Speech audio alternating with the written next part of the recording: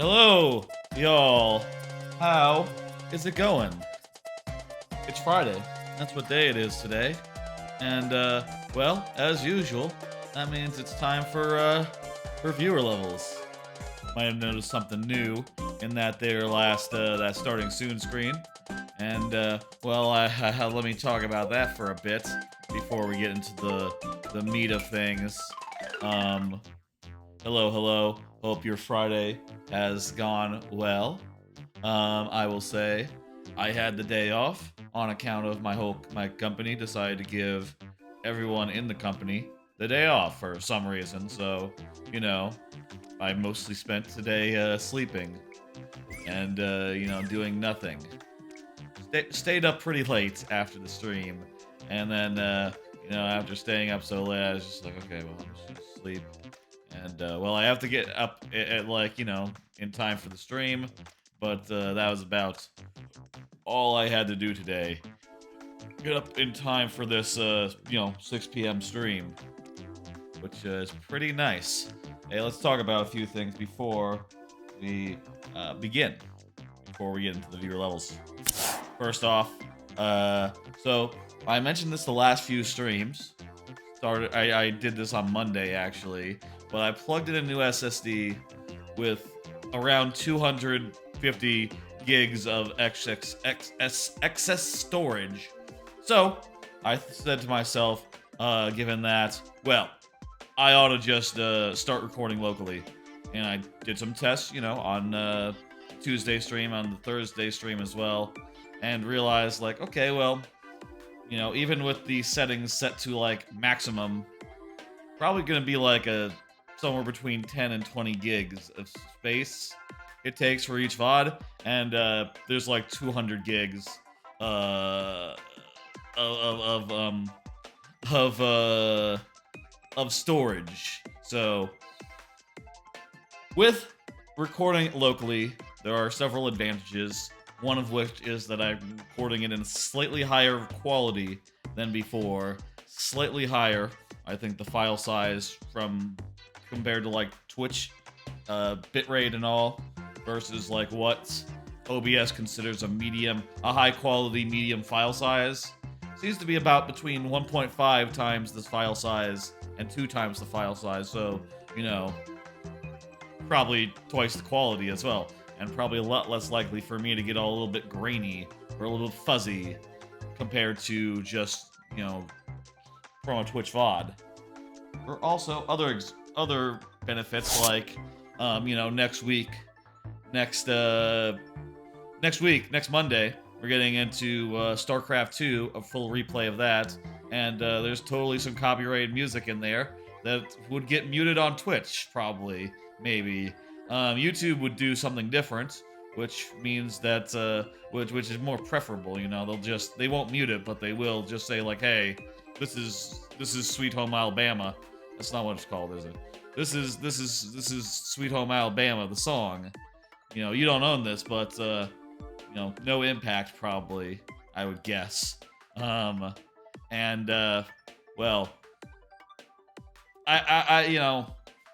if it's a local recording, it's not going to be muted, so we'll just have to deal with what YouTube does with that, rather than, Twitch muxing it up before YouTube gets their hands on it, which is a big thing. Also, hey, there's other benefits, like, let me talk about this bit. Hey, did you see that fancy new start of 10? That fancy starting soon count of 10?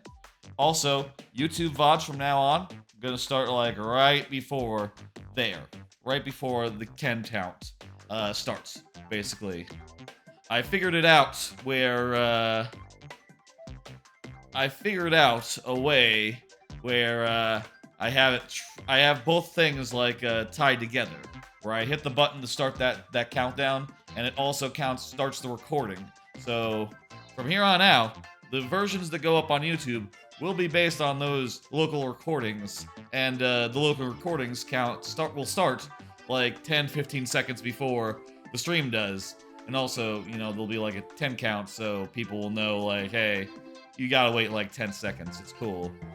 Which I think will be big improvement. I reckon there might be a lot of people who, go into those VODs and realize, like, well, there's like 5 minutes of just, starting soon screen. And while the starting soon screen does have information that is useful, it's not 5 minutes of information. It's more like 20 seconds of information, tops.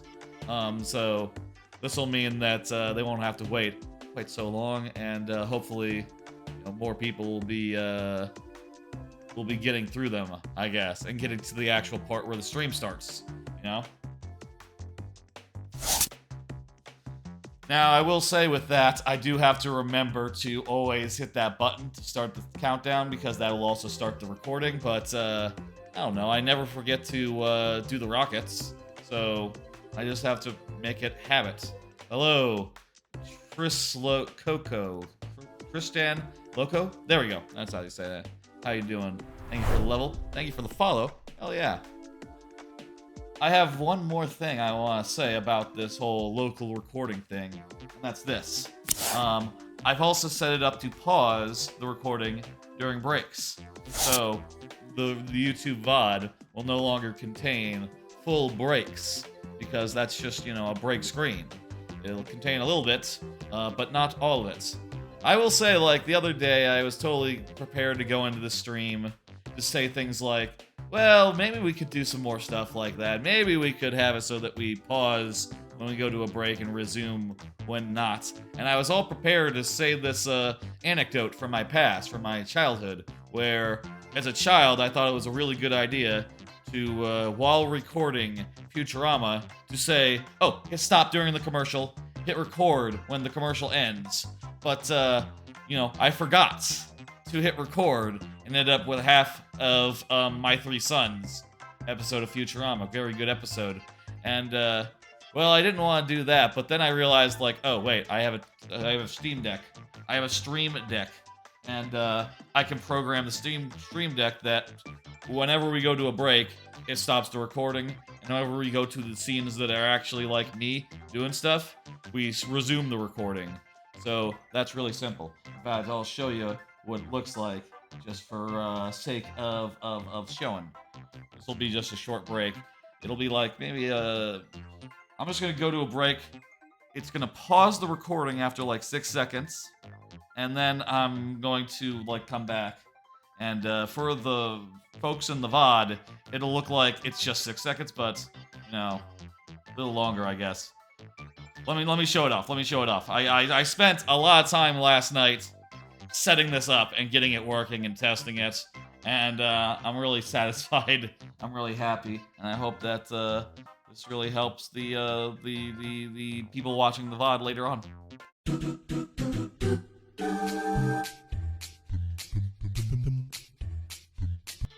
Okay, to the VOD, that was like 6 seconds. Live, it was more like 30, maybe 20, I don't know. But point is, no more. The breaks are not going to be preserved in full, which is probably a good thing. There have definitely been, I definitely worry about breaks like that. Like, should they be as long as they are? Sometimes they've gone a little long. For instance, I remember the first stream of Persona 5. There was a fire alarm during that stream, and that break I had to leave the building, so it was more like 30 minutes than like 5, which probably not good as far as the VOD goes. But now it's just gonna be like 6 seconds, even if in reality it's like a minute or like 30 minutes, whatever the fuck. Pretty stoked about that. Today's your birthday, Highway? Hell yeah. Happy birthday, Highway. Shit. People don't tell me when it's their birthdays all that often. Either that or y'all do not have birthdays all that commonly. Or maybe, hey, maybe on your birthdays, a lot of people have things other to do than to watch me. Who knows? Let me show you what's happening with my my next level. I'll say I don't want to say that busy this week, but I haven't really had time to like figure out like what exactly it's going to be. I discussed on previous streams that I was looking at like doing more with like this rainbow pipe this rainbow pipe theming to like tie into the semi-solids, and do like some sort of flying around that. Haven't quite figured out how that's gonna work. If you can tell here, one of my ideas is to have it so that there's a lot of like rainbow debris as well. You know, like red, yellow, green, and blue pipes that are just like strewn outside of the actual rainbow bands, such that you know, the idea is that the rainbow's being destroyed, so you know, it makes sense for there to be solid debris strewn a bit. But I haven't quite figured out how exactly that's gonna actually manifest. And yeah, I was thinking just now, maybe I should do more of like, let me just show a quick example here. What's this? Outside is red. Maybe I should put like a turn here. Something like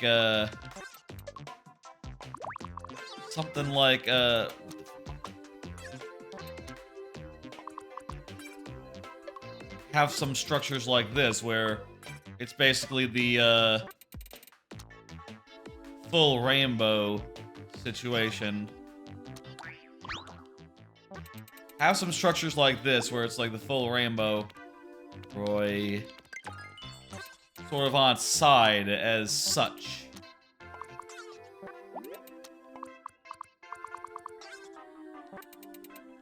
One.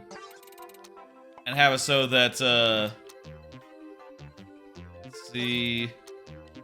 Have it so that there's some structures like this. Doing this right now, I do worry a little bit about real estate. Like, this is gonna be pretty big if we do, like, this whole thing. I mean, look, it's already taken up, like, most of the screen just to have, like, one of these. But I feel like a couple of these would really help sell the idea that it's a rainbow, you know? I feel like that would be a good thing, you know, to sell it more. Hell, maybe this can even be like how we start, and then, you know, we get into other versions of it, like, as we go. You know, other parts of the rainbow where it's just like a vertical band of light. You know, how does that look? Well, we're gonna have to make it so that you come up like this a little bit, so you can see the blue, because the blue is so low. You know, if you're standing on it, it'll not be there. Well, actually, if you come up from below, you can see the blue, but as soon as you go up, it you know, goes off screen. Some shit like this that really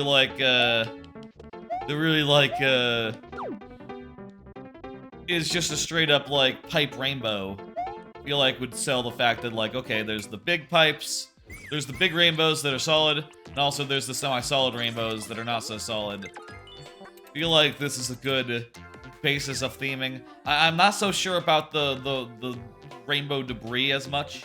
Like, that is a little bit, I don't know yet, but I think this probably is where we want to be taking it, right here. This seems like good. Let me save. Anyways,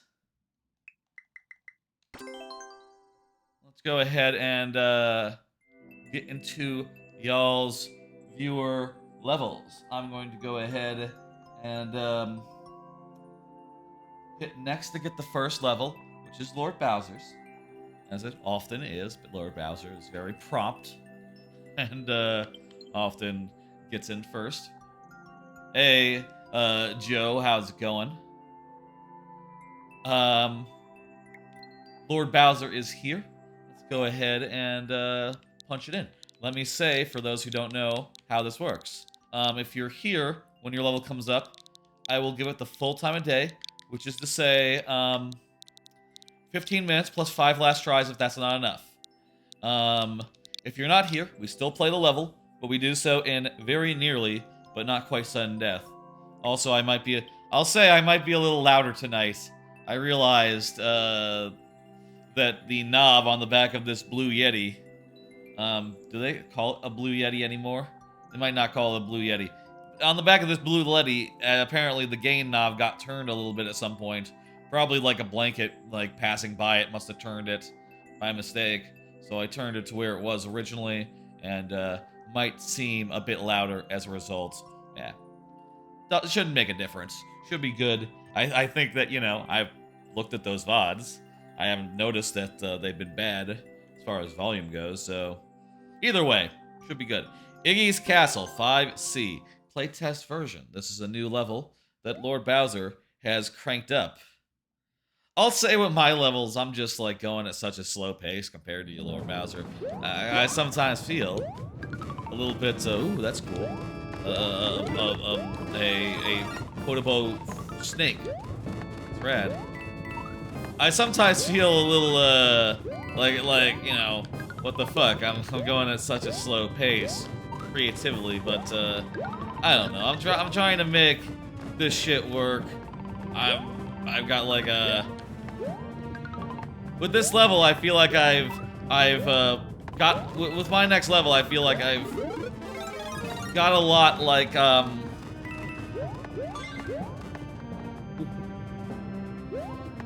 I think that I've, like, made it, got my work out for me. That's not the phrase. I made it a little bit difficult on myself because I do view, like, level design in Mario Maker not just about the level, but also about, like, making something that I haven't done before, using parts I haven't used before, and coming up with brand new ways to work all the shit, you know?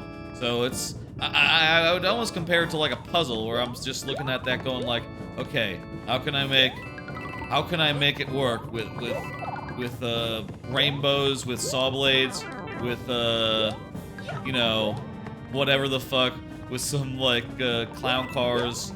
Like, how exactly is this all gonna work together? Is it all gonna do? I haven't used saws yet in the Super World, apparently. And, well, I do think I haven't used, like, I haven't used, like, clown cars nearly as much either.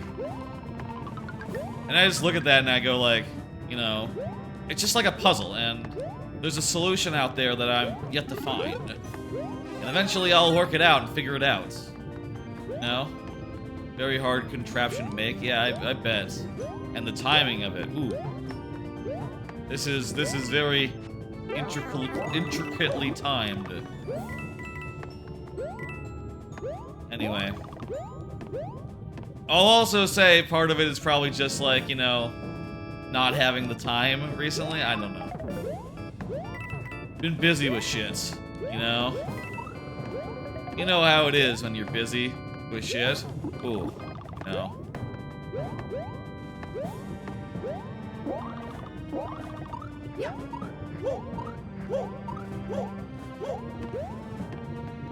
Is the exit? We had to use the vertical sub area because the fire snake worked better there than horizontally. Yeah, it works great. Yeah, the timing is really precise there, I think.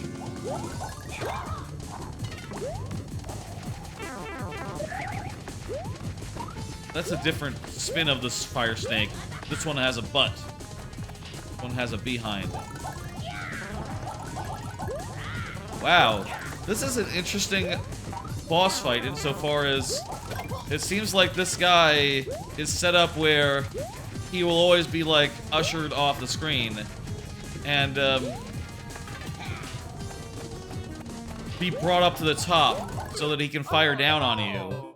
Oh, sorry, I forgot to set a 15-minute timer. Whoops, it doesn't matter. This wouldn't take 15 minutes. Probably well below that. You just also copied the Iggy fight from Super Mario Brothers New Super Mario Brothers? Yeah, okay. I guess I don't remember that boss fight quite so well. I might have even played that relatively recently. You know, I did a whole bunch of well, actually no, I didn't do new U in particular. I did new Luigi U. Last 4th of July, there was a stream with whole bunch of Mario games, full playthroughs, you know, with shortcuts and all. The goal was to finish as many of them as I could in a, like, all-day stream, which, you know, I think I finished like 8 or 9. Next year, expect to see that back. Expect to see another stream of that. Haha, didn't do it that time, bastard. Expect to see another stream of that, like, come next 4th of July. We'll hit up the games that we didn't get. And also probably Wonder and Yoshi's Island, which wasn't on the list before, but I could put it on the list now. I'll say that there are other Yoshi games I guess we could put on if, like, Yoshi's Island is going on the list. Like Yoshi's Island 2, Yoshi's Story. You know, that wouldn't be a bad idea for, like, next year, actually. Just to expand the list such that it's not just, like, you know, the 4 games we didn't get plus Wonder plus some Yoshi. One Yoshi game. Multiple Yoshi games, maybe. I don't know, Yoshi's Story playthrough would be nice and fun. That'll do it for that level. Very nice. I think you did a great job. We hit complete, and hit next, and hit end timer.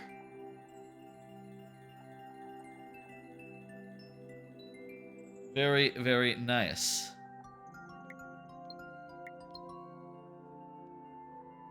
Alright, next up is Tristan. Tristan, go ahead and confirm. I'm gonna at Tristan. You are up. Tristan is up, go ahead and confirm. If so, we'll do it in full 15. Otherwise, it'll be sudden death. Let me do a card as I'm punching in this code. I've been playing Guess the Game. And it's one of those, you know... What is the original game of that?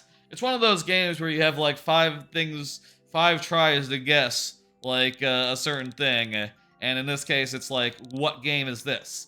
And they give you, like, smaller screenshots, and then they get bigger and bigger as you go forward, until they're just literally showing you gameplay and things that would just give it away if you have, like, the vaguest knowledge of the game itself.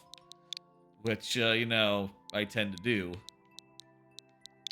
First, I just, like, dug through the archives of that, and, you know, just did everything that I could get in one, you know, including things like, oh, I know that tree, that's, you know, that's Yoshi's Story, obviously, and, you know, showing, like, yes, you got it in one, great, and just kind of avoiding everything where it's like, I have no idea, pass, I have no idea, pass, that could be anything, pass.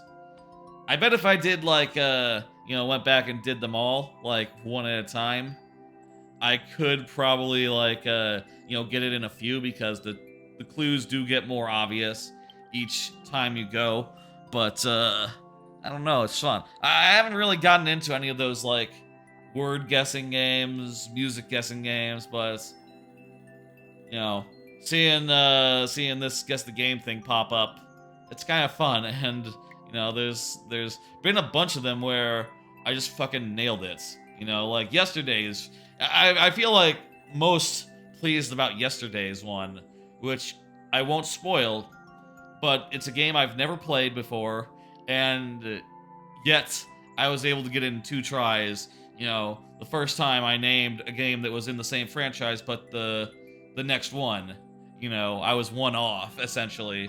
So basically I just knew it on sight despite never having played that shit. Not to say it's shit, it's probably a good game.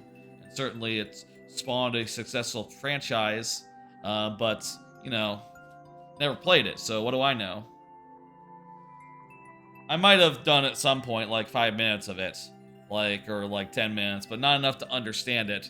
Not enough to really, like, get the genre. That was like, ages ago, you know? Total Nervous Breakdown is the name of this level. I don't see Tristan Loco in chat. Go ahead and get us into sudden death. Sudden death time. We have 2 tries. My nose is a little bit itchy. It's sudden death time. let's go ahead and go for it.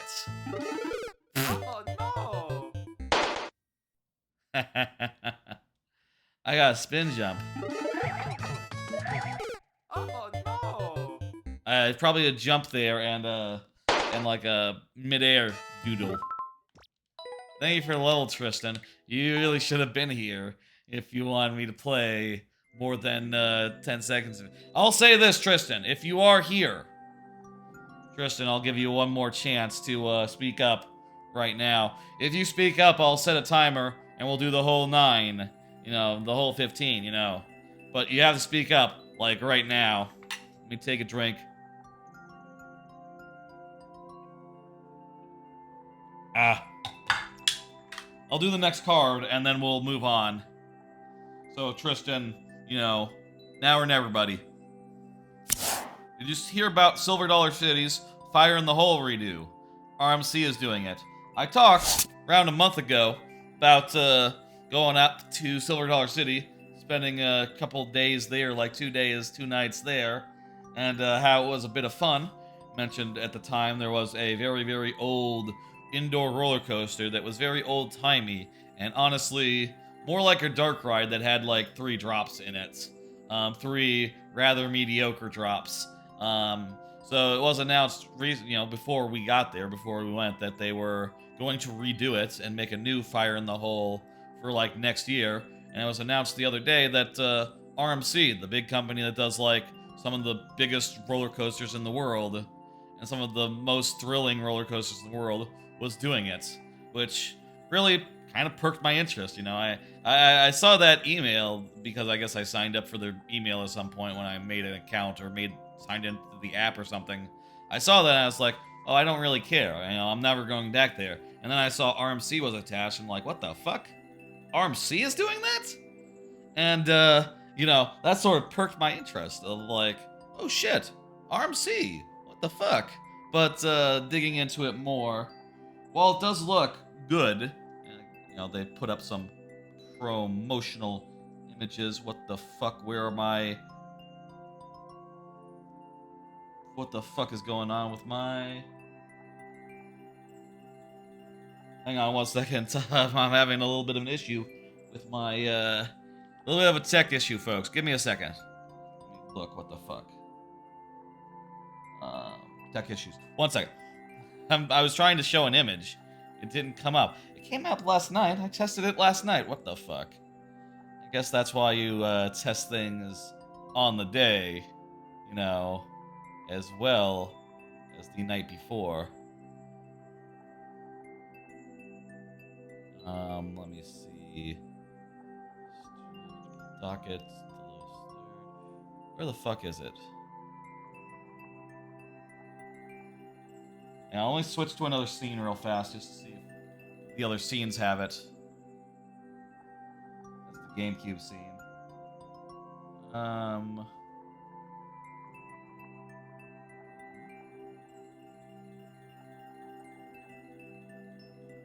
No. What the fuck? 1 second, folks. I gotta check.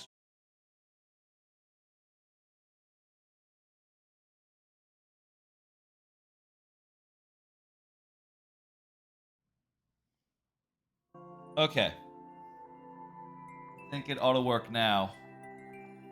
There it goes. Something weird's going on with that extra images. My scene that has the extra images. It's been giving me some trouble, I guess, the last 2 streams. I need to check what's going on there, fix whatever it is that's gone weird about how it's set up in OBS. Anyway, there's an image from the thing. Basically, it's kind of like a dark ride where it's all about like, imagine Pirates of the Caribbean, but instead of pirates, they're firemen. That's basically the long and short of the existing ride. It was made in like the 60s or something, so, you know, like before even like Space Mountain, for instance, before they figured out how to make a roller coaster that was indoors any good at all, you know. And here and then RMC was having a crack at that. I said like, holy shit, like, are they gonna make it like an actual indoor roller coaster? and less of a dark ride. Unfortunately, there has been like a lot of like behind the scenes stuff, and it sounds like the answer is no. And we even have like photos of the work site, and it looks like, yeah, you know, it's just looks like a pretty tame ride where you just like go through some tracks and down some hills, and to the point where what they're saying is like, oh, there's still only 3 drops on the coaster. Here's one of them. Here's another of them. They look pretty tame. Like, I don't know if like maybe it'll be smooth. Maybe it'll feel good. It's RMC after all, but like looking at that, you gotta go like, yeah, that's okay. I don't see why this costs $3 billion or whatever, 30 million. It's like a really expensive coaster. I don't know if it's 30 or 3 or whatever, 300. But I don't know why it costs that much and why you're like investing so much if it's just like a couple of dips and some scenery. Whatever.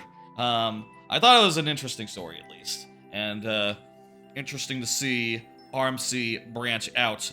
Tristan Loco, not here. Okay, I think we have concluded that. Go ahead and hit next. Get the next level up. Highway, you are up. Highway, go ahead and confirm.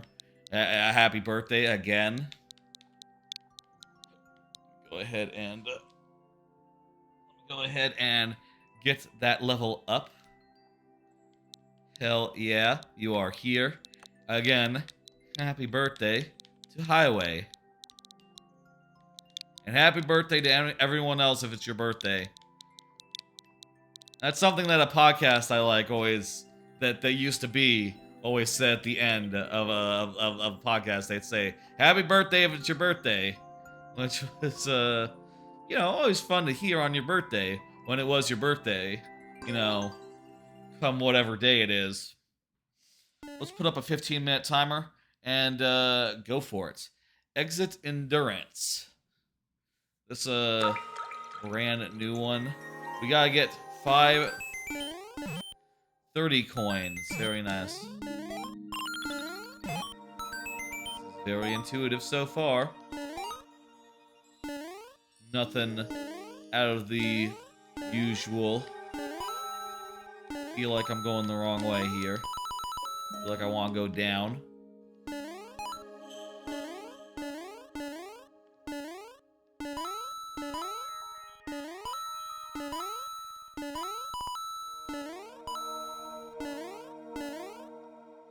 Feel like these pipes are going to have the way forward, the way to whatever it is we're going. Very good. Got other cards that we can pop and talk about, by the way. Fuck! Let me do another card and talk about something else that's been going on. I think news is like the first thing. Did you hear about the Linus Tech Tips meltdown / takedown? Linus Tech Tips, popular YouTube channel, I suppose. Been having a bit of a controversy as like you know, people have been like some other YouTuber put up like a takedown of like, yeah, no, these guys, they're doing some fucked up shit. You know, talking about how, you know, their testing practices were not good. They had like some bad workplace stuff, I think, and even some stuff like they were sent some sort of like experimental PC cooler, and they misinstalled it, didn't follow the instructions, installed it on a different card than the one it was intended to, and then they auctioned it off at auction, a thing that a company had sent them, you know, which was a prototype, and there was only one of. So, you know, the company was very, very distressed to find, like, oh, it had been auctioned to the highest bidder? What the fuck?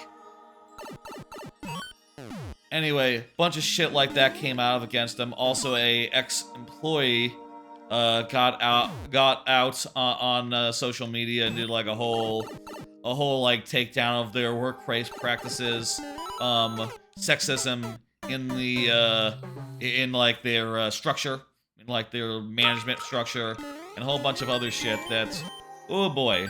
I mean, I don't think we've seen like a meltdown of a brand made by like you know, just a couple of guys that ballooned out into something huge since like was it Artesian Builds?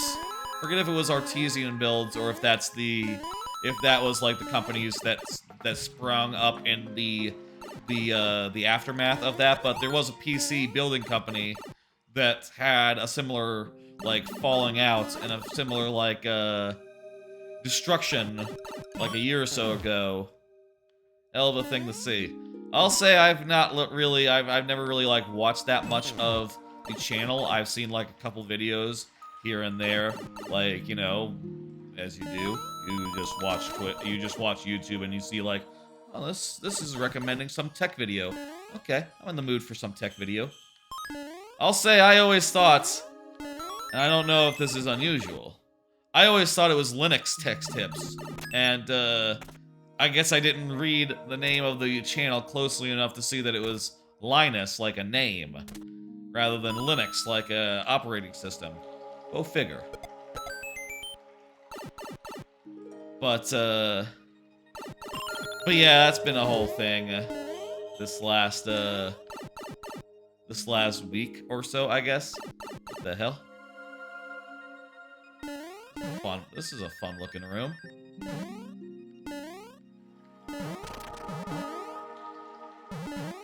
Anyway, that shit's been going on. I would have to imagine, like, yeah, I don't know. I don't know they're really, like, gonna survive after this. I don't know. What the fuck do I know? Artesian Builds died when it was, like, exposed to this sort of scrutiny. This sort of, like, yeah, okay, so we kind of skimp on our research and also are a little bit sexist in, like, our firing practices. But, we do make really good videos, one of several of which a week, so maybe we'll be fine. I don't know. It's different for every controversy, whether it can just be swept under the rug or not. I also do wonder, like, seeing that stuff of, like, well, part of it is probably, like, this was just some guy, and he ended up getting really, really big, you know? And, when you get really big all of a sudden, you know, and you're just some guy, maybe you're not ready for the responsibility of running a massive media empire, necessarily, just because you figured out, like, how to do tech tips in a format that is like, you know, good. Not sure how to phrase that quite. Just because you're good at doing, like, informative videos, you know, several informative videos, like, every week, doesn't mean you're ready to, like, run a vast media empire, you know, I guess is what I would say. I don't quite understand what the deal is with this.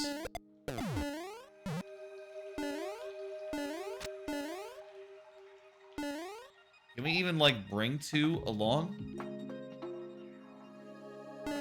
Oh, I think I know. We gotta get one POW in our hand. A POW in the hand is worth two in the bush. And we gotta get another one also in our hand. And then bring it out to here. And go through the door with... Oh, yeah, I don't have the key.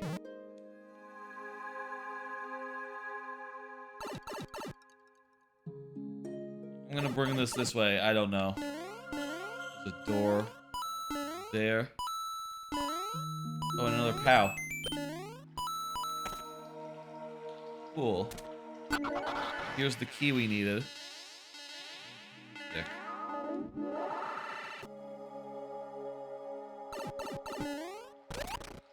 So anyway, that's been blowing up this week.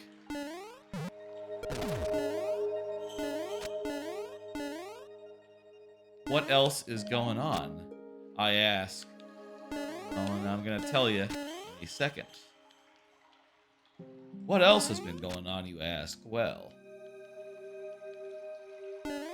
other than what the fuck? Other than Linux Tech Tips, Linus Tech tips. Guess it's Linus, not Linux, not Linus. Doesn't sound anything like Linux. X icon for X, the everything website. They changed it. This is not the hottest news on X anymore. There was some more recent stuff that came out since I made that card, but you know, still though, I see what we have to do here. We have to make a POW platform. I thought this was interesting. Oh, where is it? Oh, they're out of order a little bit. Well, my images are. They add some grunge to it. I saw people making fun of that on Blue Sky, the social media competitor to you know, to that their new deal, new website. Okay. I bet you go through here and you come up the top. And I thought it's kind of funny.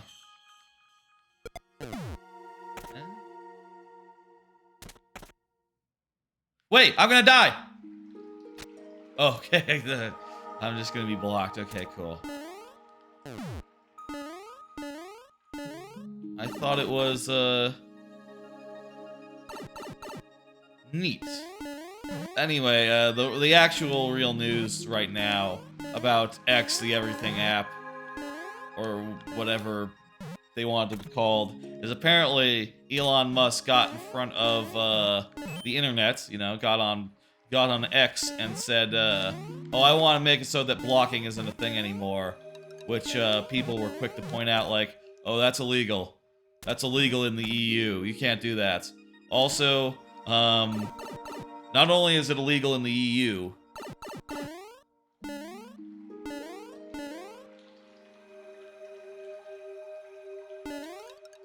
not only is it illegal in the EU, confused. Where are we going? Here? Not only is it illegal in the EU to do this thing that you want to do,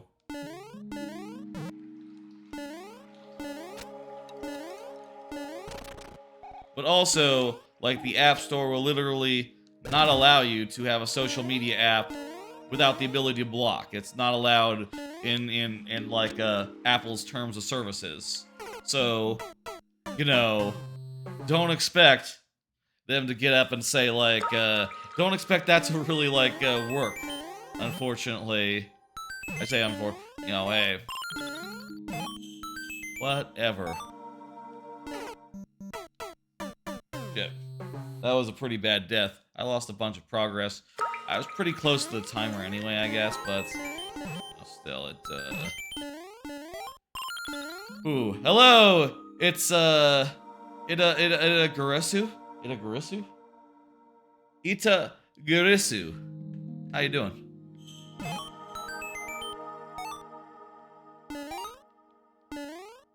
On one more social media note. On one more social media note, I will ask. Let me ask y'all. Does anyone want to invite the Blue Sky? Got multiple invites to Blue Sky that haven't been able to find takers for. And fuck man. It seems like maybe that's gonna change now that like that whole blocking thing exploded and now maybe people are again looking for a way out of Twitter, but or I'm sorry, X the everything app. Maybe that's gonna change, but seems to me like once your social your stomping grounds get full of people who have access to Blue Sky, with the fact that everyone gets an invite or two every week or so, it's very quick that there are now more you get more invites than there are, like, people who are interested. Blue Sky is still pretty, chill. I will say, you can block people if you're worried about that, if that's a concern you have, seeing the Twitter, the X news. I just mentioned. It's a pretty chill place. It's kind of empty. I'll say like the most apt description of the blue sky, like vibes, I think comes from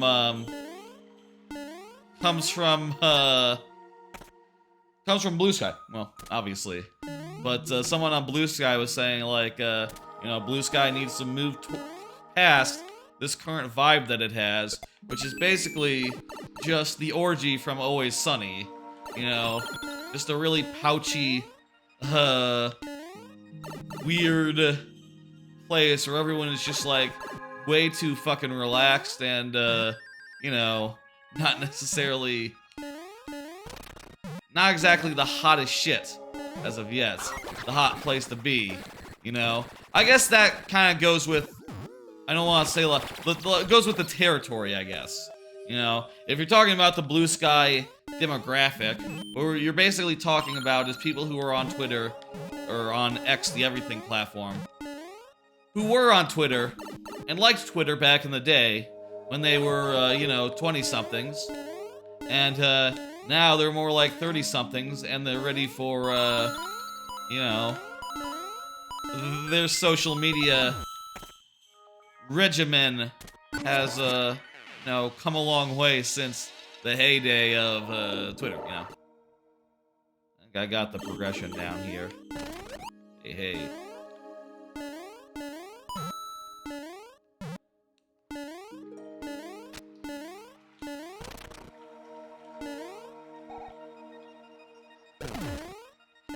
Down here, grab a POW.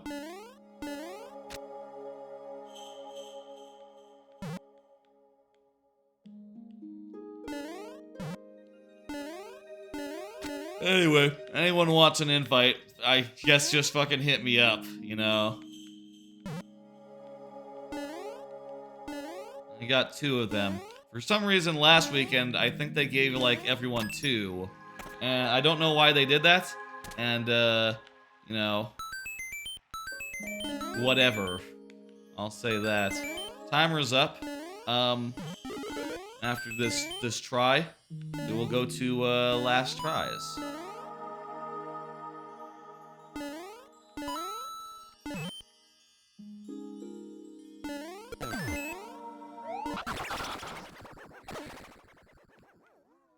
Alright.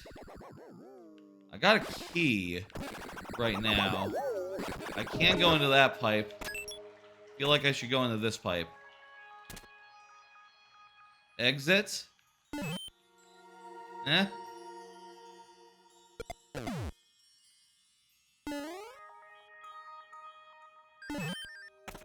I don't understand that their room.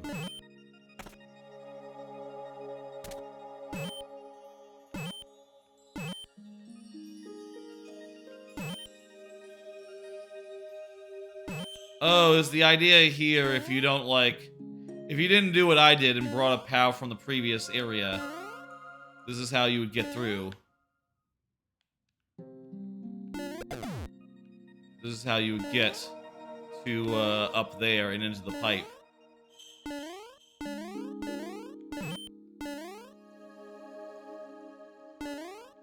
I think I blew up one that was an actual one that I could use there. Let me make it respawn. Whoops. Grab that.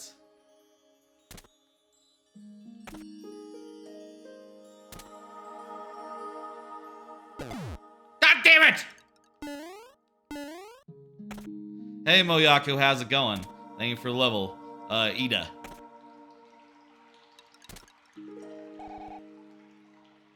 What even happened there? I was like submerged in the POW block and I hit it just by course of action? I don't know. That seems weird.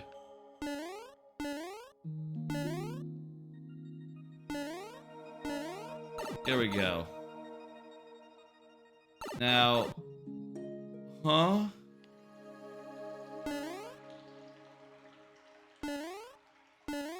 Right, we've been here before, but...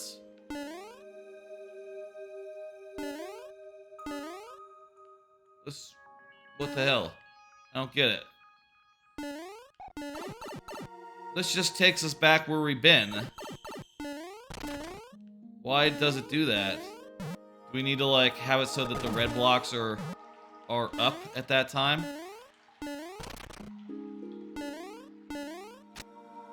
Highway, I don't understand the trick here. This one part of the progression is throwing me for a loop.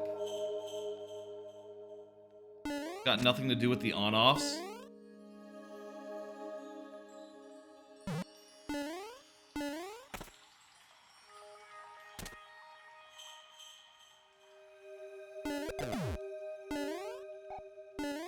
What does it have to do with, then, I wonder?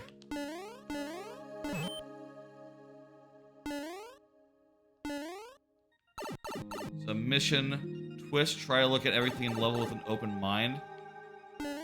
Okay, now we're here. So, there's some puzzle we haven't done yet. We haven't figured out that'll let us... Oh! I think I see what the thing is. I think I got it. It's just a little fucked up right now. Wait, could we even have a POW? We need to get into the main area with a POW, I think.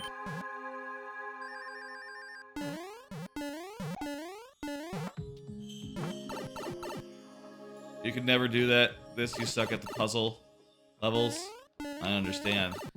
Wait, no, that's an exit pipe.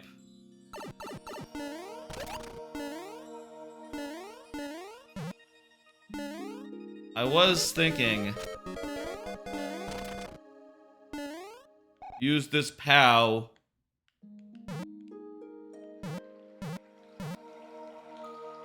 go back here... and go into this pipe. Eh? But, this just leads here. Which, isn't very good. You know? Like, what the fuck? Why come back here?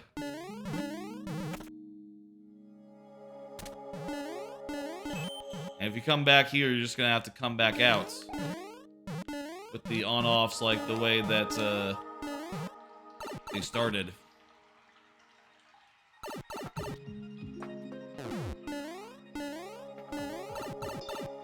Been over here. You gotta go. See you later, Moyaku. You have a good one. See you, dude.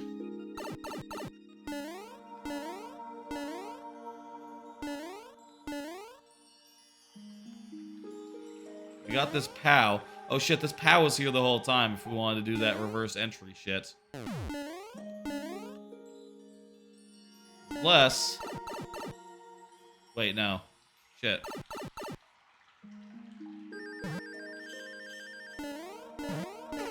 Fuck. Bow wow. End the timer. Last tries. We might have to, like, you know, hey, I'll say last tries works like in the lightning round. A timeout would mean all of our tries.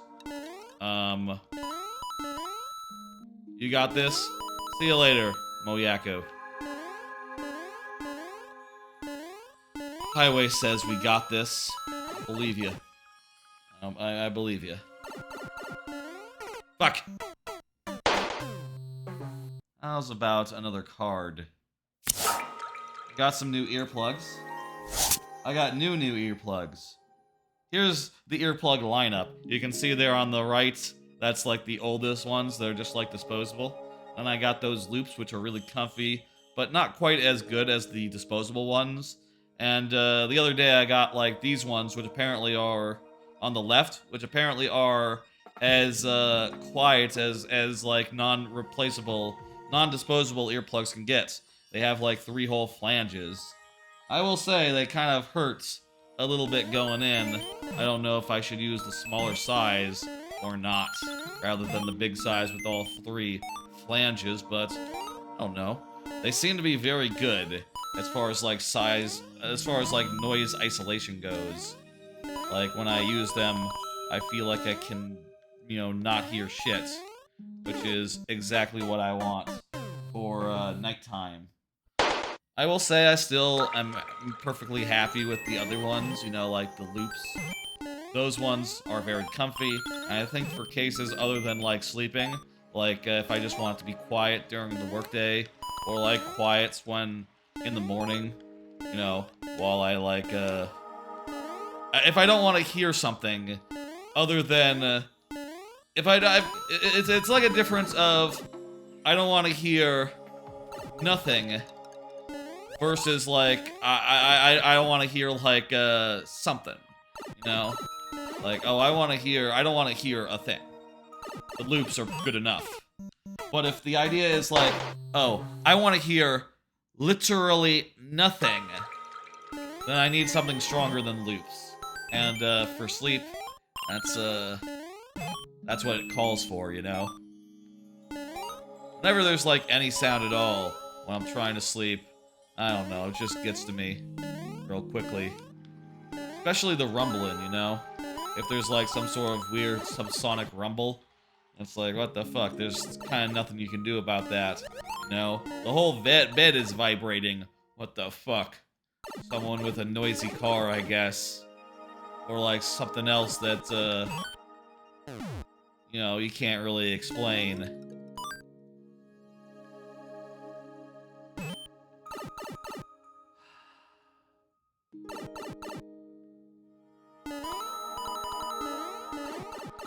I wish that shit just was not a problem. And I'll say like, you know, I hope the next place I live happens to be far away from weird, mysterious rumblings at night. You know, I just want to hear nothing. I want to hear just silence. You know, and I'm willing to put in earplugs to make that happen. But like, no, that should be enough. You know, I will say like I have had it worse. You know, like when I went to Silver Dollar City, like last month, the rooms in Silver Dollar City, the cabin, that AC in that room, I think, or something or other, was making like such a hideous rumble. You couldn't even block it with earplugs nearly. I had to wear earplugs and also a like industrial strength sound blocking dealy-doos. I'll say that my apartment is not that far gone, but I don't know, I just want some peace and quiet, you know? No. That's all I'll say on that. I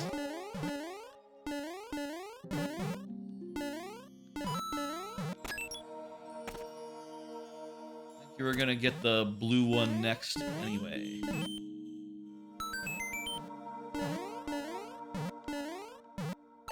I think we're gonna finish it as well. We went into there already. Now it's time to go into here.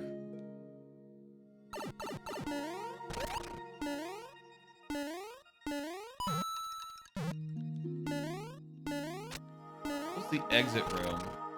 Thinking now about the exit room earlier that just had us words and coins spelling out, or clouds or something, spelling out the word exit. Like, what was the deal with that? I feel like that probably had some meaning. I can't quite parse it, though. Can't quite make out what exactly it was trying to convey. Oh, fuck me. Forgot to get the key.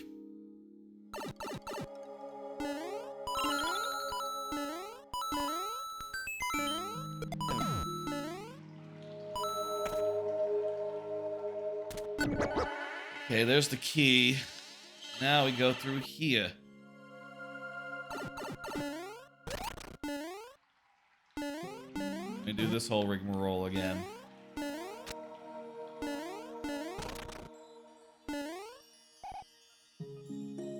Go down. Fuck! Too soon.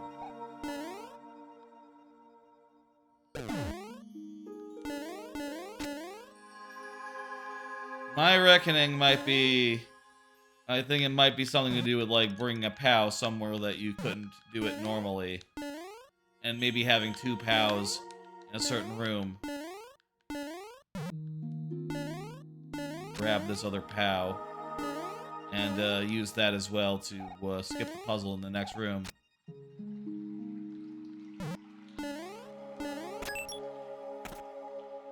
This puzzle, whatever it is not the answer.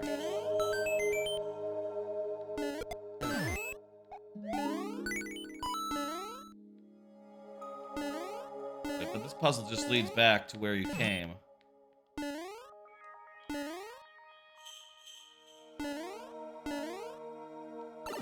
If we don't need the... If we don't need...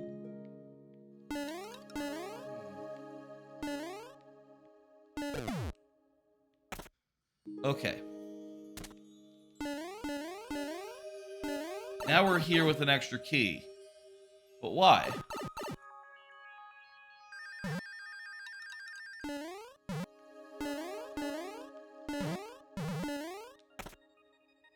Why an extra key? You can't go over here. The exit room is for flavor, apparently. Gotcha.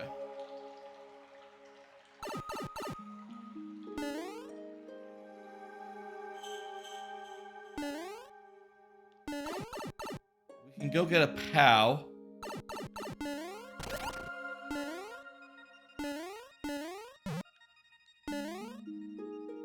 Here's what we can do right now. Get this POW, right? Get this POW. Take it into here. Place it there. Grab this POW. Take it back, get through this pipe with a POW now.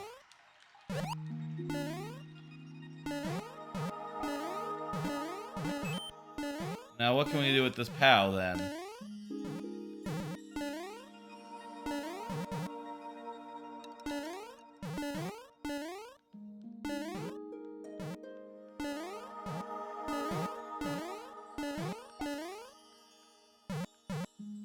If we had 2 of them, we could stack them up a little bit and like get through this exit pipe, or not an exit pipe, but get into this like random pipe here.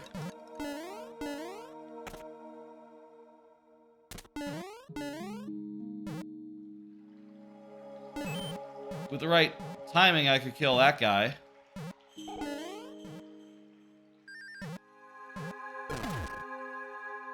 I killed one of them.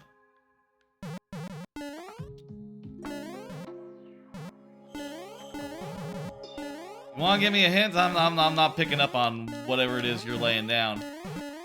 I think I cheesed one room, so this key is just extra, I think.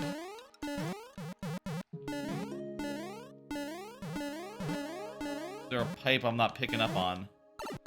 By going in the blue pipe in the main lobby. The boo.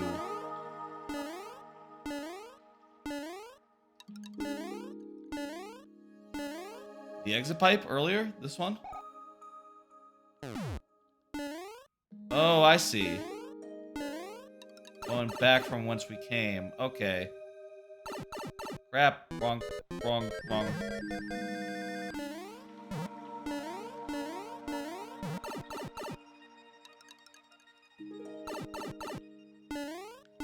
Need to get 2 POWs for that.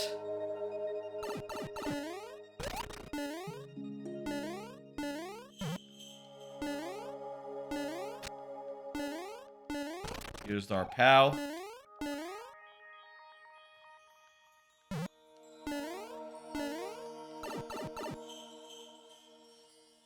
Right, and place that there. This other one.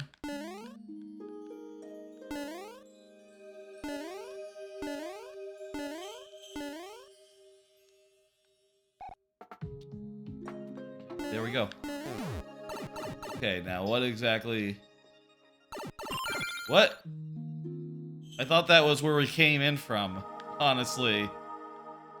Realized that was another thing. We did it! Hey! What the fuck?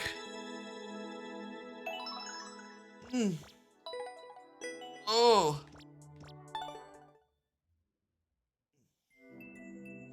Oh. Oh. Bit tired. Could sleep more. GG, GG, GG. Thank you for the level highway and happy birthday again. Go ahead and hit complete.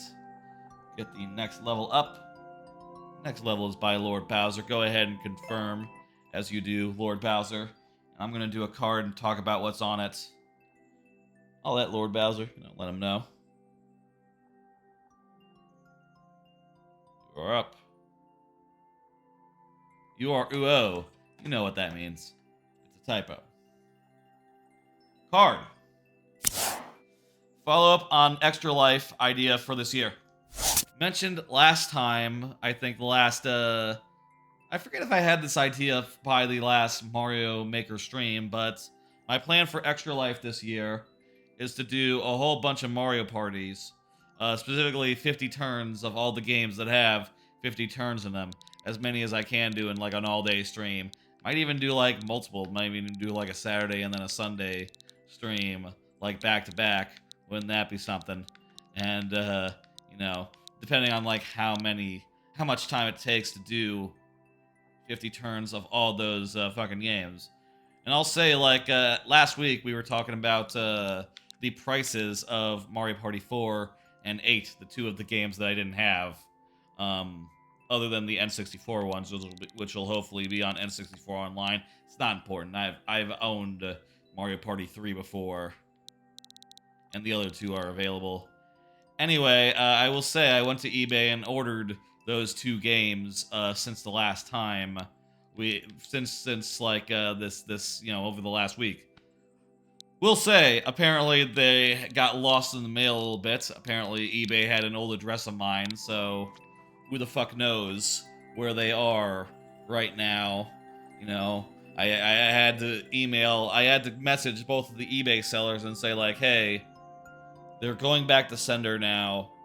Here's my actual new address. Please send it here. And they both said, okay, cool, don't worry about it.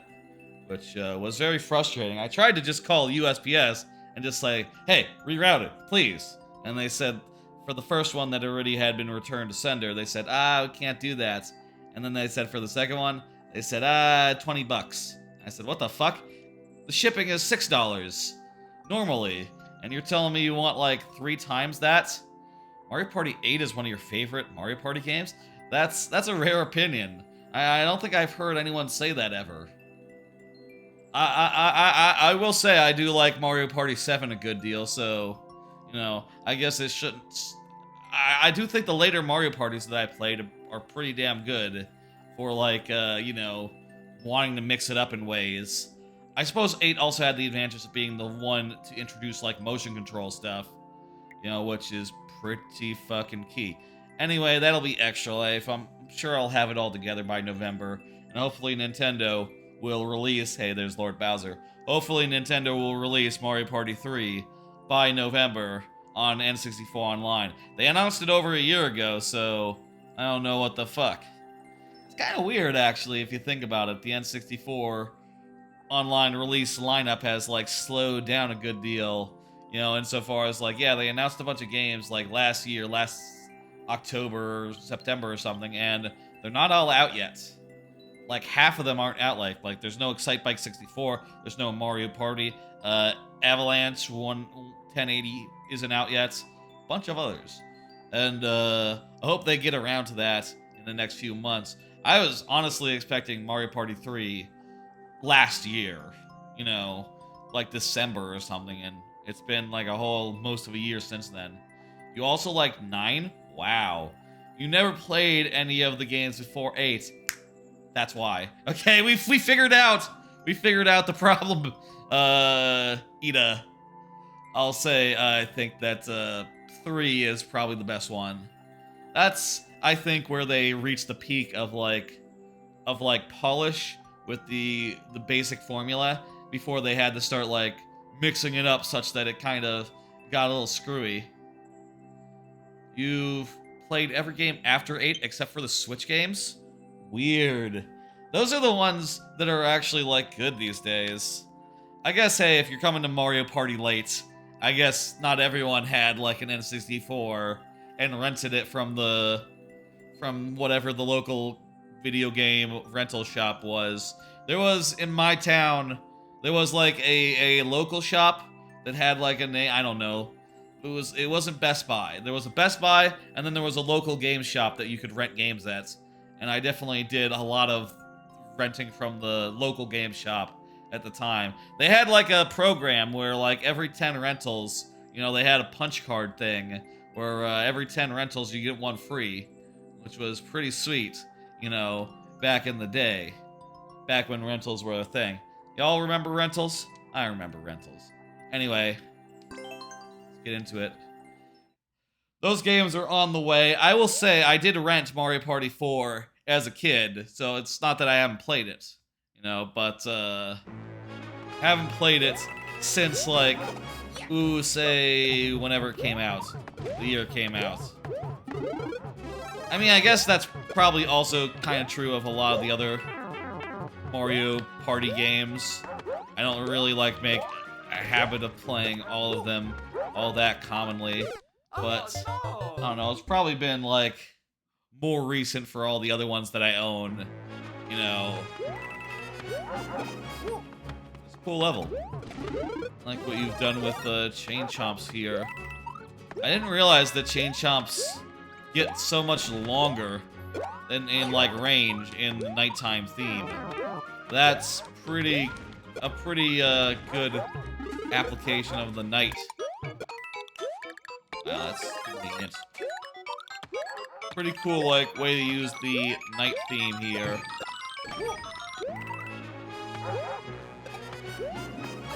Good shit. You did actually play Mario Party 2 with a whole homebrew Wii, but it must have been a bad ROM, kept flickering. Or maybe the emulation was shit, I don't know. Emulators can be a tricky business, you know? It can be very screwy. Whether they, especially like back in the day, like, ooh, you know, it wasn't uncommon back in the day to have like major emulator issues with every game, ever. I am thankful that nowadays, you know, most games, most N64 games, most emulators, they work 100%, you know? It's no longer a matter of like, what the fuck is going on here? How do you get this working? Well, shit. I love what you've done with the chain chomps here, Lord Bowser. Is this a space world, by the way? I feel like this is a space world. Barking Playground. Well, I guess this doesn't have to be a space world. Oh, well, the music, okay. Duh, the music is spacey. That's... Plus the backgrounds, but yeah. Galaxy music. Oh yeah, Mario time. Very good shit, Lord Bowser. I very much enjoyed that. Go ahead and hit complete, and then hit next on my old Stream Deck. Stream Deck and Steam Deck are very close together. Make sure I always say Stream Deck, not the other thing, because I don't have the other thing. Ida Garisu is here. Been chatting this whole time. Thank you for the follow. Hey, what do you know? Let me do another card while I punch this in. What did I just do? Oh, nothing. What if more cuts? Mentioned earlier that I'm like locally recording now, and that breaks and the starting soon screen are going to be heavily truncated in the VODs that go up on YouTube now, which is a cool thing. I have been thinking, like, part of me is going, like, what if we did more of that? You know, what if, like, every time I had to get up and go over to the computer, what if that was also, like, truncated? What if the recording paused for that? And then it was just like, zip, zap, zoop, I'm over there in the VOD. like, seamlessly. Would that be weird? I don't know. The other thing to know is, like, there is a risk of, like, if cuts like that are automatic, right, are going to be difficult insofar as, like, if there are follows, if there are subs, if there are raids that happen during breaks or during starting soon, they won't be in the VOD, which is kind of unfortunate, but I think that is a fair price to pay for making the VOD a little more streamlined and have a little less fat on it. Stun Seed, hey, hello, thank you for the level. So, with that in mind, probably shouldn't do more cuts. Probably just keep it to just truncating the breaks and truncating the starting soon. And I will say, in the case of follows or subs or whatever the fuck that happens, in the starting soon screen or while I'm on a break, I'll always shout you out when I get back from a break, right? Like, I will always say something like, holy shit, thank you for the raid, or holy shit, thank you for the follow, etc. I even do that for people who follow, like, between streams, so, it wouldn't be so out of line, and, to expect that. Oh, okay. Oh no! This is a puzzle. We got a puzzle here, okay. Set the timer. Fuck, do you kill this guy? I think I see. I think you use ground pound, and you hit up as you like land. Let's go. It's damn near frame perfect. Well, we just have to get it once. Do we have to get it just once, or is it just once, or is it multiple times? It could be multiple times. I guess. Hey. Oh! Oh my god! Oh no!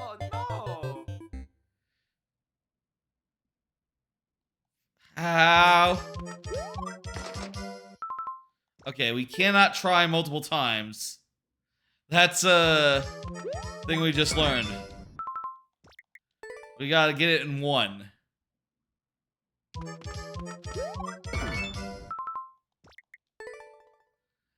Lame donuts? Yeah, man. Those donuts. For donuts! You all like Krispy Kreme or you like Dunkin' Donuts? I like Dunkin's variety, but goddamn if I don't think that the Krispy Kreme has the best glazed donuts. Oh no! Wow. Jesus. Better to just do the trick 3 times instead of wasting time waiting on a donut. What trick? How do you mean?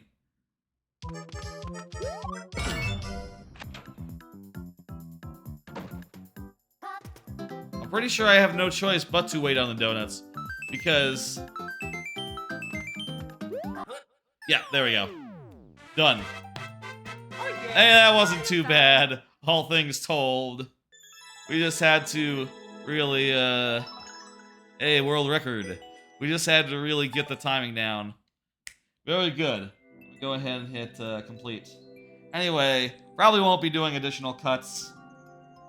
I'll say,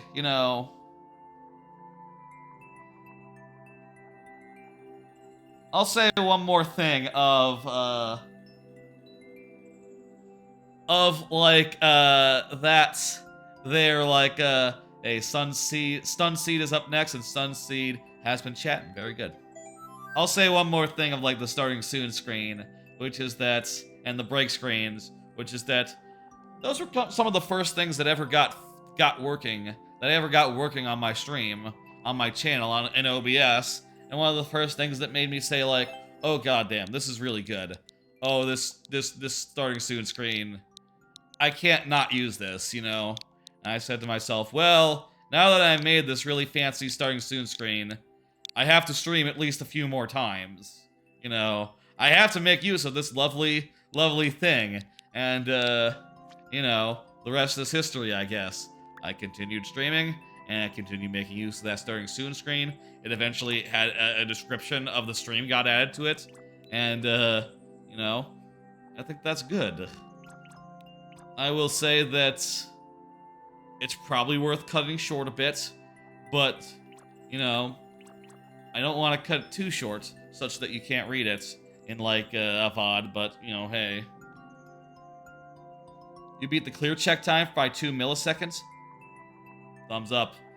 Let's go ahead on one of these. Or do you have a super world that we should do instead? Pick whatever. If I'm offered whatever, I'm gonna pick the super world.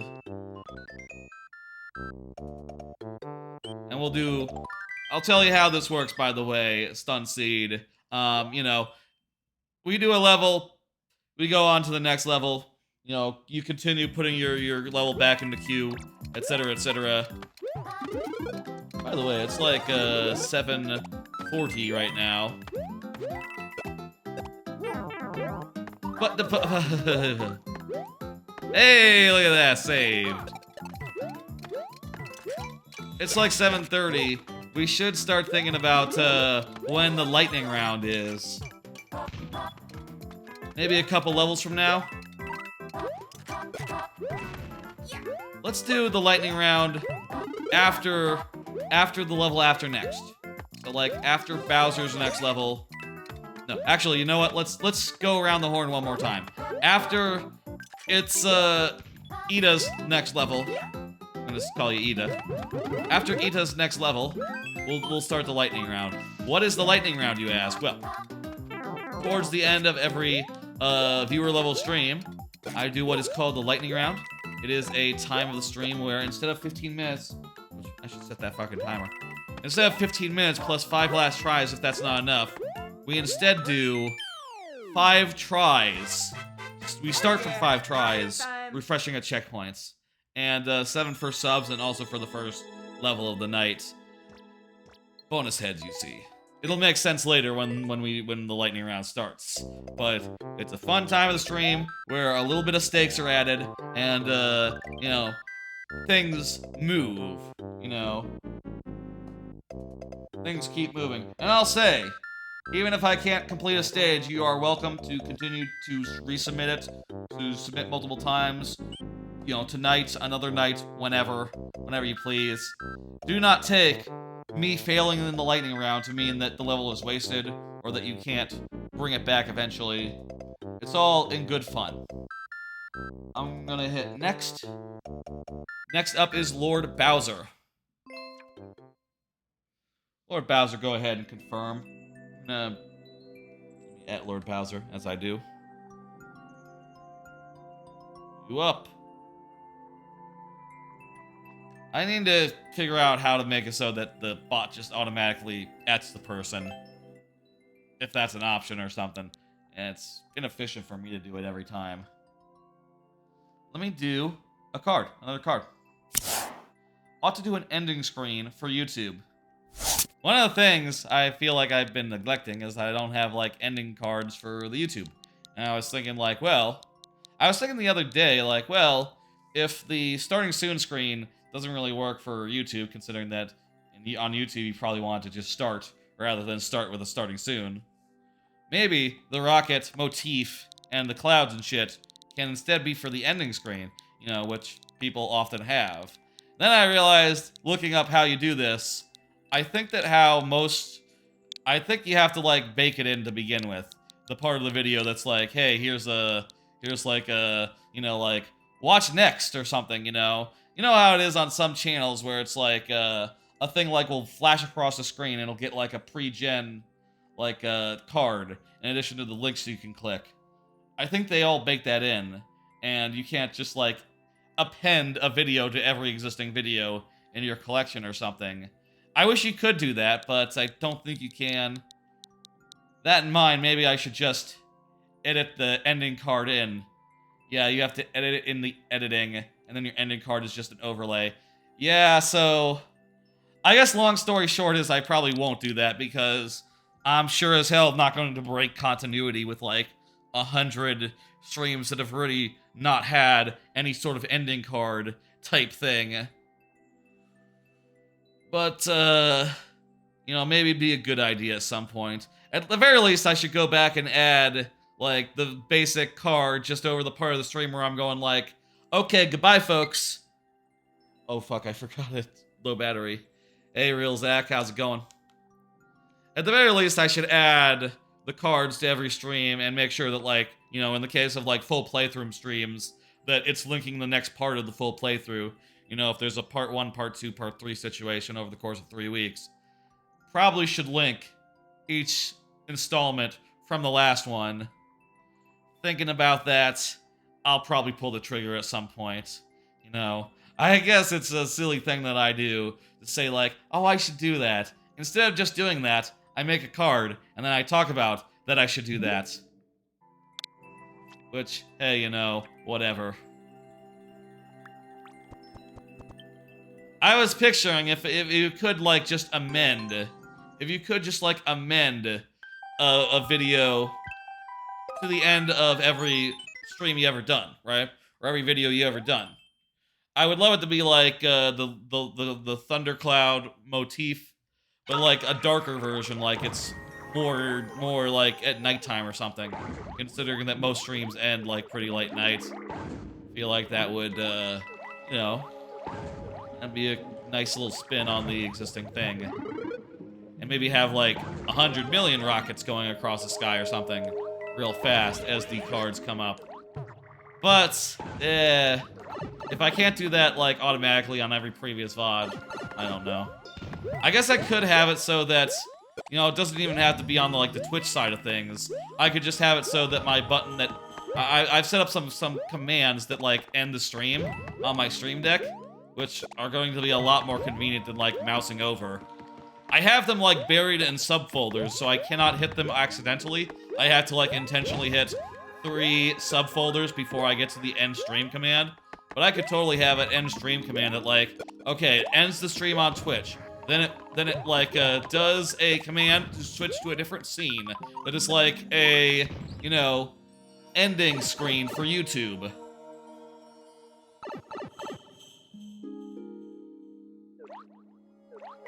And then, you know, wait 20 seconds and then end the recording. And that would work, you know? That is a possibility, but I don't know. I'm always looking for things to do on the stream, you know? Looking for ways to improve it incrementally, bit by bit. And, that does seem like a fucking, like, obvious room for improvement type deal. Ending cards look cool, but or whatever. You gotta save like a 5 to 10 second clip of every vid you do just for the overlay. See previous, see next, see random. Yeah. I see. I've seen some like that where they play like a video. That's what you mean by a clip then, yeah? Where they play like a video of the last thing. I guess that would be like something that they're manually putting into every video. Ooh, that seems like some work. I would probably just have it be an overlay with some clouds in like the style of the starting soon screen. With like a bunch of rockets flying around. No, and like the way that the follow notification rocket flies. Hey, if you haven't seen... I shouldn't throw to a break.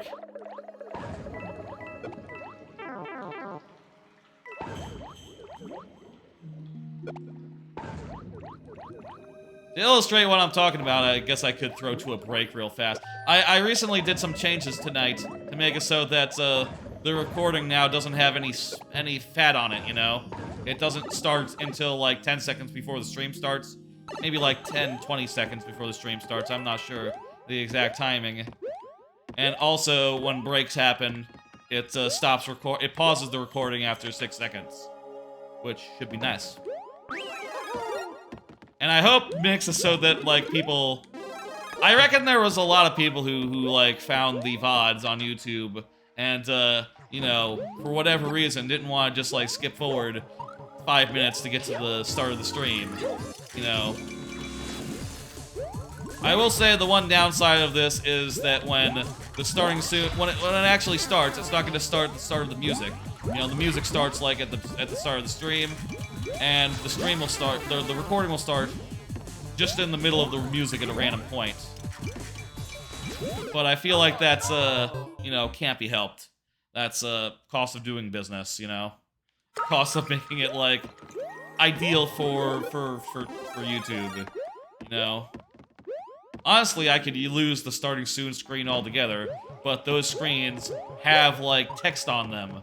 You know, I put text on them explaining how the streams work, so I can't exactly just drop them, you know? At least I don't think I can. Classic little boss here. Jumping up and down, getting a POW. Very nice. Good shit. From Lord Bowser, someone that Lord Bowser knows. Yeah, exactly. It's a weird, like... It's a weird thing, right? Where... For Twitch... a longer startup period makes sense, you know? It makes sense to send the first 5 minutes in like a starting soon thing, you know, where while everyone is like arriving or whatever, you're like, you know, you're like posting to social, right? Posting to Discord, posting stream announcements. I have a Discord where I do stream announcements. I also post to several other Discords that, you know, I'm in. Because, you know, gotta share that alerts and all, or, you know, wherever there are Discords that have, like, share your streams here, I will always do that. I don't know if it moves the needle very much, but I will always do it. Anyway, you know, you do that, you go to the bathroom one last time, such that, you know, you're good to go for the rest of the stream. And, you know, it's, you do a thing. And also the same is true, like, at the start of the stream, right? It makes sense to spend some time, like, just chatting and saying, like, my weekend's been alright, and stuff like that. I mean, I know it's Friday, actually. Bad example. My week's been alright, is what you would say. Or like, oh, I had a good Friday. I, you know, had the day off because the company gave everyone the day off today for mental health purposes. And, you know, I sort of slept through the whole day. It was kind of nice. I could say things like that. I'm gonna hit complete on that. Very good. Bowser, thank you very much. I'm gonna hit next. Ida Garisu is up next. Ida Garisu will be the next level. I'm gonna take a break right now, by the way. I'm gonna go to the bathroom and such. And I'll say again, on the VOD, for the people watching the VOD, it will appear as though the break was just there for 6 seconds. Just long enough to, like, hear the start of the music that plays, and maybe even read half of the like stream description. But to sort of illustrate what I mean when I say, like, I would want an ending soon to kind of look like the break screen, this is what it would look like. I'm gonna throw to it. See ya in like a minute. 6 seconds for those watching the VOD. Isn't that nice?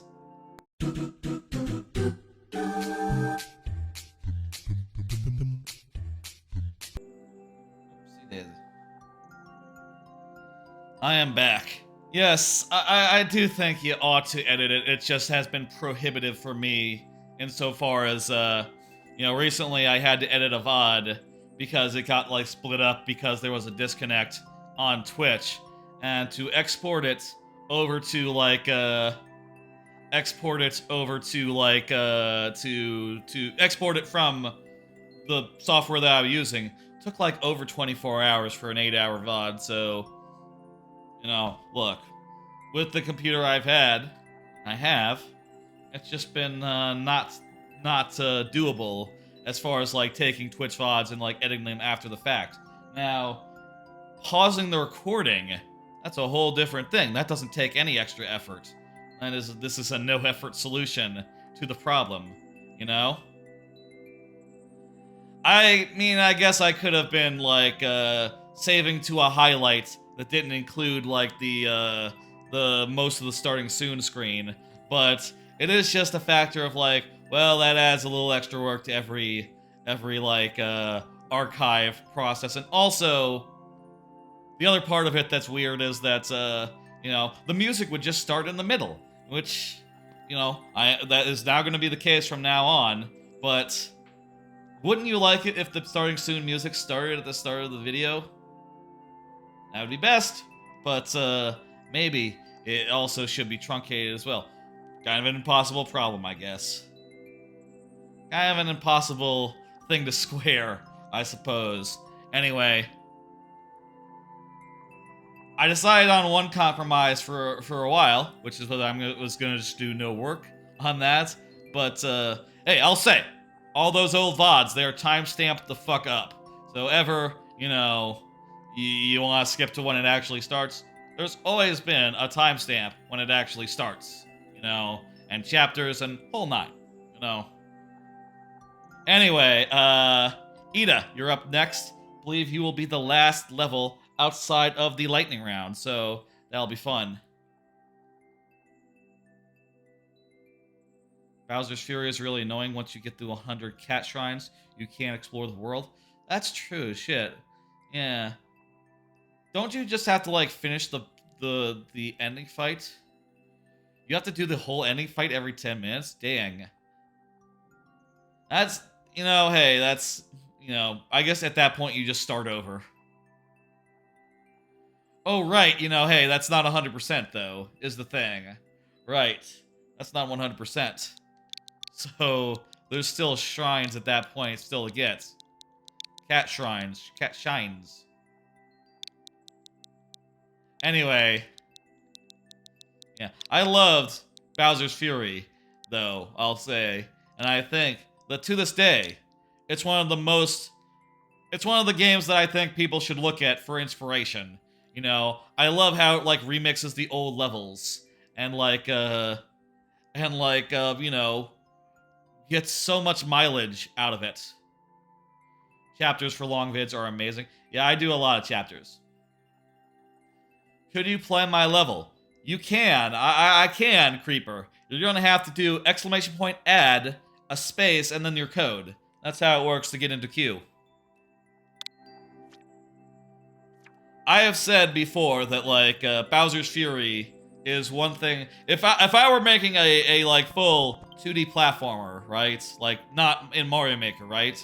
I would look to Bowser's Fury a lot and say, like, okay, you see how Bowser's Fury uses the same level but mixes it up a little bit, sort of like Super Meat Boy, but not just difficulty, more like changing up all the elements on all the enemies and such. I would want to do like variants of every level that were like that. I think that would be pretty dope and a pretty good way to, like, get more mileage out of all the content. In addition to having DKC style minigames, bonus games, and such.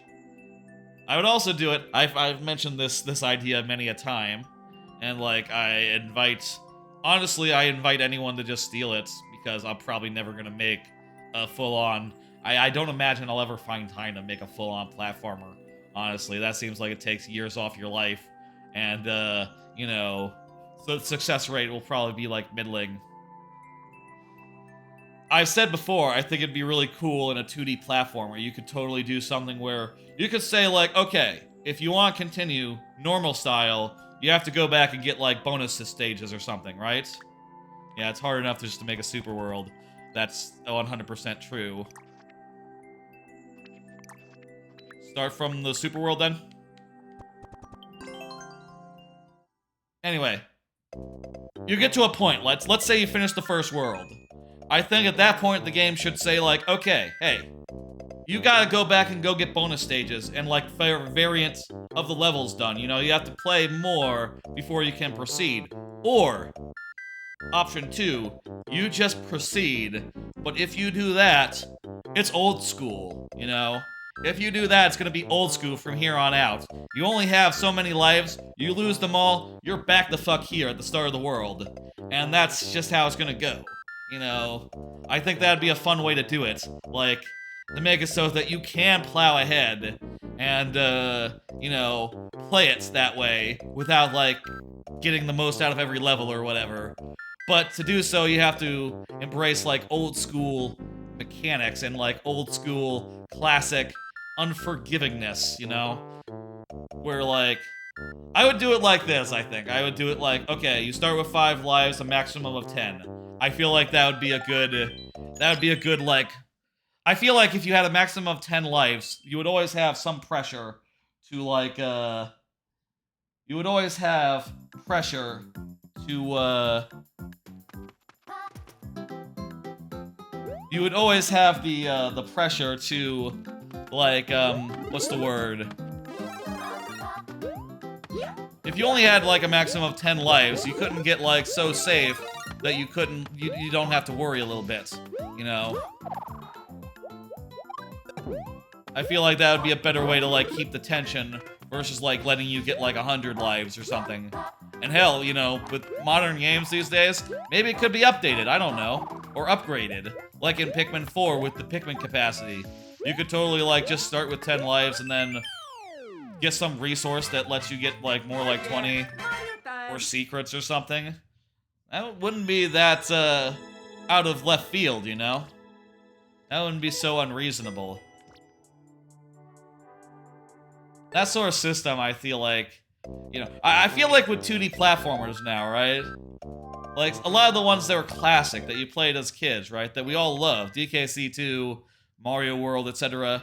You can finish them in about an hour or two, if you're really good. And you probably want them to last longer than that, don't you? Which is, difficult to figure out how to do, I'll say. And, you know, for anyone making 2D platformer out there, I wish you the luck. And I'll say again, look at Bowser's Fury. That game has a very limited amount of content, and it really just stretches it as far as it can go, and makes it fresh time and time again in ways that are really extraordinary, you know? I hear an engine. Someone is running like a really loud fuck off motorcycle or something. Ooh, annoying. Next up will be the real Zach. I will say, though, we are now going into the lightning round. It's time for the lightning round. Go ahead and pull that up. Hey, real Zach. During the lightning round, we only have 5 tries to beat each level that comes our way. 5 tries. Refreshing at checkpoints, 7 for subs, and also for the first level of the lightning round. These extra lives are represented by bonus heads. These bonus heads come in a variety of forms. You can see there, there's a variety of Mario ones and some not Mario ones that you can see like flashing by. The non-Mario ones are like more rare. There's 1 copy of them there's 5 copies of every Mario one you see. So what I'm gonna do is I'm gonna pull up this box. Hello, Shadow Gamer. Thank you for the level. I'm gonna pull up this box. I'm gonna hit the stop button, and I'm gonna reveal what we got. Peach heads. Very good. Real Zach, let's go ahead and go. Play Roy's Revolting Railroad. Oh, good. The engine noise has stopped. Y'all probably couldn't hear it at all, could you? This microphone, you know, it's designed to pick up sounds from this direction, not from that direction. I think I could, like, run the TV audio a little bit, or, like, the soundbar audio, and it wouldn't necessarily pick up all that much. I could take off these headphones. I'll say a good thing about using headphones to stream, though. Never have to worry about like, having bed hair or whatever the fuck. I'm wearing headphones. That's being covered. It's good. Looks fine. Looks good. Okay, you said, not the Super World, then. You want me to do Roy's Riveting Railroad? Riveting. Oh, I see. Riveting. Yes. Thank you for the level, Ida. Or Maker Code. Not sure which one it is. Well, it says submission. Doesn't it usually say if it's a Maker Code? I see what we're doing here. We're doing a good old-fashioned moving platform where you have to hit the blocks to, well, actually, hang on. Okay, no. It is that classic sort of level. Like Super Mario World style. I've never made a level that is exactly like that. I felt like when they announced like the on-off blocks and these like rail system, you know, like the on-off rails, for instance. Were on-off blocks in Mario Maker 1?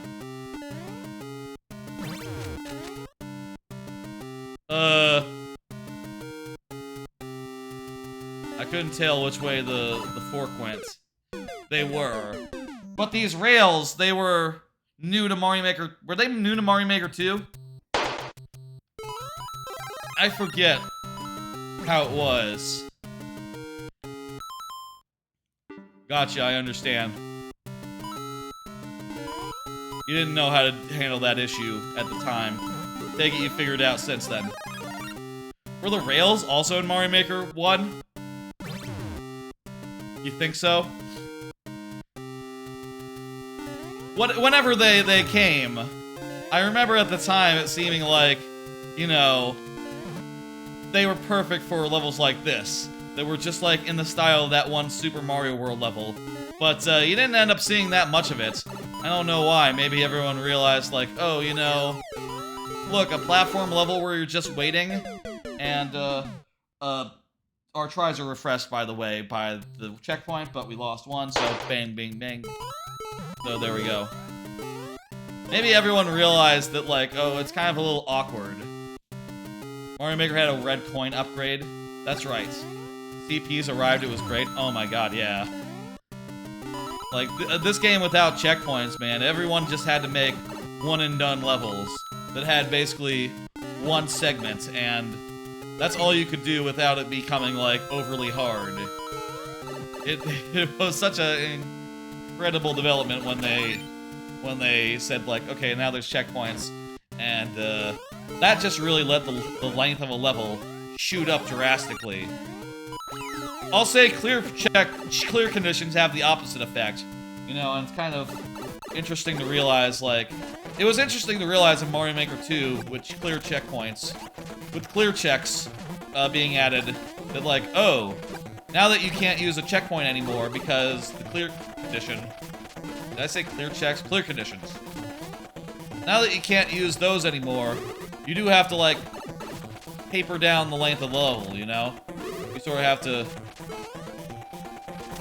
You can't go so long if there's, like, a really... if you can't use checkpoints. Not without it becoming, like, overly difficult, you know? I still got loads of cards. Let me do another card. Future Clip Shoutout Setup. I have been thinking about this. I've mentioned this a couple times. Oh, geez, I didn't get a mushroom.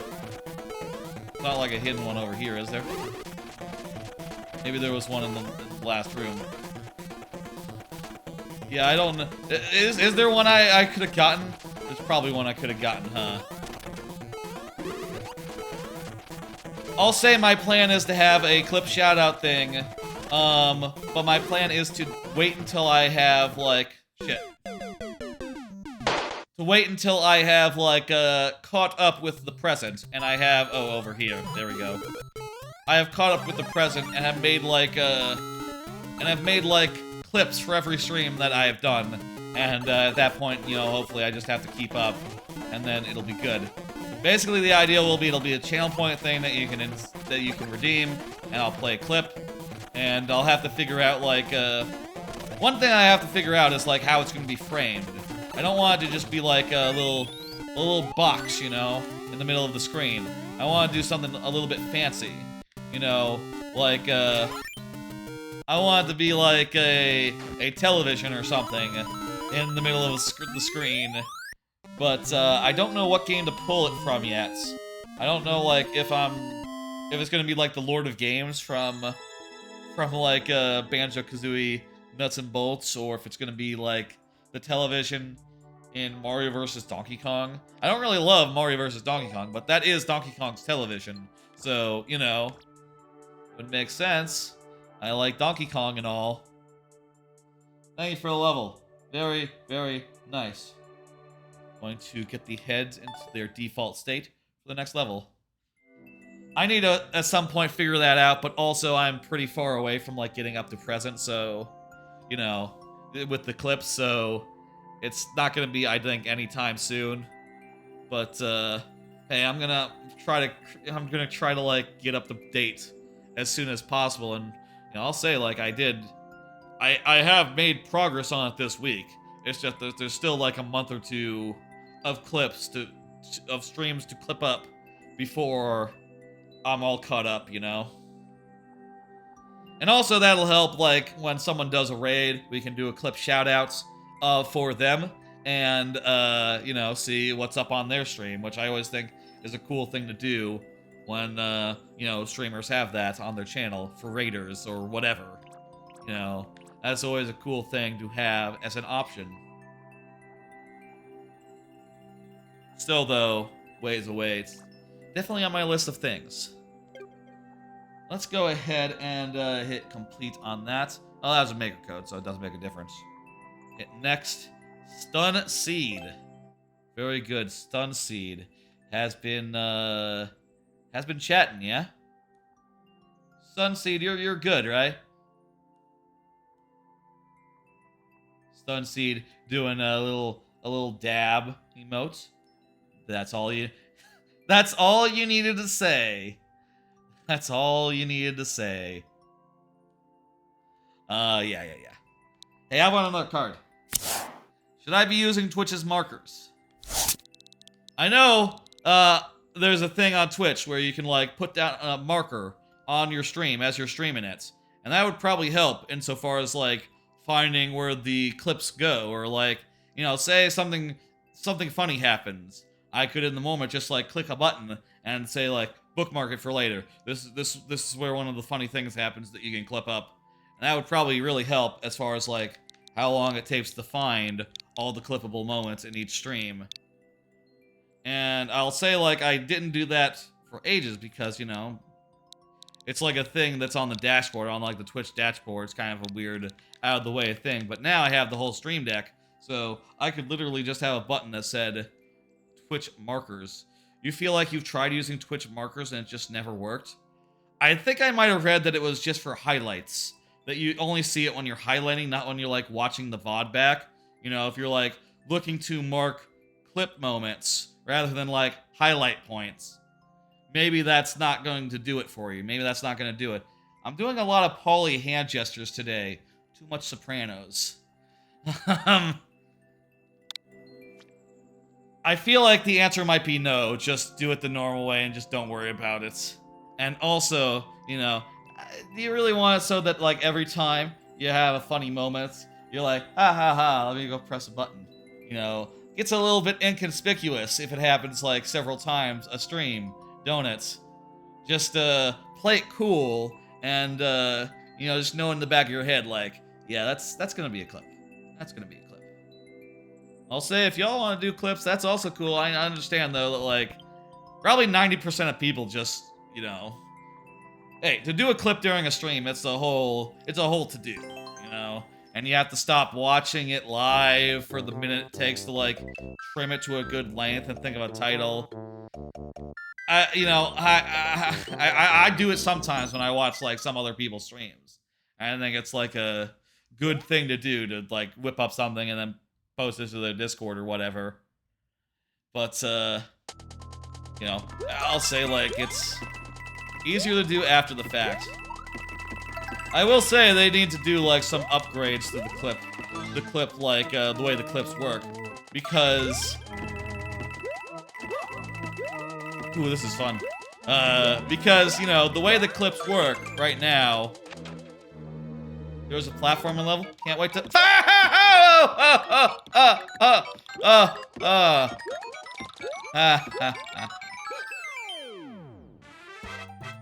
Oh yeah, Mario time. Good. What was I saying? Clippable moments. That's gonna be a clip. I'm gonna clip that later. Probably like 2 months from now. I'm gonna pull it up and go like, oh shit, I remember this. That was a great moment. Haha. I'm gonna say exactly that. And I'm gonna name it something like, I don't know. I'll think of something in 2 months. Not gonna think of it now. What the fuck was I saying? Lost my train of thought there. Oh yeah, they should make it so that when you do a clip, you can change, like, the game. You know, in the case of streams where there are multiple games in it, if you're, like, going through the VOD after the fact, if you want the clip to be, like, to show the proper game that's being played, you have to, like, change the whole VOD to be, like, that game, which, you know, anyone who's not me can't do. Hello, Fresh Vessel, how you doing? Fresher Vessel, hey, how you doing? Ooh. I'm gonna hit next, as that was a maker code. Doing all right. Lord Bowser, go ahead and confirm. Meantime, another card. I'll et Lord Bowser, and I'll do another card. You up? Oh, there you are, Lord Bowser. Follow up on H.E.B ice cream. A couple of weeks ago, I mentioned how I went to H.E.B for the first time, and I was quite impressed with their lineup, as far as, like, having tons of, like, 8 hours for your Super World, dang. Tons of, like, content, tons of, like a local exclusive, products, as well as just having everything else you could think of, as well as, like, not only just, like, premium brands that is just all theirs, but also stuff like pre-made food that you can just, like, cook up in the oven, which I'll say I've still not found the time to cook. I hope it's still good after, like, weeks of sitting in the fridge. Whatever, I have to cook it still. One of the things that I was really impressed with just by the look of it was, where is that? Here it is. The, Creamy Creations ice cream that they had, which I saw and I was like, oh my god, these boxes, they look so nice, they look so delicious. I will say, I have since had a chance to actually eat the damn things. At the time, I had also gotten some Brahms peppermint ice cream, which is kind of my favorite ice cream, so kind of had no cause to eat this new ice cream for a while, but I have now, and I will say the vanilla is way too vanilla-y.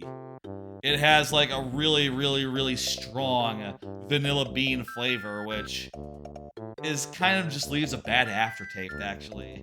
I don't think I like that vanilla ice cream very much.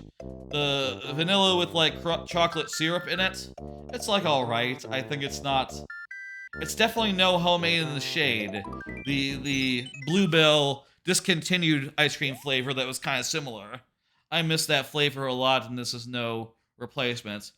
I'll say their mint chocolate chip is pretty okay. I like the mint chocolate chip, though I do think Dreyer's is better as far as mint chocolate chip goes. But I'll say that H.E.B's mint chocolate chip is better than the mint chocolate chip of Brahms it's better than the mint chocolate chip of Brahms or what the fuck, Bluebell. Oh no! I've gone up to H.E.B a couple more times, like once since the first visit. And I'll say again, I'm really impressed with their, like, size and how much, like, side stuff that they have in addition to, like, everything else, everything normal that you would want at a grocery store. I feel like it's no wonder that they are, like, you know, really big in the parts of Texas where they are, you know, where they are from.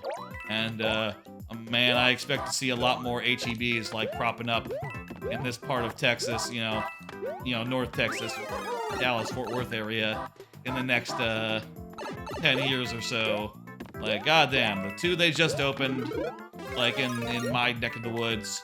Apparently, they just opened these, like, a month ago. For context, they just opened these for a month ago. So, brand new to me. I know that they've been in, like, Austin and whatever for, like, the last 20 years or so. But, goddamn. Your level's pretty difficult. You're bad at the game. Took you a while to complete it. Well, we'll see what we can do in the lightning round. You know, hopefully we'll get through in 5 tries, refreshing at checkpoints, as we do. That's the rules here. Oh Very good, Lord Bowser. Time. I'm gonna refresh our doodads. Very good. Anyway, that's what I had to say about H.E.B. I'm still really impressed with them, you know, even if some of their products haven't quite impressed me, you know, like, oh, you know, I think I still prefer Hebrew National for like hot dogs, right? I think I still prefer Hebrew National. I think their buns are pretty good, the H.E.B. buns. I've never been very happy with the bun brands that you could find at Target, though, so that's part of it. You know, like Mairds and Bairds or whatever it's called. Those things, there was a time where every time I tried Mairds and Bairds or whatever they're called, they would just fall apart on me half the time, and that's just unacceptable in a bun, you know? They sell buns in like 8-packs and hot dogs in 6-packs, but they do that to fuck you. Not because it should be that 2 out of every 8 buns dissolves in your hands. That's fucked up. That fucks up the math, you know? Like, what the fuck, right? Let's see. I don't know who's next. Let me hit complete, and then hit next. You are next, Shadow Gamer. That's right. Let me do another card as I'm punching in the code. I've been playing Oracle of Ages. I finished the 7th dungeon, and I've entered the 8th dungeon now. I'll say, my opinion on that game is sort of the same place it was previously.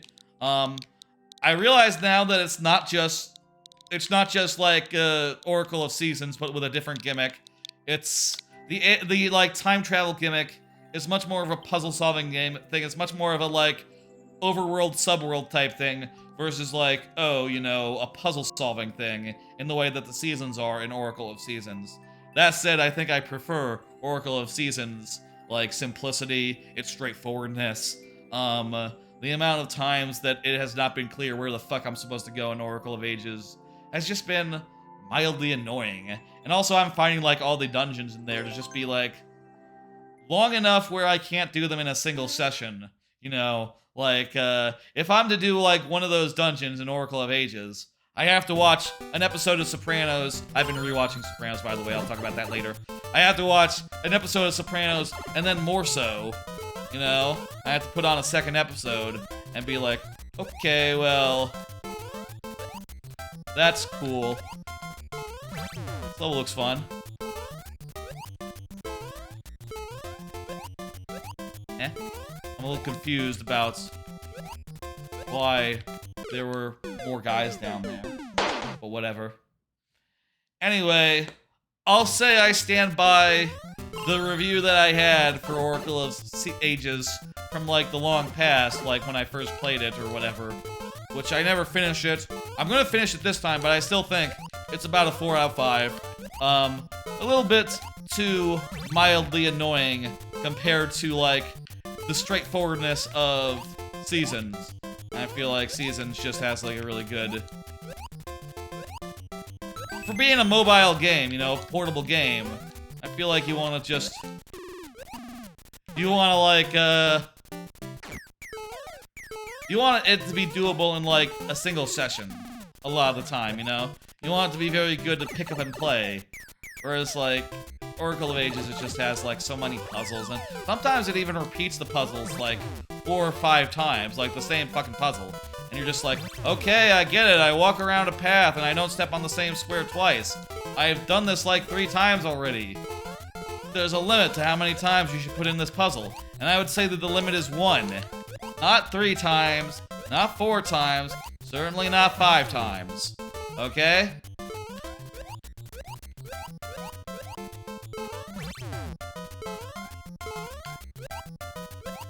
Still, I think I like Oracle of Ages better than you know, my impressions of Link's Awakening.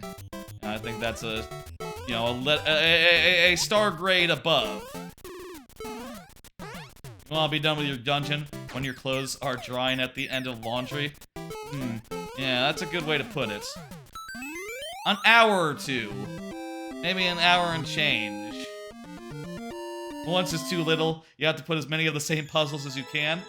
Maybe. Maybe. Pressure vessel. Hello, Explode X YouTube. How you doing?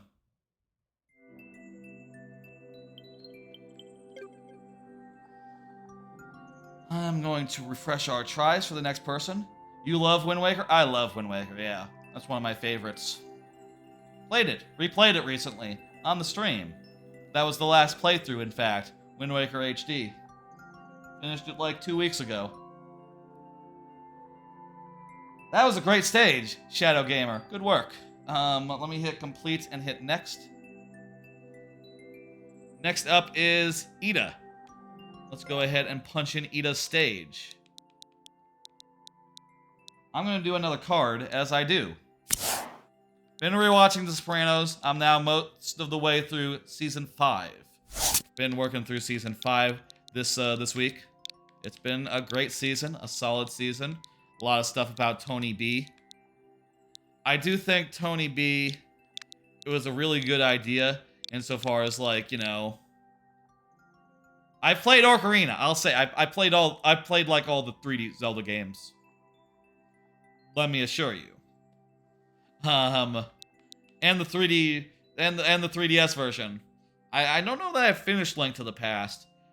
That's probably one I should. You know, hey. I found it hard to figure out where I was supposed to go next, but I could just look up a guide, I guess. How you played the original? The NES one? I played both Ocarina. I played the original. I played 3DS. I had it back in the day.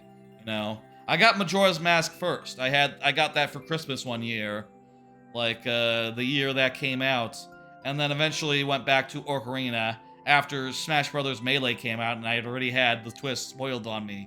You know, that Sheik and Zelda were the same. The original Legend of Zelda, the NES game. I have the collection, the collector's edition. You know, when they did like a GameCube thing where you got like all the 4 games on it, the 2 N64 and the NES ones. I never really got into them though. I just didn't click with me. Hard to go back to, I think. Hard to go back to for my taste. You played like 5 seconds of Majora's Mask. You should play a little more. Play like all of it, you know? 1-1, but not literally 1-1. Okay, this might be a difficult one for us. Let's see if we can do it. Anyway, enjoying this season. There's been a lot of great episodes. I love the stuff with, I love the stuff with, fuck. I love the stuff with Feach Lamon.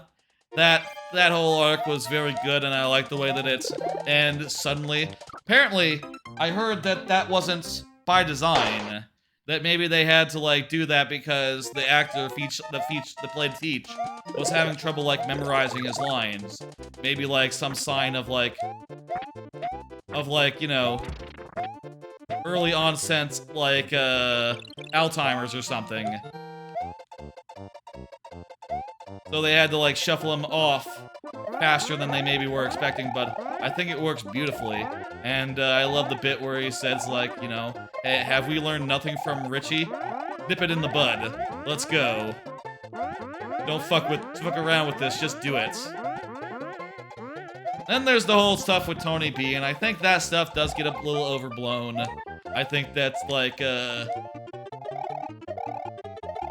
think on some level, like, it probably would be pretty easy just to say, like, okay, Tony B, we're gonna give you what you want, so fucking stop doing, like, stuff that gets us in trouble, you know? You don't have to get in trouble. You don't have to be a little Jackie Aprile, but, a little Jackie Jr., you know? But, for some reason, dude thought he had to be Jackie Jr., so, what the fuck? Some games are just good to beat when they first come up and never touch again. Oh great, it's pick a pipe. I'm picking right.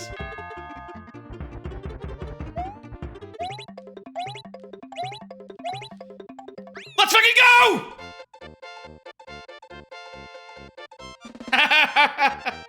Did you expect that, Ida? Did you expect that?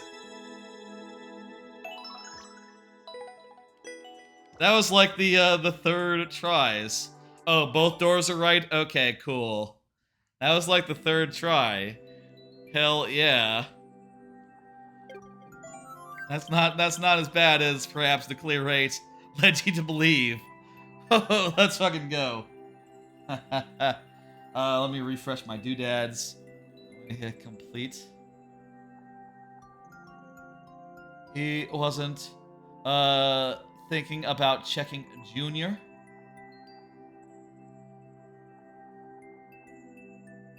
He was thinking about being Jason. Right. Being Jackie Jr., yeah. Yeah, he was up to some stuff. He really shouldn't have. I will say, one of the next episodes that I'm gonna have to do is the test stream, which I think, based on the last time I watched through the series, might be my least favorite episode. I find the test stream to be a poor imitation of, a poor man's imitation of Funhouse. You know, that's just sort of forced and contrived. He really should have just realized this on his own. You know, the thing that he realizes in that episode, you know, in his dream. Not only does he realize it in his dream, like the next scene after he wakes up, someone says like, hey, that thing you just realized, it's come true. So he didn't really have to realize it all. He just needed to be told. If he had had that dream like a day later, he would have still found out. Pointless. Pointless episode. Anyway. Still though, there's been a lot of good shit in this season. I really like the stuff with like Chrissy and AA. That whole arc is great. You know, the stuff, all the stuff. You know, hey, it's a great show. Long-term parking is coming up. That's gonna be the end of the whole thing. I'll say, like, some of these arcs that are about to end, I feel like we haven't seen. I feel like they don't come up in all that many episodes, you know? Pressure Vessel is here, by the way. Very good.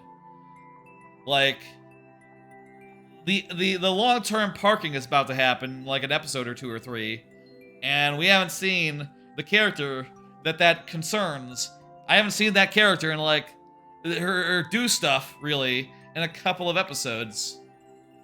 But I guess that's cool, you know, hey, they, at this point in the show, they have such a wide cast that they're dealing with. Some episodes aren't going to be Chrissy episodes, some episodes aren't going to be Paulie episodes. Tony B isn't going to be in all of them, despite him being, like, the main seasonal character.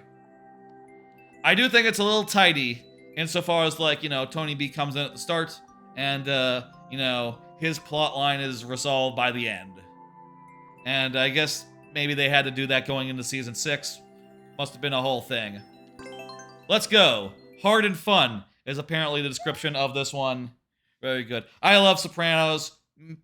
Top 3 shows for sure. I think Breaking Bad might be still number 1.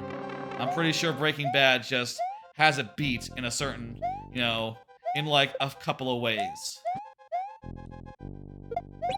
Here's what I feel about Breaking Bad. I feel like Breaking Bad is just extraordinary insofar as, like, every episode, right? You never know where you're gonna wind up by the end of it, right? In Breaking Bad, the stakes at the start have completely changed by the time the episode is over, you know? Like, you come in with a certain situation, and by the end, everything's all fucked up. And you don't know anymore where the fuck you're gonna be.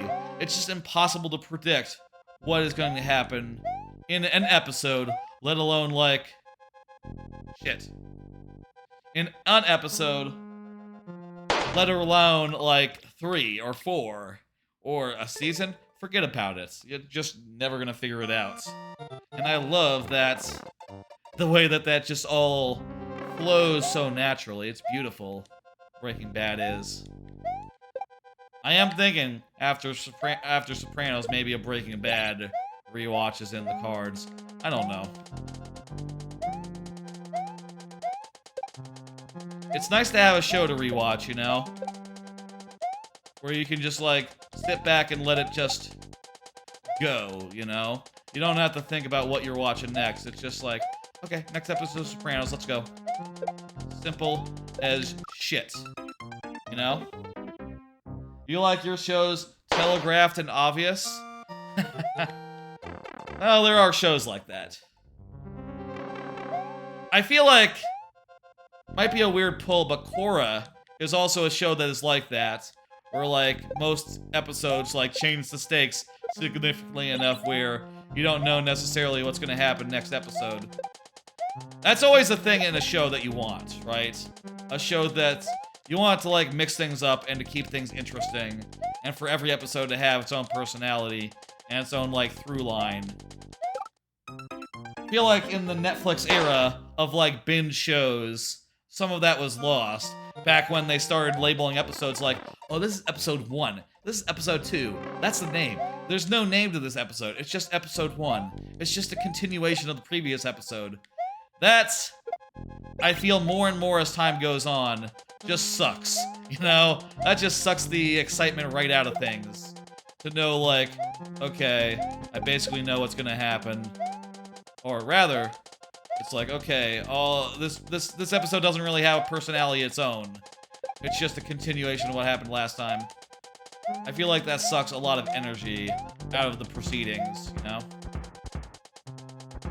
Anime does that a lot. You know by the end of the lock that the good guy character is gonna win. I suppose that's true. I'll say I like a lot of anime, though.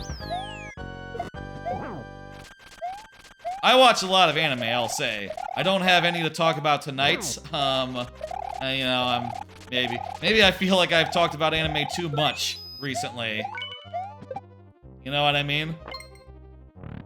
Watch a lot of simulcast anime, you know? There's a lot of good shit. You know, even in a season like this one, which I feel like has been a little bit dry. Fucking look at that, last try, we got it. This season I think has been a little dry, but even in this season, there's good shit.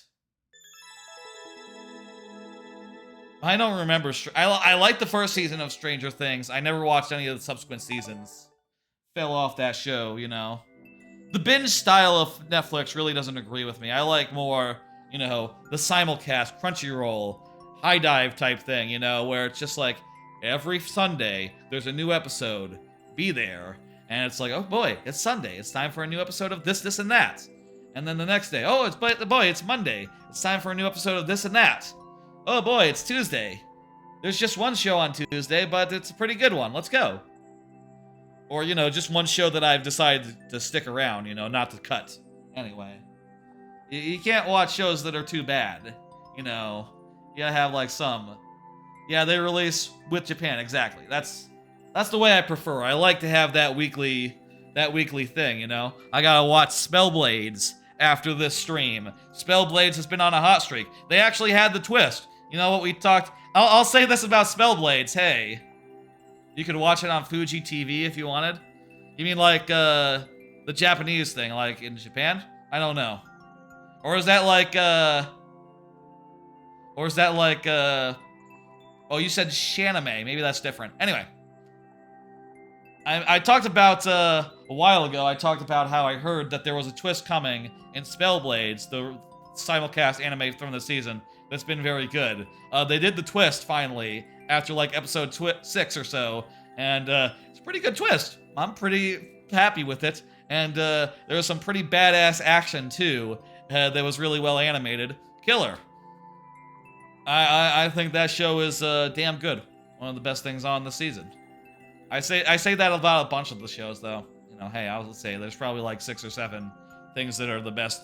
That's best things on this season. You know, fall into that range. You know. Complete. Next, let's go. Stun Seed is here, is talking, is good. I'm thinking about watching King of the Hill. That is a show I have only watched like, you know, an episode of as a kid. That's like if Adult Swim had its own channel of Japan's TV. Gotcha, right. I know Netflix in Japan also has a lot of anime, and they do it like simulcast style because, you know, they can't really like argue with like the convention, really. Except in some cases, you know, where it's like the biggest show, like JoJo, for instance. Obviously, it was first on Netflix, whole thing. Anyway, King of the Hill. Been watching idly a bunch of clips from that show randomly, just, you know, on YouTube. And they're funny clips. And it's somewhat relatable as well, considering that I live in I live in, North Texas, in the DFW area, which is where the show is set and where the guy what made it is from. Obviously, I'll say, like, accents and all, they are not really realistic. I don't think people in this area really sound like that. We just sound like regular people, you know? The American accent is largely homogenized, you know? People don't sound that different, oftentimes, I think. I don't think I come across as, southern, you know? Unless I do, like, an affectation, you know? In that case, it's just for fun.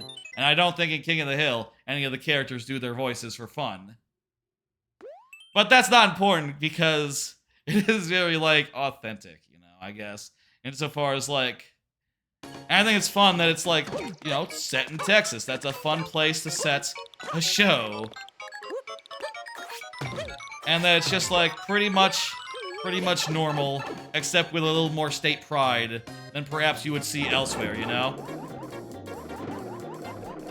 There was one scene I saw on YouTube where Hank was a pimp, or was about to fight a pimp, and a lady said to him, she said, like, hey, you know, he's a little guy, but he'll mess you up. And Hank said, he said, no offense, but he's from Oklahoma. And then he went out to deal with the thing, which I thought was like, yeah, that's very funny. Random, like, Oklahoma shade. Good shit. You know a guy that talked like Boomhauer? I mean, I know Boomhauer is based on a real person who, like, apparently left a message on the guy's answering machine once, but it's a rare thing. I don't know anyone who has ever talked like Boomhauer, and shit damn if I'm pretty sure I couldn't, like, just, like, understand what the fuck he's saying. Which, you know, hey, is the joke. Is the joke that he's, he just sort of talk like, it just sort of rambles. He just sort of, you know, it has sort of a nice little rhythm to it, but he's not really like understandable. You know, whatever the fuck. Howdy, partner. Hello, Beachro dude. I'm talking about King of the Hill, and also, hey, on a King of the Hill related subject, are there any shows that y'all have only seen clips of that you like? That you sometimes think like, man, I should really watch the whole show if I can find the time. I wouldn't be surprised if these days, like, if some of the classics are like that.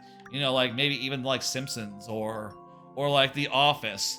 Things where, you know, there have been times where The Simpsons has not been available on streaming platforms, where if you wanted to do it, you'd have to, like, you know, you'd have to, like, have the right service or something. Hello, Mike's with a wheel, how you doing?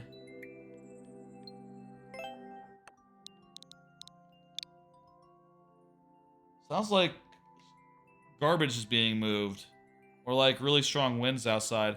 It's not raining, so it's not thunder. I should not pay attention. I should just relax. I have this thing where I hear noise outside, and I'm just like, what the fuck is that? I don't like to hear that. I don't like that kind of noise. Any shows that y'all watch like that? I'm wondering, like, is this just a regular thing? I feel like, to a certain degree... There you are, Lord Bowser. To a certain degree, if I'm watching clips, I want it to be from a show that I've actually seen. You know? Like, I'm remembering, like, when I originally watched it. And if I see clips for a show that I haven't seen, usually I'm like, okay, I'm not really interested in that so much. But King of the Hill is like a weird exception to that. And I'm wondering, like, there are other ones? I don't know. Twitch keeps showing you ads of Futurama. You love the original? Yeah, that's a great one. That's wonderful. Man, I could quote Futurama all day. I've been thinking recently... You ever just think about lines from Futurama? Or like, well, I guess I watched a clip of it as well after I thought about it. You ever just like, a line will pop into your head, and then you're just like, I need to Google this right now. I need to see that clip. You know, and you'll put in like the line from like Sopranos or Futurama or what the fuck. The one that came up, it was the one where he's on the bed, where Zap Brannigan's on the bed, and he said like, I like your style. I find that erotic. And Leela says, what? And Zap Brannigan says, erotic! Erotic! Erotic! And then the next scene, you know, in the clip, there's another scene like right after that, in that clip where it's like Bender and Fry and they're in jail, and they say like, we can get out of here. You just have to bend open the steam pipe, and he does it, and then steam starts billowing out, and they say, ah, no good, it's full of steam. And it's just, yeah, Futurama. God damn, I love Futurama. Like, what a perfect show. All 4 seasons that existed. And, you know, I can't really vouch for the new stuff. And, I do think that, like, only the first movie is, like, perfect. The second movie and the third movie, I think they're a little rough. And I think the last time I watched either the fourth or the third movie, I was really not into it. Bender's Game, I think that was the one I found to be, like, really incoherent. As far as, like, oh, like, the first third of that movie has nothing to do with Bender's Game. Then, like, there's a third of the movie that's Bender's Game, and that the first 2/3 have nothing to do with Bender's Game. You know? You seen the first episode and it's just gold? Hell yeah, man. Futurama, timeless.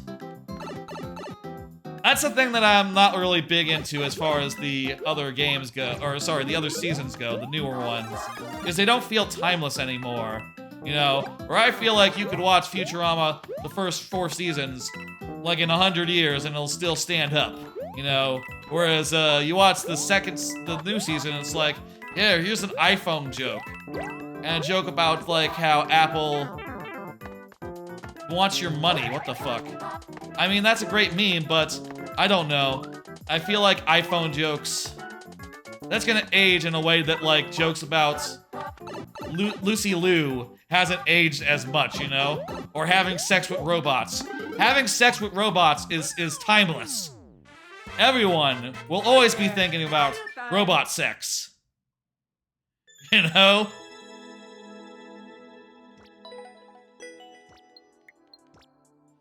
Don't have sex with robots. God, I love Futurama. I love it more than The Simpsons, you know, for my money, but you know, obviously The Simpsons was also a big part of my childhood. I guess at a certain point, I stopped watching Fox on, like, whatever day The Simpsons came on, but I was still watching Adult Swim for, like, you know, years after that, so Futurama was still more in my life than that other show, you know. Still though, goddamn. Eat my shorts. Okay. You know. Yeah, I could just quote random lines from Futurama for hours, I'm sure.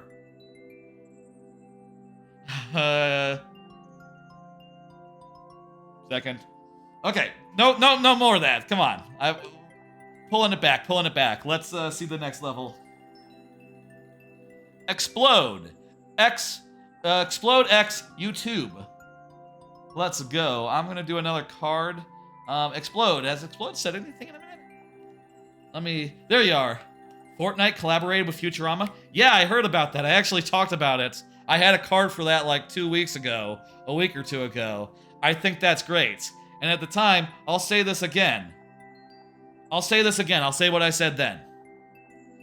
They need to do a fucking Simpsons collaboration. Like, come on. Do a fucking Simpsons collaboration. That's... How have they not already? And when they do it, they gotta put in, like, more than just, like, Homer and Marge and Bart.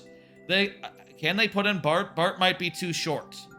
I'm not sure you can have... Can you have, like, short skins in Fortnite? Maybe Bart can be a backpack. I don't know. They did Ash versus Evil Dead. You know what they should put in? They should put in, they need to put in, like, the minor character as well. Like, they need to put in Willie. And they need to put in Principal Skinner. And they have to put in, like, I don't know. Who's a lady character in The Simpsons that's funny? Miss Crabapple? What's like, a non... When you think of, like, lady characters in The Simpsons that are not biologically related to The Simpsons... So not like Selma or Louise, you know. What's the lady character that you think of first? What lady character do you think of when you think of The Simpsons?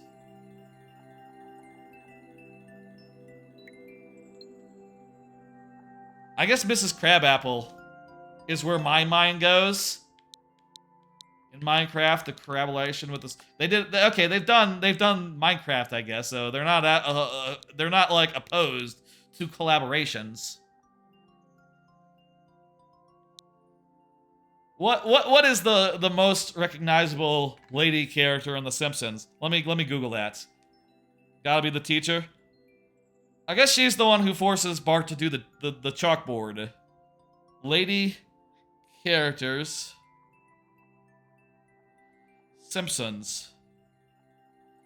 Dr. Nick would be a good one to play as. Imagine playing as Dr. Nick. Or Hubbard, Dr. Hubbard. Okay, let's see. Eleanor Athenby, right? That's the cat lady. Ooh, Agnes Skinner. That's a good pull. That's a good pull, Agnes Skinner. Imagine playing as Agnes. Lunch Lady Doris. Feel like that's a reach. I'm looking down this list. I feel like after like Agnes Skinner, there's not that many lady characters in the show that's, that aren't biologically related. That really really come to mind. Maud Flanders, okay, sure. Shauna Chalmers, I don't know that character. That must be after. Is that like the son of, or the daughter of Principal Skinner? Imagine playing as Walter White. That'd be a good one. Not a Simpsons character, but hey. I guess there's just like not as many like female characters in The Simpsons. Hey, I guess maybe that's just a matter of like bias. Did we already do this level? Or have I just been like vamping for the last what I should have been entering in the code? I haven't, right? This one's the next one.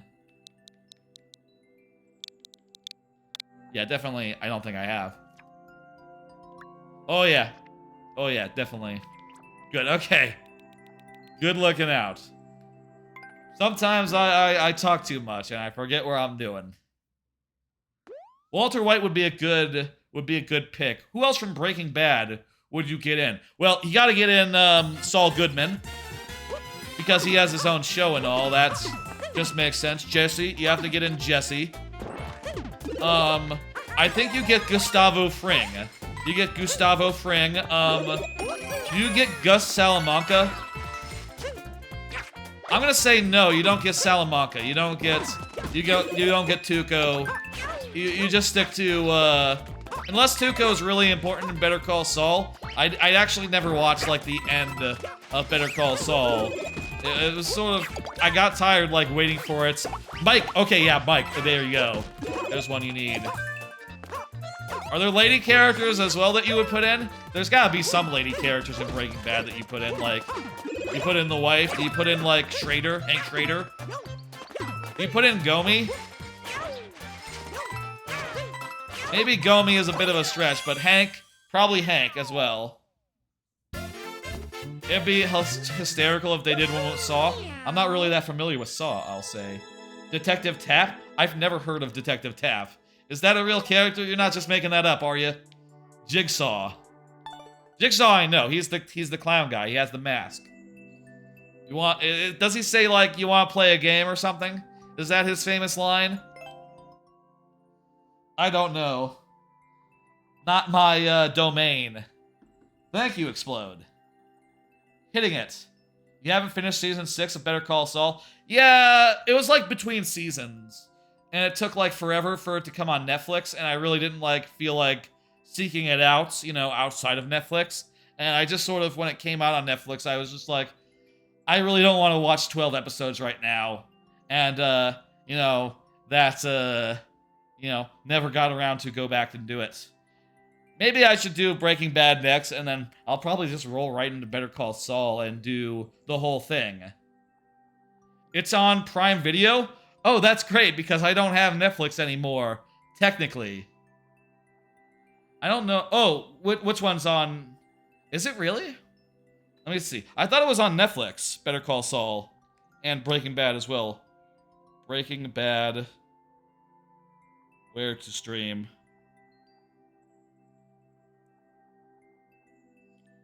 No, I think it's just Netflix. I think it's just Netflix. That's what Google is telling me. Maybe it depends on your region. You know, in America at least, it's just on Netflix. Let me see Better Call Saul. I assume Better Call Saul at this point, you know, it finished not so long ago. It's gotta be all on Netflix now, right? Let me see what's next. You gotta go, Mike's with the wheel? I understand. I will say, though, you know, hey, if your level does come up and you're not here, we will do it in sudden death.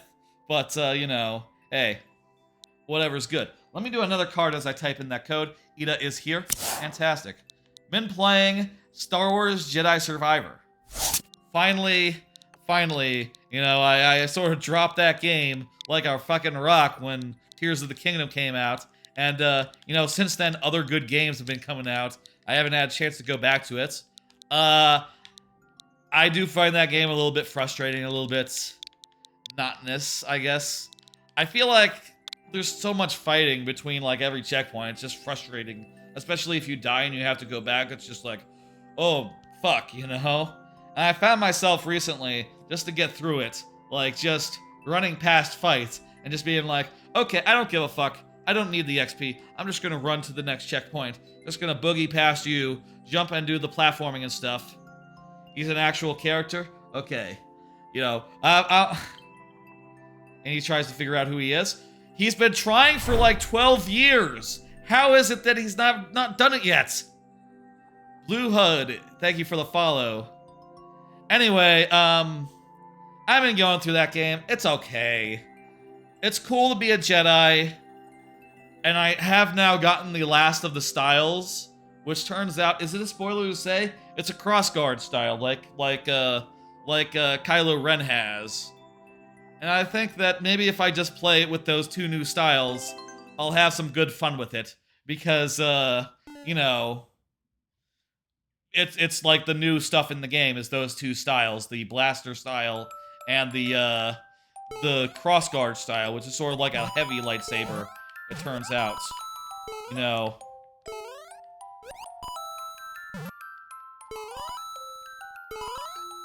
I'll say, for what it's worth, I still don't know, like, how many... I still feel like... Shit, I shouldn't have pulled back there. Thank you for the level, Blue Hood. I appreciate it. Thank you for the code.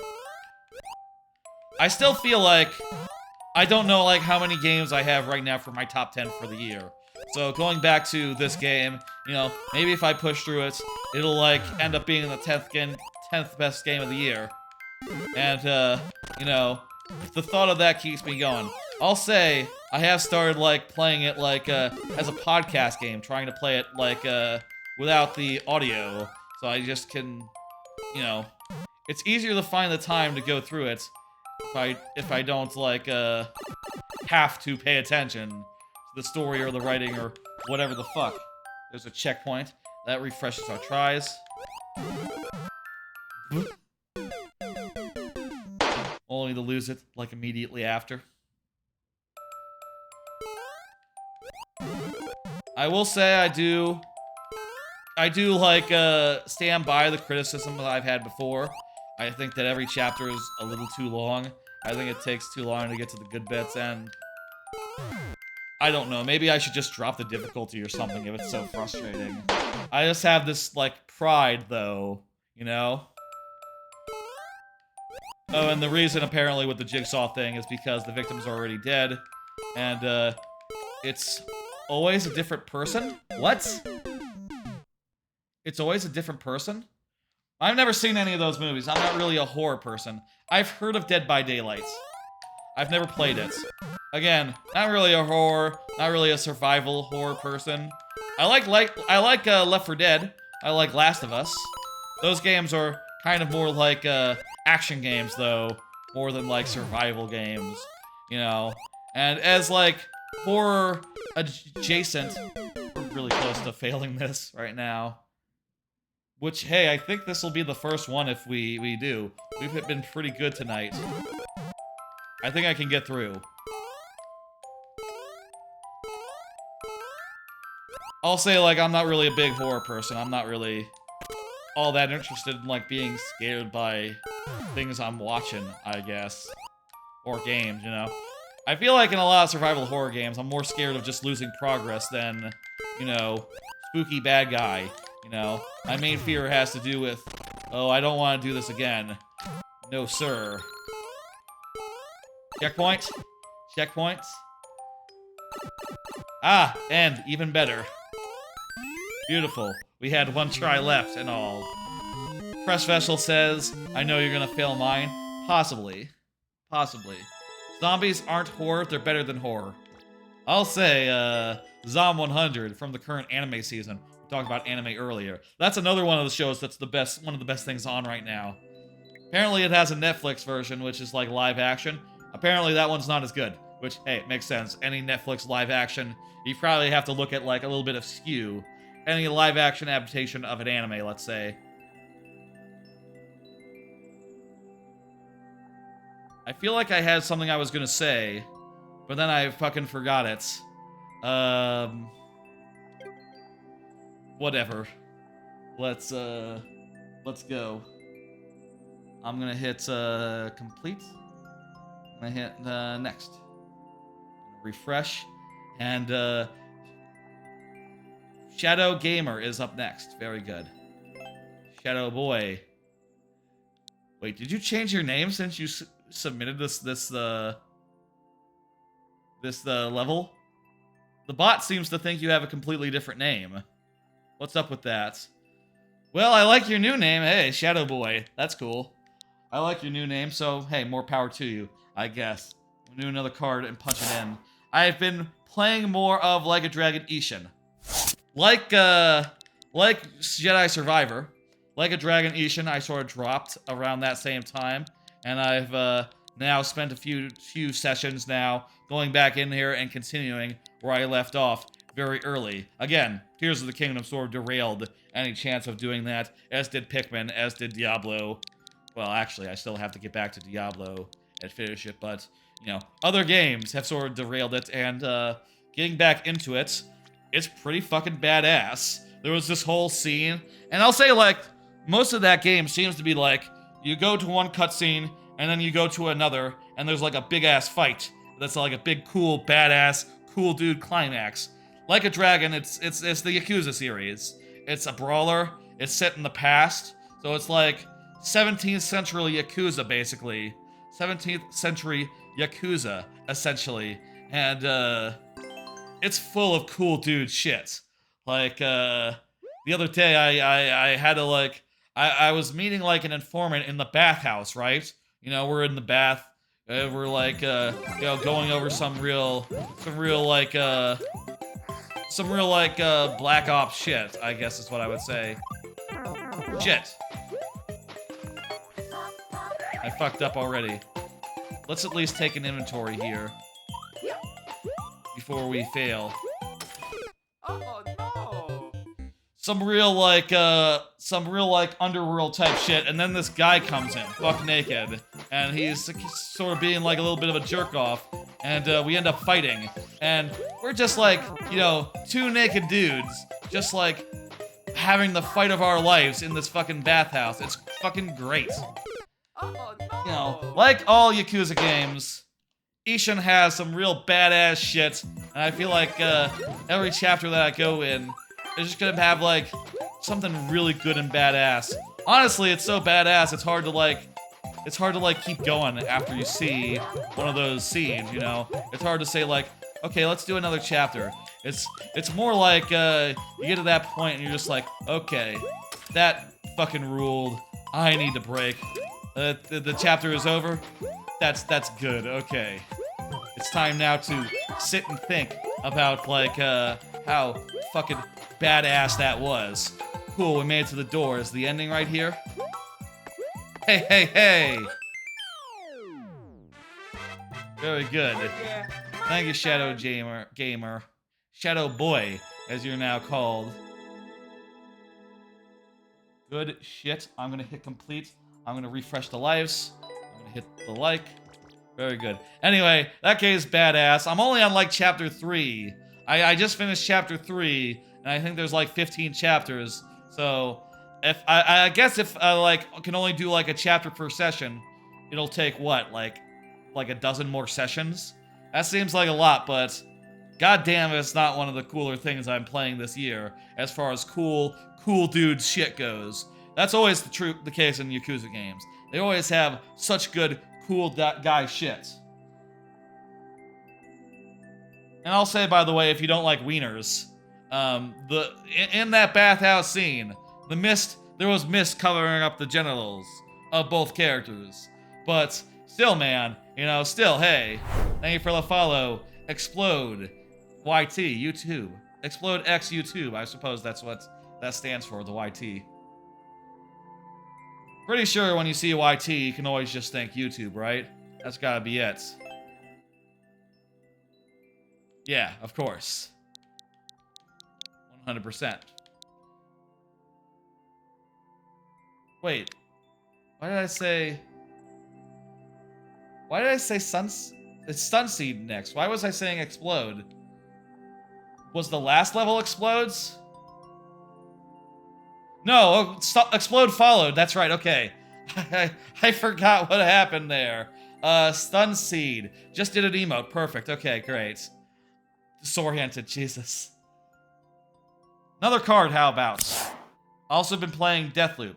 Replaying, really. I played that game on PlayStation, but now playing it again on Xbox, and goddamn, still one of my favorite games of that year. Just really fun to, like, figure out all the systems, to like, charge through those levels, and, like, whether you want to be, like, really stealthy and sneak around, or just, like, charge in, like, bang, bang, bang, going loud. It's fun as fuck.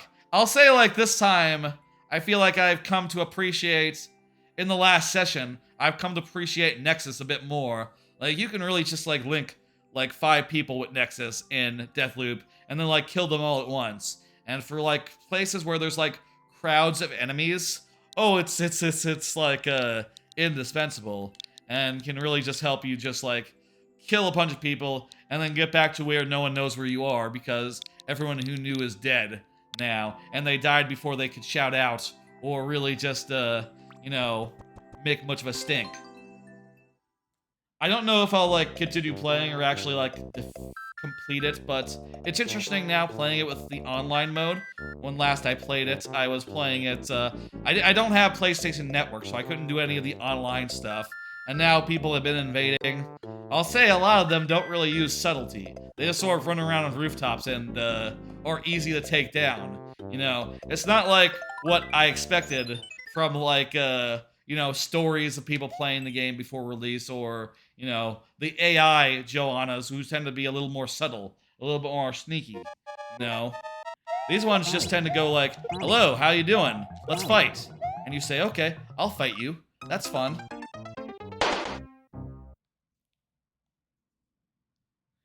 Anyway, killer game. It's on Game Pass if you didn't play it on PlayStation. Hey, it's now available on other things as well. What was with the pipe? Why the pipe there? Good shit, Stun Seed. We got through. Wonderful. Getting complete on that. Throwing things is cool. That's right. A cool property of throwing things is that if you hit, like, a boss enemy with a POW block, they will just die. So you could definitely have a level where there were like boss enemies on rails, like, shooting projectiles at you, and you could just, like, strike them down by jumping on them, or whatever. Let me refresh my doodads and hit next. Next up is Lord Bowser. Lord Bowser, my man, go ahead and confirm. Oh, there you are, Lord Bowser. Fantastic. Pull up the thing. You completed his ID. You cannot resend. No, yes, you can. If you, Blue Hood,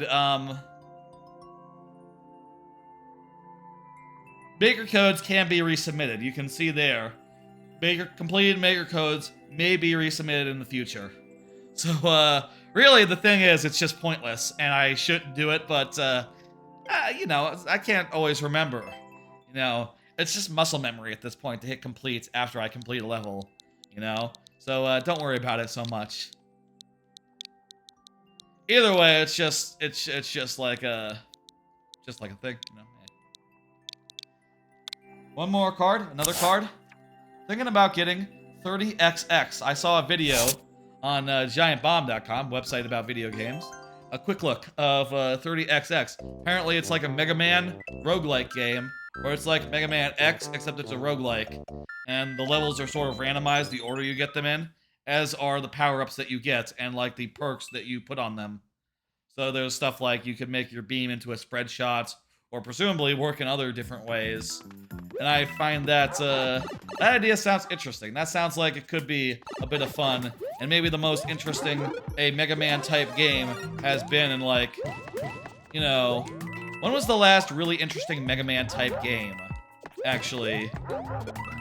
I liked that one where you could customize your moves, like, modularly. That one was pretty good. I feel like I'm forgetting, like, a really big one. What was the last really big Mega Man type game with, like, Mega Man type action? The Mega Man Maker?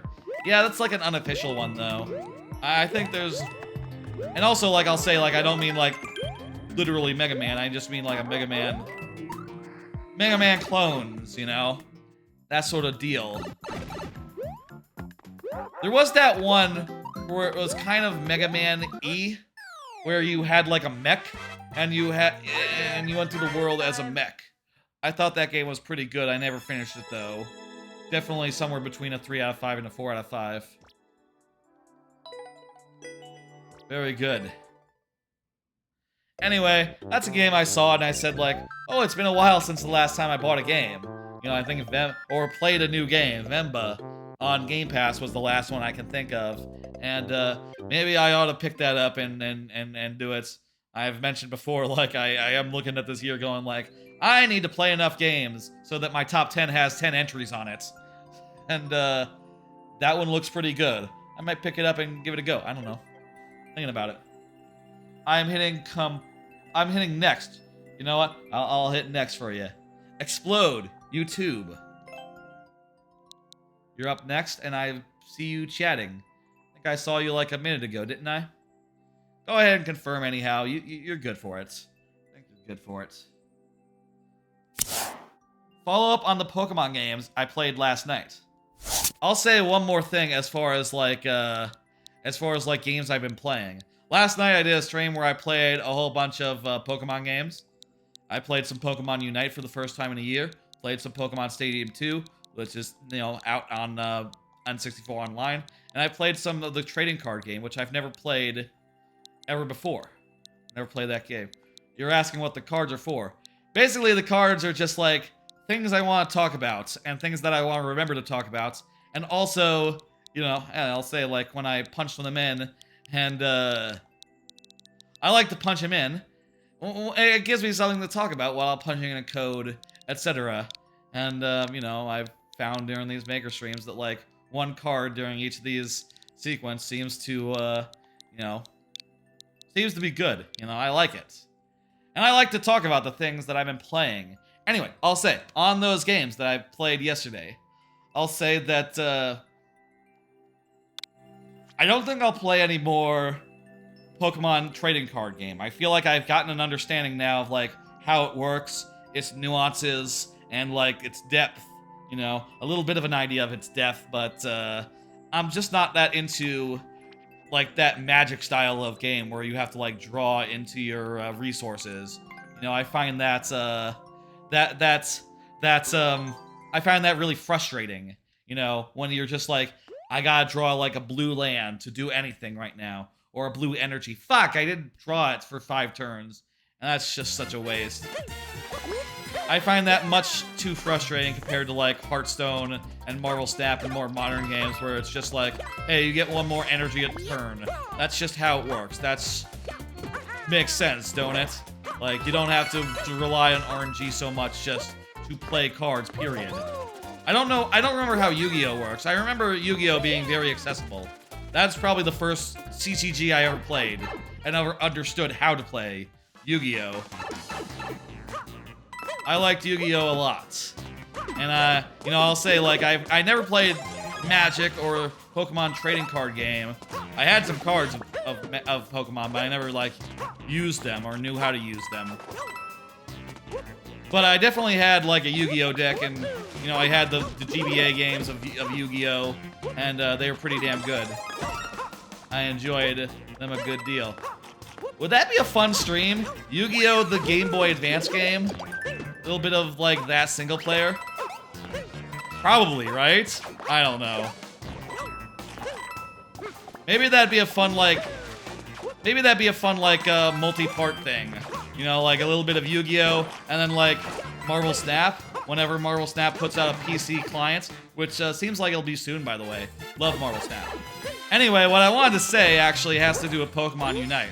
Which, again, played for the first time in like a year. Played some of the new characters. They all seem pretty cool. And I'll say, like, since then, I played a few more matches. And I actually picked up Mew. It turns out I had enough coins to pick up, like, a whole character or two. And I figured, like, what the fuck? Mew seems pretty cool. I'm just gonna pick up Mew. And I played as Mew for one match. And goddamn, Mew seems pretty cool. Mew has, like, 3 attacks on each slot rather than just 2. So you get, like, more variety in when you're playing Mew. You have, like, more options, which is pretty rad. And also, every 3 abilities she uses, or it uses, it can just, like, do a big auto attack that's like a big blast. Really enjoy doing MOBAs. But I don't want it ever to take over my life like it did when I was playing Heroes of the Storm back in the day. Ooh, that was too far. I was too far gone back then, you know, playing it every day. I'll say I play Marvel Snap every day, but that's different. Marvel Snap, the games are 3 minutes long, you know? You could fit in a couple dozen of those every day and not be, like, not be in problem territory, you know? They're bite-sized and really damn addictive. Ooh, I would recommend. We definitely gotta do a Marvel Snap stream whenever the PC client comes out and it's, like, widescreen. And I don't have to do any, like, special setup to make it look good on a stream, you know? And maybe we'll also play the Yu-Gi-Oh! GBA game. That sounds like a fun pairing, you know? That sounds like a fun pairing. Complete on that. Oh well, it's a maker code, so no difference. Next up, Fresher Vessel. Fresher Vessel, go ahead and confirm. Let me at Fresher Vessel. You are up. Y'all been really on the ball today, I will say. As far as, you know, being present. I feel like we haven't had any sudden death this whole stream. Another card. Looking forward to new games next month. September, as it's also called. This month has felt kind of slow as far as new releases go. So it's perhaps good to note that, like, next month has Starfield, which I've seen, like, the, you know, the direct and all. The video that they did about it looks pretty dope. I'm really looking forward to digging into that. I don't plan on paying extra money to get in early, so it'll probably be, like, when it comes out for everyone. You know, that we'll do, like, a stream of that first time. I've also heard a lot of good things about Baldur's Gate 3. I don't know. I've never played any of the previous Baldur's Gate games, but people are saying it's, like, phenomenally good, so... And I've seen, like, a screenshot or two, and it kind of looks like it's just, like, a BioWare-type game. It kind of looks like it's 3D, and not, like, over-the-shoulder or something. Like, I sort of picture, like, Diablo, but with more talking. When I picture, like, Baldur's Gate 1, I guess. And this seems like it's more like a Skyrim type thing. Or like a Starfield, you know? Maybe I should check that out as well. And there's also Mortal Kombat, which will be good. Hey, Mortal Kombat games, they're always a good play. There's some stuff to look forward to next month, as well as other months as well. I made a couple of cards along that line, by the way. Sometimes these cards, they come in themes, you know, they come in sets. And I do one, and then the next one follows up, you know, and there's sort of a very natural through line to them. This one kind of seems similar to the last one. With saws and and on-offs and a vertical progression. I'll say the cards, you know, we were talking about the cards earlier. They originally were put together in order to, like, account for low chat activity streams, you know? Streams where chat isn't necessarily jumping. It's always good to have something to talk about so that, oh, fuck me. Oh, double fuck me. It's always good to have something to talk about, even if chat's not giving me anything to work with, but I'll say it is funny that, like, over the year and change since cards came on, you know, started being a thing. Jeez, I think it was like a year ago. It was like a little over a year ago that the first cards were tried out on this channel. Why don't I skip the P block? Fuck the P block.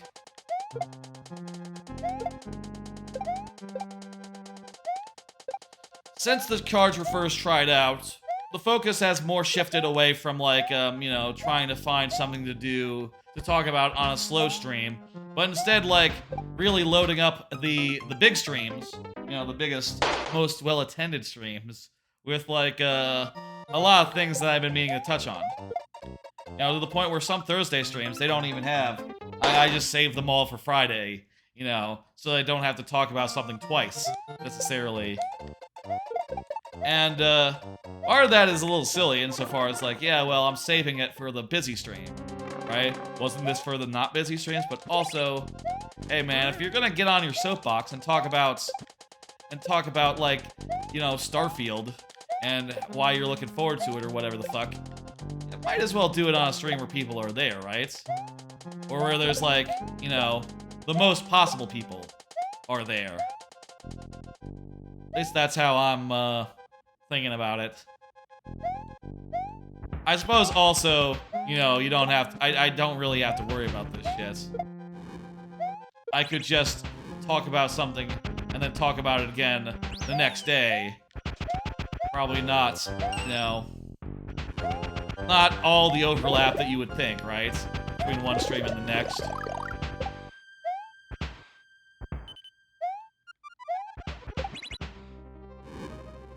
Hey, I can kill this guy right now. Eat shit, Bowser. Hello, Bub Sweet. How you doing? Bub Sweet? Bubs West? Bub West? Bubs West, maybe? How you doing? How you doing? I'm doing all right myself. I'll say what I said at the top of the stream here. I had a pretty good fucking Friday. My company gave the whole everyone in the company the day off from work for, like, a wellness thing. You know, random 3-day weekend in the middle of the year. And I just slept all day. Got up in time to do the stream, basically. I should probably sleep, like, in an earlier time tonight and just, like, really crash so that I, you know, get my sleep schedule on track, you know? I can't be getting up at, like, 4 p.m. every day. That's not good for my mental health. As bad as work is for my mental health, sleeping throughout the entire day is also bad for my mental health. Probably. I don't know. Well, it's certainly not good for my sleep schedule. Very nice. We made it through. Go ahead and hit complete and next. Also, I'll say the cards give me a good idea of, like, when I should wrap down. You know, oftentimes when I hit the last card is when I say, like, okay, let's close up the queue and get to, you know, and get to, like, doing the last call for levels, you know? Another card here. By the way, Mike's with a reel. Hey, let's talk about the games 2 months from now, because I feel like that's the main event, right? Me at Mike's with a reel, you are up. Feel like the new games 2 months from now are, like, the main things, right? Like, Mario Wonder. Well, Mario Wonder most especially. That's the thing I'm most looking forward to right now. Of all games whatsoever. Maybe even media whatsoever. Like, Mario Wonder, that's gonna be fucking sick. I will say one thing about it. They did mention in, like, a tweet the other day Hey, thank you for the follow, loved ham. They mentioned in a tweet. Thank you, thank you, thank you. They mentioned in a tweet that was just like the trailer, but that had like a shortened version of the trailer attached. But they mentioned that the online or that the co-op was local only, which hey, you know, I guess that's a step back from this game from New U Deluxe, but also I don't give a fuck. I know I play these games single player, and I feel like they're designed to be single player first and foremost. You know, even if they do put multiplayer in the trailer and hang their hat on it, games, it's a single player game. Just play a single player. Be normal. Be normal. If I was making a 2D platformer, I would just not put in any multiplayer. I feel like that's I don't know. It's just, to me, it's not a necessity. You know, maybe do the DKC style of alternating control. You know, one player plays one Kong, one player another. Thank you, Bubs West, for the follow. But like, all at once, not my jam, you know? Mario Maker multiplayer is a mess. Imagine trying to do a real game. Yeah, totally. I think that the DKC, the retro DKCs do it well, where the characters cannot collide with each other. And also, you can just like team up at any point and just one player gives up control. But I still think it's better to just go with this tried and true single player game. You know? And that allows you to have tighter design as well. And situations that don't work for multiple players, like, you know, cases where if the one player is behind, the timing and whatnot will fall apart, you know? Anyway, that's gonna. I'm really excited for Wonder. I'm thinking that game is gonna be fantastic. Can't wait to get into it. Spider-Man 2 is kind of on the same day, which I just noticed, and I gotta say, like, yeah, sorry, Spider-Man 2. Mario Wonder is gonna take priority. That said, we'll probably do a stream for Mario Wonder on the day it comes out. Maybe it'll be a double feature. Maybe we'll also play like an hour of Spider-Man 2, and then like 3-4 hours of Mario Wonder. Would that be fun? I don't know. That sounds like a plan to me. Alan Wake 2 is also coming out. I'll play that. That's about the long and short of my thoughts about Alan Wake 2. I'll play it. I liked Alan Wake now. You want Spider-Man more? Wow. Well, I know people really love those games. I think they're good. I think they're really good. Somewhere between a 4 and a 5. I think I landed on a 4 out of 5 for both of them. But they're fun games. They're good open worlds. The swinging feels good. And the plot is well done. Why exactly did I say 4? It sounds more like a 5 as I describe it. Let me see what I put. I'm going to pull up Backlogged and check if I have those, if I have like the first game logged and backlogged. Backlogged is like Letterboxd for games, by the way. I don't have all my games on Letterboxd and backlogged yet, but I'm like 5 years away from present. I need to find time to work on it and review maybe like 200 more games, I guess. Spider-Man. When was that Spider-Man game? Marvel's Spider-Man. Marvel's Spider-Man. Special Edition, Collector's Edition, Launch Edition? What the fuck? Marvel's Spider... Where's the regular one? Game of the Year Edition? No, I don't want Game of the Year Edition. Marvel Spider-Man 2018. I'll say, I think that is annoying when there's like multiple entries for like single games. Okay, yeah, that was 5 years ago. I haven't re-reviewed that yet. Someone liked my review of Puzzle Agent 2, though. Let me see what I put. I have like an older review list of games. Let me see what I put on it like at the time. Let me find it real fast. And see if it's like a good review. The thing is, I already have reviews written. Like, I wrote reviews like Letterboxd style at the time, but I'm not really like, not really happy with the way that I originally wrote these reviews, so I kind of want to like re-review just about all the games as they're coming over.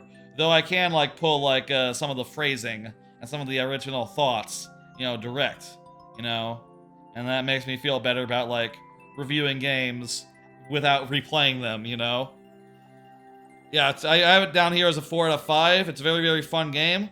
The difficulty curve was an issue for me, and also the stealth missions are bad. Right, there were the interruptions with that. Other than that, really solid. Right. I took issue with some of the like stuff that interrupted the pacing, and it felt like that hurt. And I feel like the original. I didn't really like Miles Morales' like combat style as much.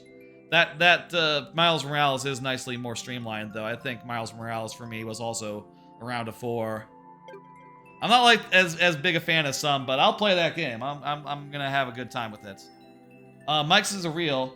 Doesn't appear to be here. I have vamped for a good like whole bunch of time, So we're now gonna do it in sudden death. As I've said before, if you're not here, we still play a little, but we do so in sudden death. Wherein we only have 2 tries, refreshing at checkpoints. Let's go. Anyway, that's gonna be a goddamn good month. I'll say the one thing I'm looking at that month and thinking like, well, considering that there's like killer games coming out that need Thursday streams or whatever day they come out streams to do, I probably can't do like 2 playthroughs in that month. Like I was at some point thinking like, okay, well, I'd like to do Twilight Princess after StarCraft 2, Wings of Liberty, the first campaign of StarCraft, which is the next playthrough game. But October, I gotta do a spooky game, and the spooky game I have in mind is Ghost Trick. So maybe the thing will be like finishing. Maybe I'll finish like well, maybe Ghost Trick will be short enough where it won't need every Thursday in the month. Maybe I'll do like Twilight Princess or whatever the fuck on Mondays, and then I'll do Ghost Trick on Thursdays, except the Mario Wonder release date. I don't know. I don't know how long Ghost Trick was, but I'm looking forward to that as well. I think that'll be a fun, not really spooky game. That it's about a ghost, so it's kind of spooky, but it's not really a horror game or anything. It's just a fun little romp that'll be fun to replay. Another game I'd like to do in some October will be Luigi's Mansion, but I'm thinking not this October. Maybe next October. Luigi's Mansion would be a fun one to redo. Hey, can't go wrong with Luigi's Mansion. I'll figure that out in the next month, I guess. We'll see, like, if like, around the time October starts, if StarCraft 2, the first campaign, is about done, at which point, yeah, I guess we'll just go on to Ghost Trick. And then maybe we'll do Twilight Princess, like, after or something? I don't know. We'll work it out. My plan is to, like, alternate between StarCraft campaign, some other playthrough. StarCraft campaign, some other playthrough. But I'll have to figure out, like, how exactly the logistics there work. We wasn't able to get through, but that is sudden death for you. I'm going to hit next. And we're going to see the next person. It's Blue Hood, who was the last one to chat, in fact. So Blue Hood is good to go. To another card. There's also games coming out this holiday. You can see the theme to these cards. They're games I'm looking forward to. WarioWare is coming out in, like, November. Persona 5 Tactica. Super Mario RPG, the remake. I bet Jackbox usually comes out around that time. Maybe earlier, whatever. And there must be more, but currently, if you look at the release lineup for, like, November, December, it's looking pretty bare, other than those, like, 3 games, which are the only ones that are, like, known that I am for sure going to get, Or, I say Persona 5 Tactica is on Game Pass. I'm going to play it through Game Pass, but, it is looking a little sparse at the end of the year, but I bet there'll be more. I bet it'll be pretty awesome, and there'll be, like, a whole bunch of stuff to play. Of those, I'm most looking forward to Persona 5 Tactica. I know that I like a tactics game. I love Persona 5, and that is sick. Not as sure about WarioWare, but, hey, I never played Move It, but I bet it's gonna be really good. And Super Mario RPG, while it was never my jam back in the day, this remake just looks so good. I feel like I gotta get into it. I gotta do it. I gotta play it, and that'll be a whole thing. And I'll probably like play my first. I'll probably like do first. You know, whenever these games come out, you can bet that like, yeah, I'll probably do like a Thursday night stream where I play them for the first time. You know, the first session with each of these games probably will be on stream, as I like to do. You know, but not like the whole thing, just like the start. You know, just like the first thing. You don't think this will be beat with 5? Well, let's see. So yeah, I guess those are all between those 3 cards. Those are all the games I guess I'm looking forward to the rest of the year that I know about. Okay.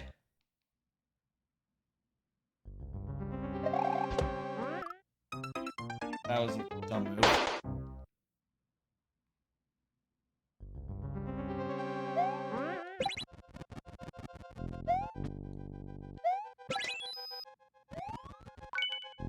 Okay, do we want to, like, on-off again?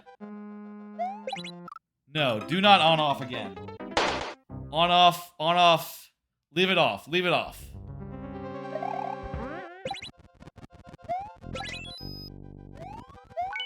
Wait a minute.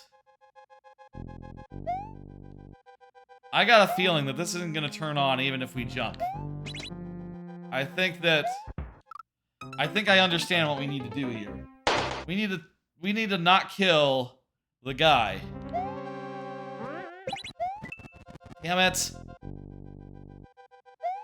Oh, wait a minute. Go through the door. Okay, cool. We're still in business. I thought we needed to, like, keep the guy from dying. Well, goddamn, I think that's the first time we've, no, that's not true. We've lost someone sudden death this stream. But goddamn. Sick level? You mean bad level? Oh, it's a troll level. It's supposed to be. It's supposed to be. It's intentionally... Well, what's the George Lucas quote? It's intentionally designed to be that way. What is that George Lucas quote? When he talks about Phantom Menace. It's stylistically designed to be that way. It's stylistically designed to be that way, exactly. Stylistically designed to be that way. That's this level right here. That's a good enough name for this stream. Stylistically designed to be that way.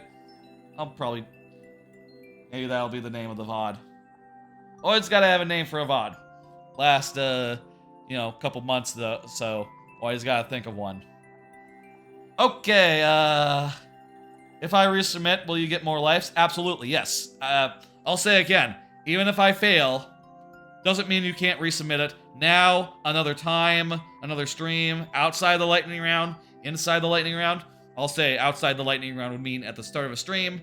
Streams, usually, these maker streams, every Friday, 6 p.m. Central on the first hour or so, maybe hour and a half.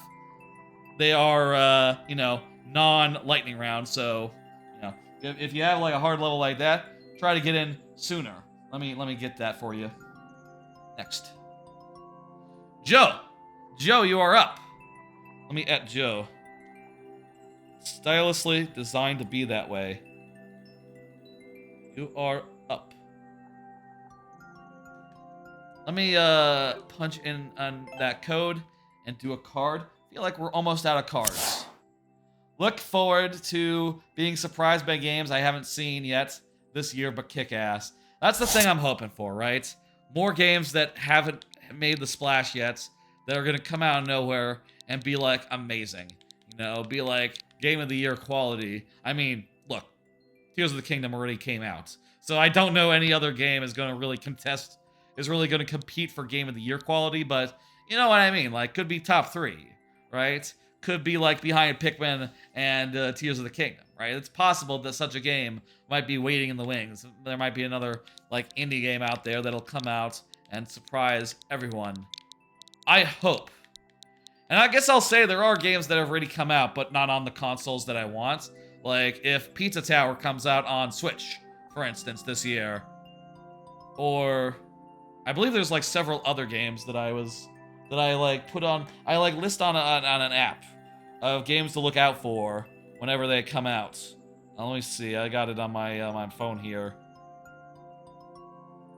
Games to keep an eye out for: Pizza Tower, Friends vs. Friends, 9 Years of Shadows, Humanity. I've already finished Humanity. That's off the list.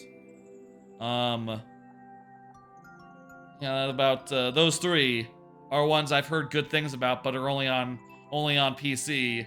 I want to wait until they come to console. But also, if it turns out they don't within the year, maybe I'll pull the trigger and get them on PC, just so I can, you know, see if they make the list. You know, see if they're good enough for Game of the Year for my top 10. If I really feel like at the end of the year I would really like to flesh that out. Metaphor. Oh yeah, that's right. That was the... I was looking at my list and I saw Metaphor and I was like, what the fuck is that? That's the game that the Persona people are making. That's a new thing. That's right. I'm not seeing Joe, so let's just keep it moving. We're nearing the end of the stream here, I will say. We're nearing the end of the stream here. We got only so many cards left. I need to be more careful about that guy.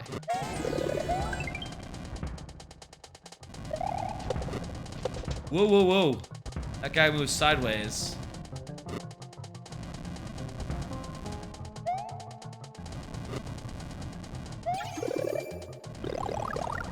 Hey, I got a power-up. Hey, I lost a power-up. Feel like that I might be screwed here.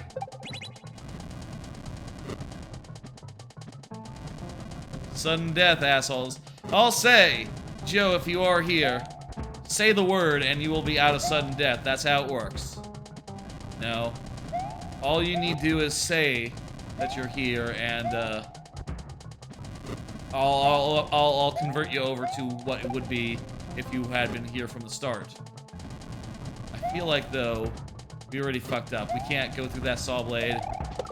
We can't do it. Joe's good. I've seen Joe before. Joe is, you know, has I played a good many of Joe's levels. I don't begrudge him for having places to be. You know, hey.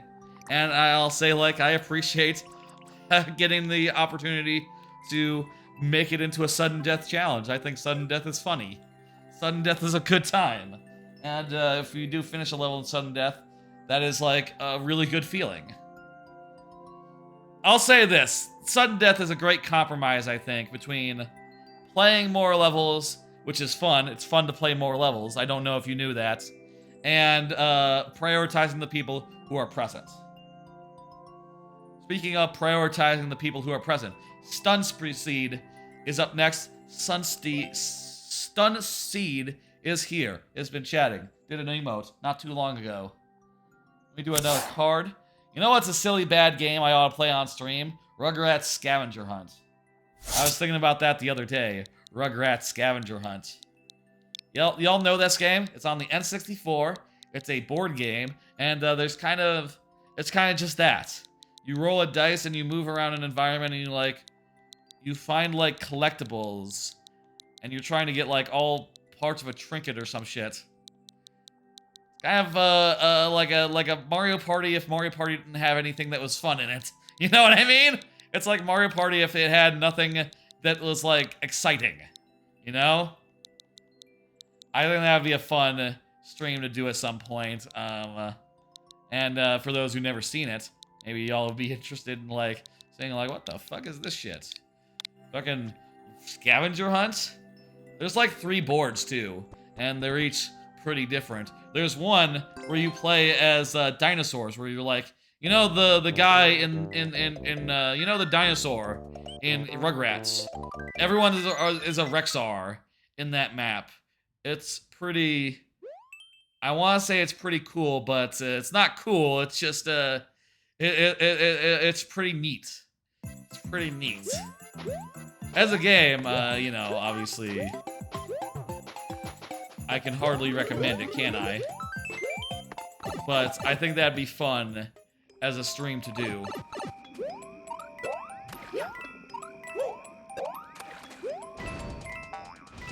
Reptar bars. Oh no! So, was that the collectible in that? Yeah, I remember in that we have to get all the coins, by the way. In that that game,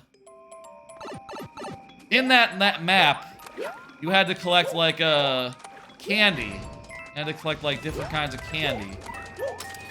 The whole thing, just by like moving around the board and like stuff happening, sort of.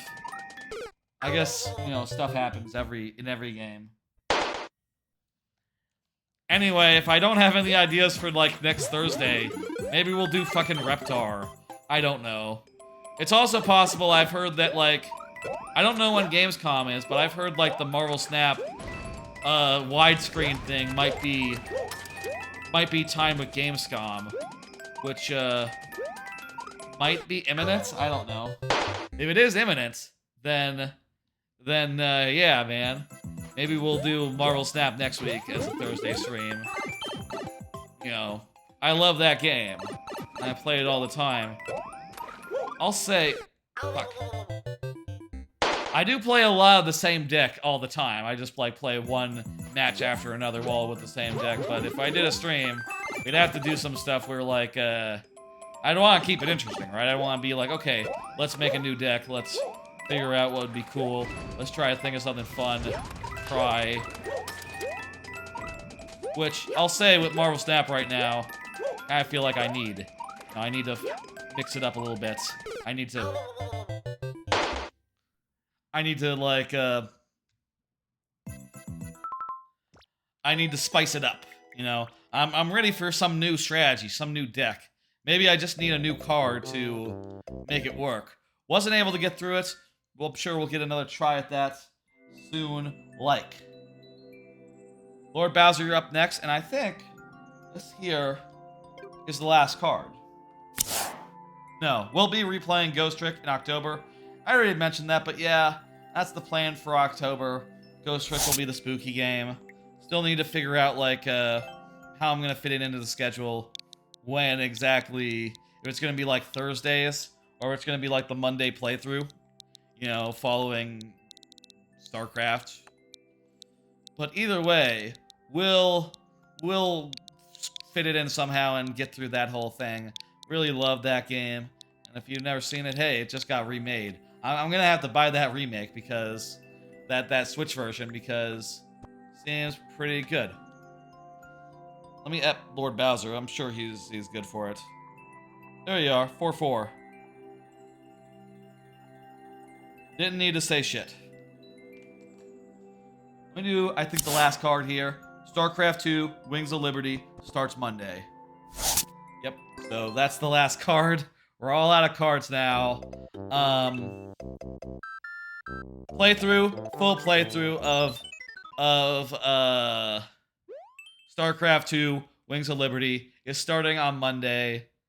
I think I really enjoy this pacing, right?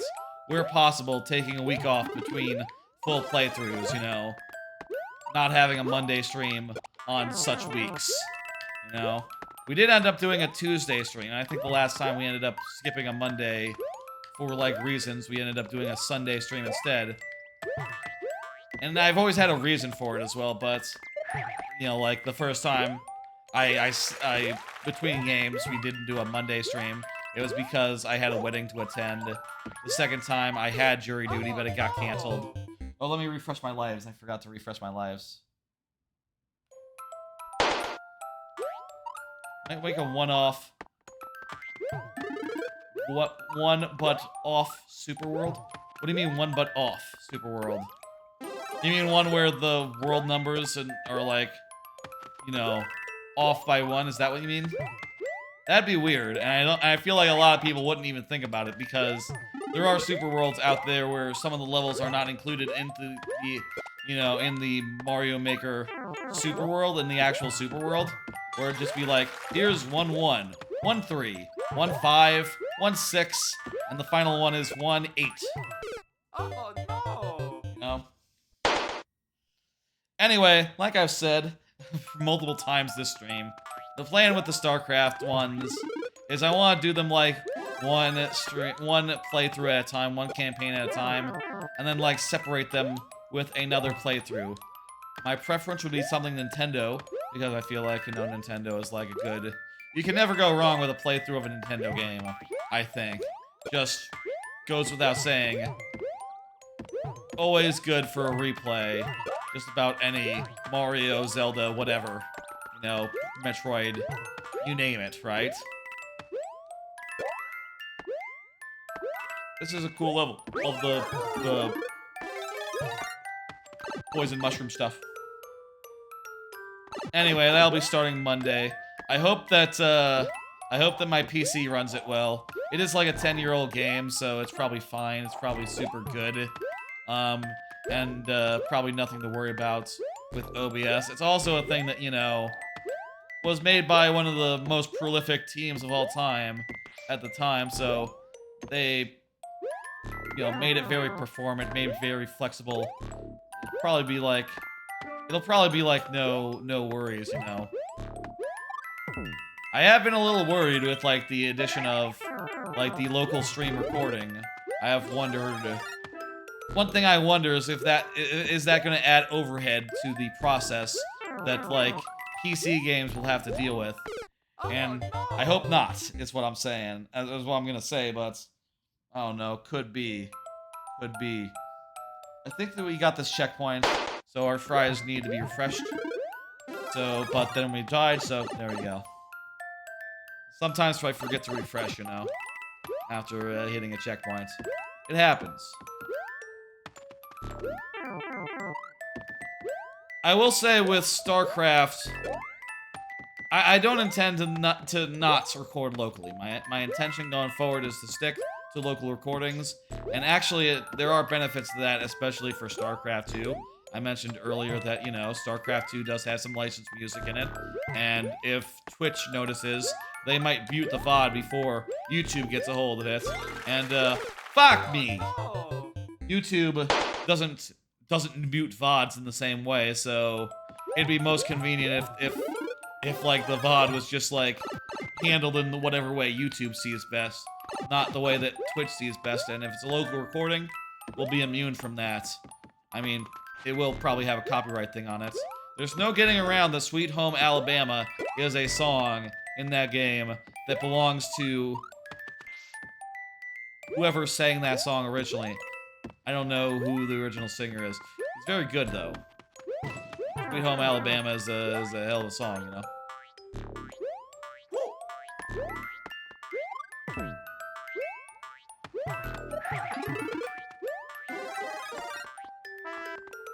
Anyway, that will be starting on, Monday, 8 p.m. Central. It'll be fun. Looking forward to that, and looking forward to subsequent streams. I'll say, my plan is, so my basic plan right now, right, is I think it'd be cool for the first one. So we did Wind Waker last, right?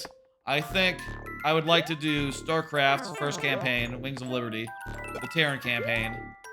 Then I would like to do Twilight Princess, which, you know, is also in HD. I haven't replayed. I haven't finished that since, like, even before the remake came out. So I think it'd be fun to do a full playthrough of that. And then after that, we'll do the Heart of the Swarm, the Zerg campaign. Then after that, I don't know. We could do Skyward Sword, except there's a lot of bloat in Skyward Sword that would be pretty unfortunate to get through. But maybe we could manage it. Maybe we could push through. You know, it's manageable, probably. And I'll say, like, a lot of that game is very good as far as the dungeons and stuff go, but, you know, there's a lot of problems as well. And I'll say, like, after we finish all that and we do the third campaign, my plan, my thoughts right now is I want to do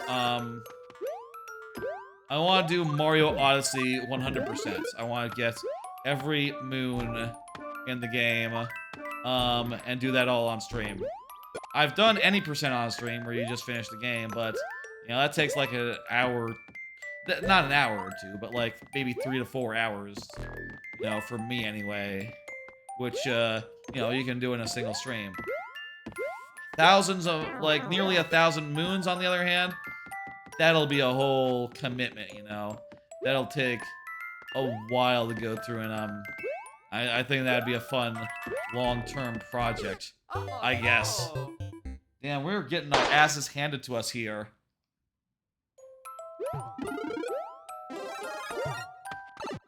This level is maybe the hardest one, yeah, of this super world. I guess that's the thing with, like, auto-scroll levels that have the, these fuckers in them. You know, they're just always coming after you, slowly and surely, and, you know, even if you, like, despawn it, another one will respawn if you're close enough to, like, the spawning point.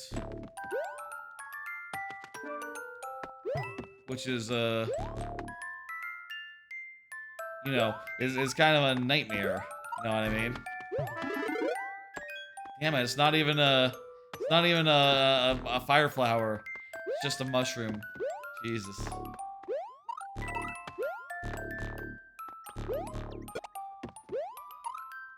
I'll say this is the scariest that a slow auto-scroller can be. I still think that I prefer, like, you know, any amount of normal level progression, I guess. Versus, like, this thing where I'm just, like, waiting and being scared, you know?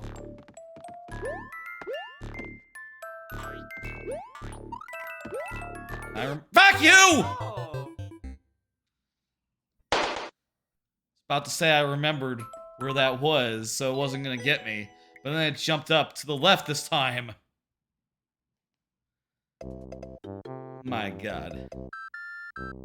Well, I was kind of hoping that we could finish that level and then have Last Call be, you know, be the last level of that world, but whatever, we do what we can. It is time now. I'm gonna hit, next. Next up is Explode. Folks, it is time now for Last Call. Last Call for levels. Last Call for levels. I will say, new viewers who haven't gotten a level in, I tend to reopen the queue for, but for y'all who have been here the whole time, and as well as, like, anyone who's coming, you know, returning viewers, all that, it is now time for the last call for new levels. If you have any last levels to submit them now. Before, I'm gonna give you some time to submit your levels by playing a super world of my own. Explode is still here, fantastic. I'm gonna play one of my own super worlds right here. I forgot you can, like, look. Can I only do this because it's my super world, or can you do this with any super world? I feel like I would remember if there's L or R on super worlds, just because it's mine. Ow, ow, ow. I'm gonna play through one world of my super world, and y'all are gonna get to see, like, you know, what kind of super world I've put together over the last, you know, so long. We're gonna do no, this is world 3. This is world 3. World 3 is the Fear Forge. Fun fact, this is the first level that, was made on stream, or where the making process was partially streamed. I'll say that, like, no level has been entirely... The making process has been never entirely streamed for any level, since a lot of the making process is, for me, like, you know, letting things soak, and also having, like, a really big, cool idea at, like, 5 a.m. in the morning, you know? Unstreamable, some of that stuff, but... This was the first one to be featured on stream, and the reason was simple. This was when I got a capture card and, you know, started streaming. When this level was, you know, brand new. In the works, you know? This is, Catwalk Capers, factory level based around, like, grabbing onto shells and throwing them. And the basic conceit therein is that, is that there are things that'll catch the shells at the end of the line so that you can, like, re-grab them and use them again, which I thought was fun.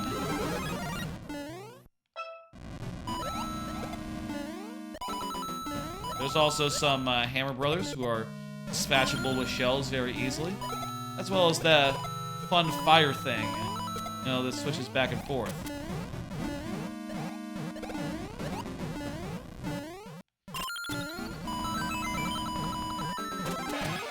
Here's the final stretch here, or like, you know, one of the final stretches.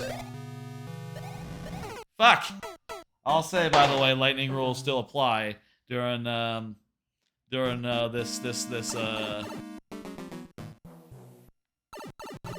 this last call. Again, last call for levels. Ooh.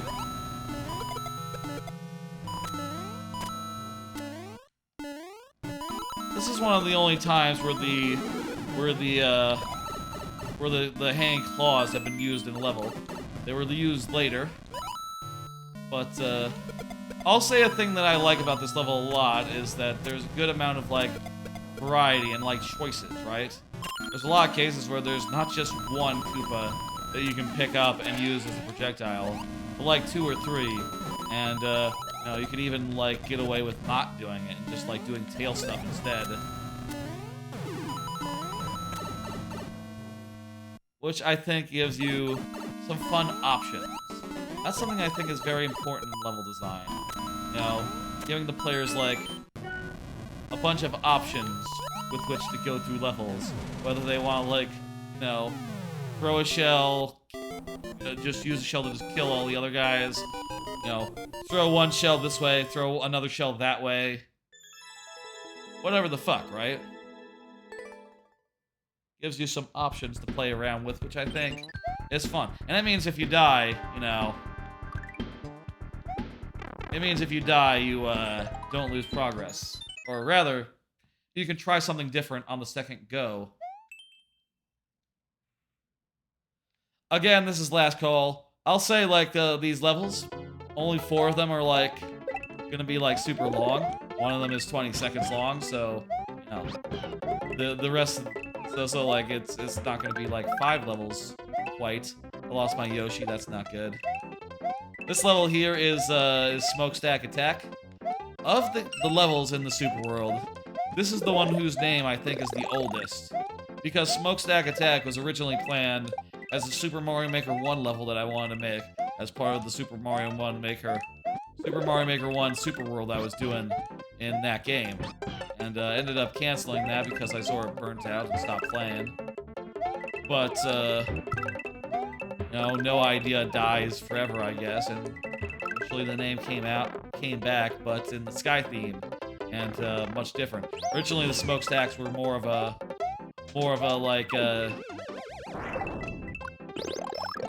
it was more smokestacks in the sense of like a cruise liner versus like industrial smokestacks as you see here. The second half becomes a flying stage where you're going through the clouds. Really happy with how this turned out.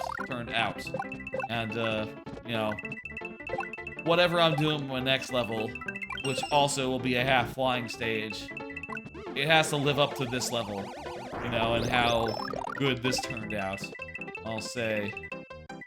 That's a thing that's like, I feel like there's some pressure now, is like, okay, well, all these levels rule so much. Rainbow, you know, whatever the next level is, whenever I'm making the next level, it has a lot to live up to, it has a lot to, like, measure up to, and it has to be just fucking right, you know? And that's a heavy burden for a level to have, I guess, to be perfect. What the fuck, right? Anyway, after this is Automation Station. This is a fun one. This level, this world turned out really well. I feel like every one of these 4 worlds is phenomenal, and when you see the boss, you'll feel the like final level. I'm sure you'll think it's really neat. This is some snake block business. You step on a bomb, a platform appears, one time only. I also love the timing here, where you have to jump over these guys first, and then these two guys come back at you. Like, I really love. That's one of my favorite little, like, enemy constructions in a level, I think. I say constructions, you know, arrangements, whatever the fuck. I feel like I describe formations of enemies as constructions a lot. Or, like, you know, as far as, like, how mechanics work. I'm calling them that. Oh, let me refresh. I got a check mark. With this, I like this a little bit because if you get the power up here, right, you can't really see down where the bomb is, and you sort of have to use your memory to know where to fall, which I think is a nice, tiny little challenge. Not really a big challenge, but still a challenge nonetheless. And it's almost a self-imposed challenge, like, oh, because I want this power-up, I gotta, like... Because I want this power-up, I'm forcing myself to do a thing. And here's that construction again, with the two guys doubling back, except this time it's combined with the snake blocks, the exclamation point blocks. Which, wow, no, hey. Love how that all worked out. Final bit here, and yeah, we're done.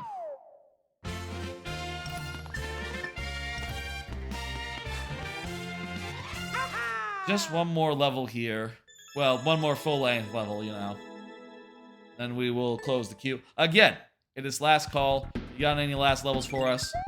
Get them in. I'll say, by the way, if you're... I see Stunsteed did a replacement earlier. If you do a replacement, that's you can do that even if the queue is closed, so you don't have to worry about that so much if that's what you're looking to do. But just get into queue is what I'll say. This level starts off with a red coin hunt. It's sort of like Girders themed, and Red Girder Gala. It's called Red Girder Gala, and you're sort of having a ball here with the Super Ball power-up. Ha ha ha. I was trying to design a level that was good for the Super Ball, and what I landed on is these low-gravity guys. Turns out, these, well, one, shooting the coins down with the Super Ball is pretty fun and pretty intuitive. The other thing is that guys that are suspended in midair are really fun to shoot down with the Super Ball. Like here, for instance, like they almost just line themselves up for it, which I think is just feels really good. In the second half, you know, we've done a coin hunt already. In the second half, I have a rarity in my super world, a case where you have to go left and then right. In this case, you can go in either order first, and you know, one side is really heavy on the Koopas, who are now like jumping from springs, so they're even more scary. Now they go even higher than before. And also, when you finish either route, you get a boot to take on the other side, which I feel like was fucking inspired. That's the thing, you know. That's the thing that like it's not enough to just put together a good level, I think, with how good the Super World has gone so far. I feel like each level needs to be inspired, you know? Fuck. We'll do right first this time.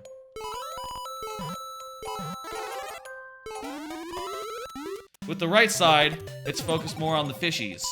And you can see there's a bunch of bloopers added to the mix, who turns out are a really good enemy that works really well within this this conceit.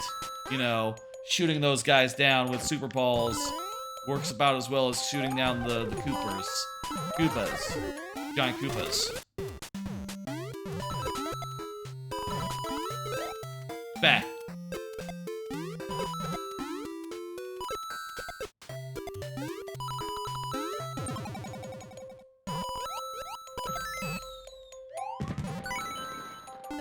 Alright, let's get these boots. I feel like I've been hit more times than I usually do on this level. It's fine, whatever. Don't worry about it. And then there's just one final sequence here that's kind of just there to be a little bit of fun. And I'll say, even if you fall, there are some platforms down there, so you can try again if you do. You know, sort of, just to make sure, absolutely sure that, like, yeah, if you get both keys, you really should just be escorted to the exits. You know, you're done. You don't want to do both of those again, right? But also, it doesn't make sense to have a checkpoint like 2 inches from the end, either. Fear Forge. Fun world. Really happy with the combination of, like, industrial stuff and, like, different aspects of factories, cities, etc. This is To and Fro Factory. I feel like this world was a great,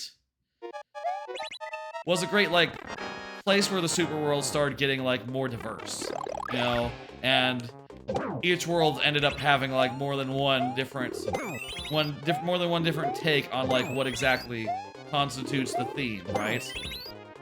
Oh, in this case, this is a 20-second boss rush inspired by green banana bonuses from Donkey Kong Country 3. Pretty cool, huh?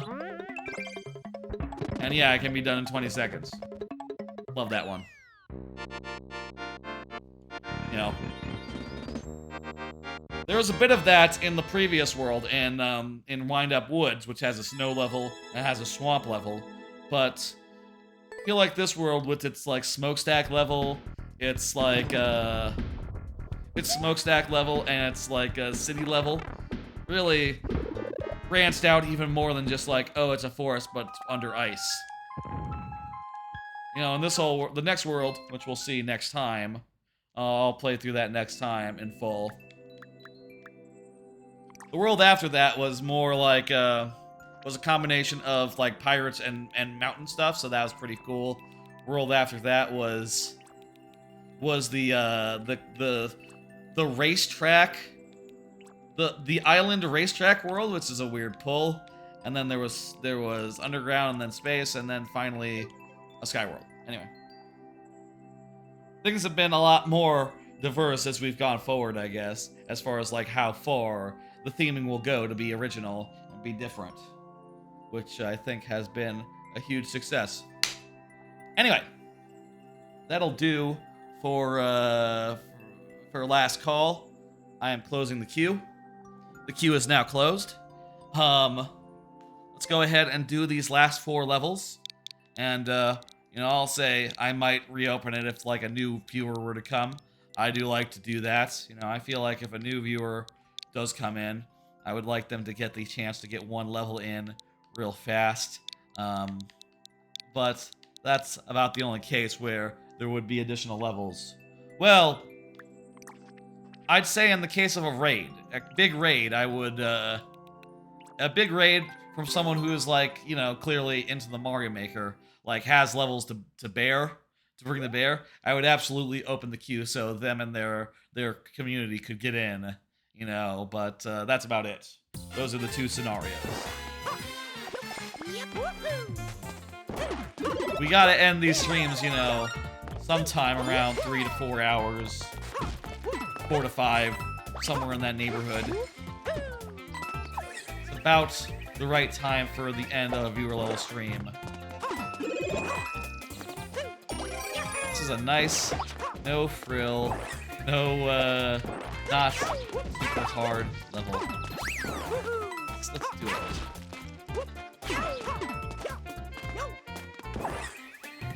I am a bit tired, which I feel like is a good thing, you know. Hey, if I go to sleep, like, pretty soon here, maybe I can sleep through the night and reset my sleep schedule.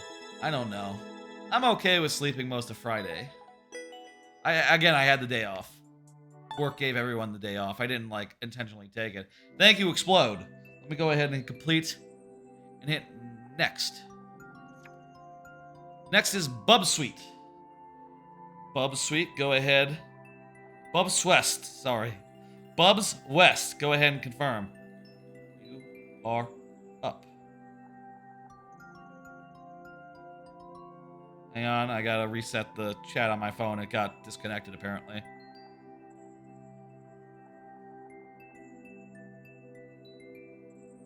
Bubs, West, you are up. How are your levels? Your levels are good. Love them. Good traditional ass shit. I'm ashamed that, you know, hey, it didn't work out timing-wise to do a whole world tonight, but, you know, hey, anything I can do, you could do better? Yeah, it's a world one, man. I guess I don't have any big thoughts about it. I think it's a pretty good start to a super world. Good traditional business. Hey, Bubs West, perfect. The bot thought you weren't here. That's why we always check, because the bot doesn't always know where people are. I think sometimes it gets confused. If you were to refresh another Twitch page or something, let's say for sake of example, it might think you're watching some other streamer, and or something else might happen where it just loses track of you. Who knows? It's not really that important. Perfect. Let's do it. I could go for some. Oh, this is gonna be puzzles with the peg. Puzzles with the peg, you know? You know how you have puzzles with the peg? Puzzles with the peg. What are we doing? Oh, I see. This is cool. Cool little puzzle level. I like it. Okay. Need to put that, here.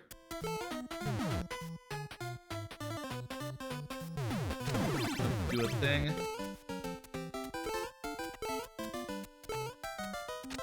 Whoa, hey.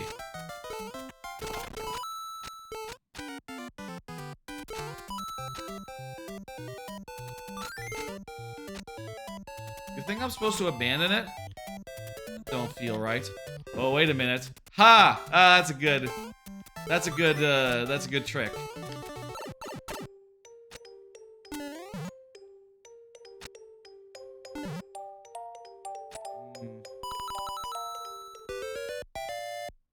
I could have saved it. Wait. I got checkpoints. I'm going to intentionally reset here. And I'm not gonna count that as a try. I'm just gonna consider it a reset, I guess. Whatever, hey, it worked. I'll take it.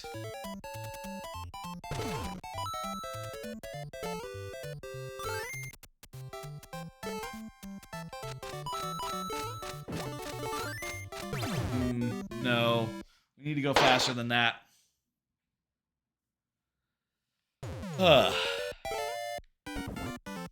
Anyway.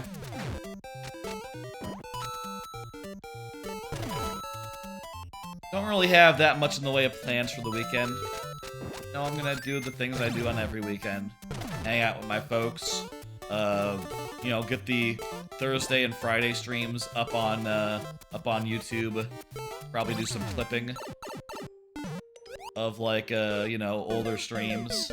That sort of thing. And you know what? I'll probably play more of those games I mentioned, like some more like a Dragon Ishin, and some more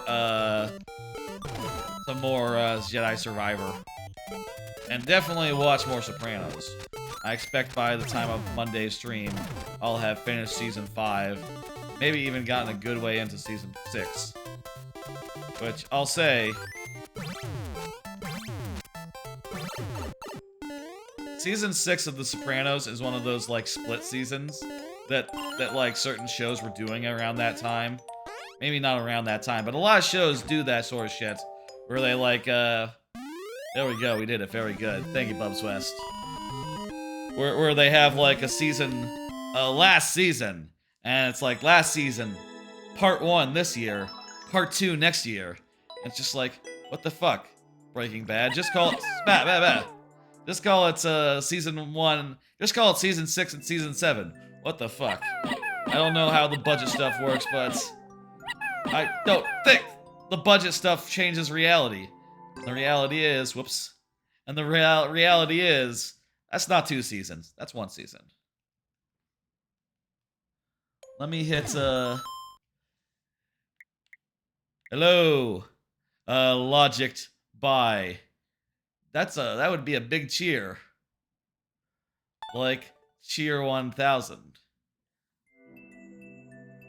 I'll say, a big cheer like that, probably you would see some stuff. I got some alert stuff set up, in the case of, for like big cheers, big subs, etc. You know, for like big sub gifts and all. That, would be first time in a while seeing. Hell yeah, thank you for lol. I'm gonna hit complete. By the way, Logicked by. Logic die? Let me tell you, the queue is closed, but you being a new viewer and all, I wouldn't mind opening up the queue and letting you get a level in. You let me know if you're interested in that, and I will open the queue for you. Sound good? Just say the word and it's open, okay? Say the word, you know? Hey. Next level here. Complete on that. Logic B said, okay. Take it you're good to go? Either way is fine by me. We're wrapping up here. We've had a nice fun stream full of some really good levels. RDF. Stun Seed. Toadette's Perilous Plunder. Escape before time is out, but it has a 10% clear rate, so that's pretty good. We'll probably be getting through this right and easy.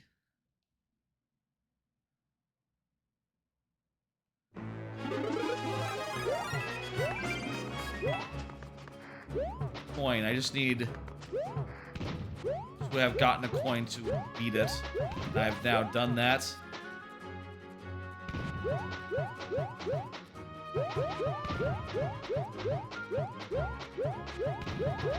I think I need to damage myself. That, this whole, like, being...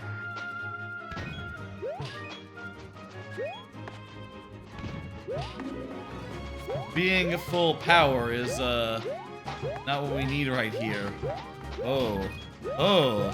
I think I'm seeing, why the clear rate is as it is. Not because it's easy. Not precisely. Problem is, it's hard to die.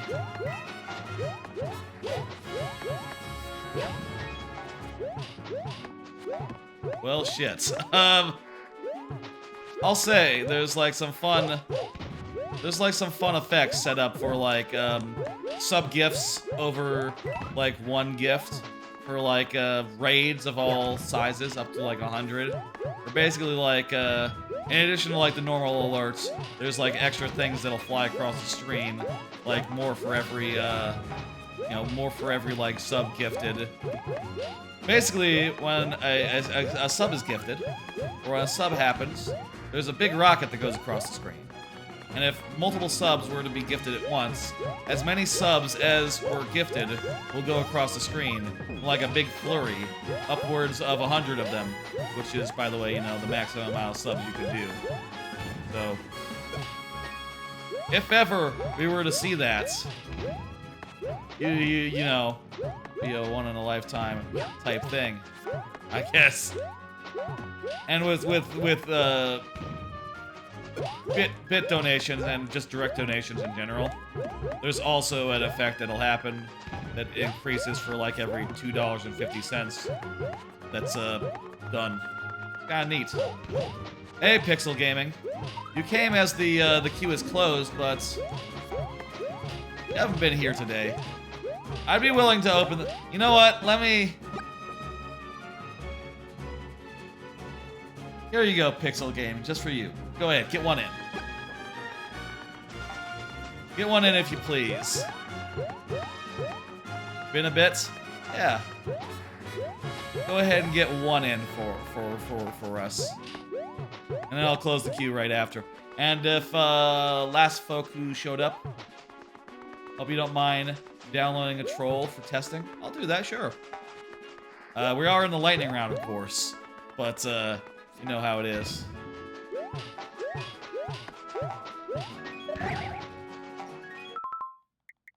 Hey, what if we, let's start it from scratch. Let's start from the start. Feel like... Oh,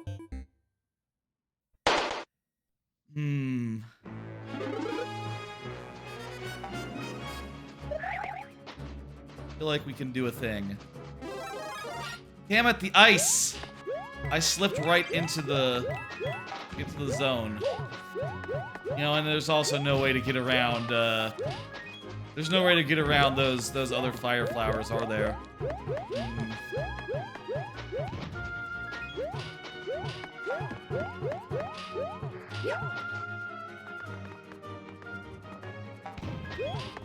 As there are 2 required deaths.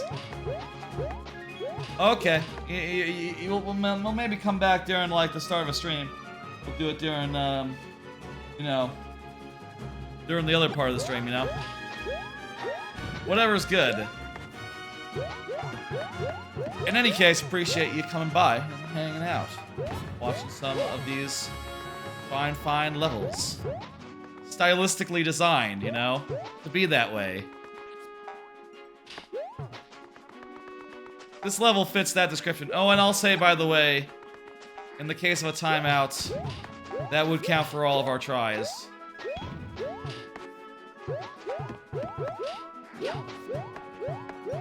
In the case of a timeout.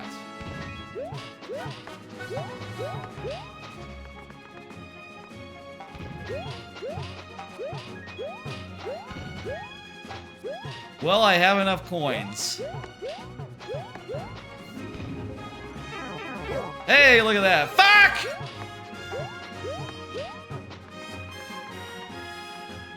That was not what we wanted. No. And you know what might be now a good time for? What if I promote, like, these fine emojis that subscribers get? Look at all these dang things. Look at them. Aren't they lovely?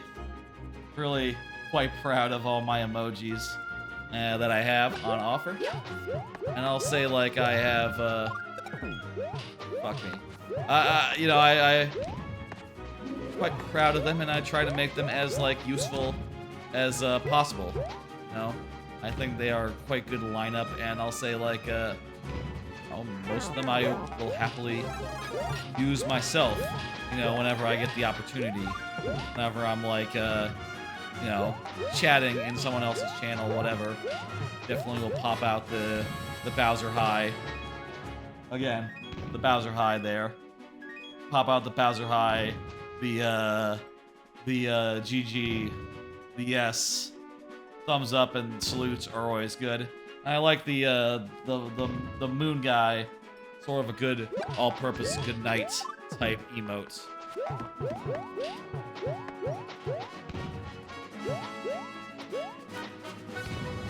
It's been a while since the last time any of those changed, but I'm pretty happy with this current lineup, honestly. And I guess I don't see the need to, like, make any major changes to that said lineup just yet. No.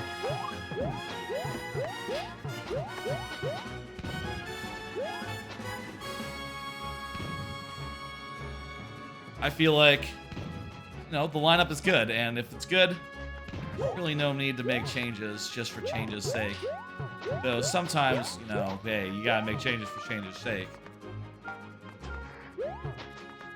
I guess the question is, when I have to make changes for change's sake, like, say, you know, some big event stream, let's say, 2nd anniversary, for instance, which is in November, probably will need to do that again.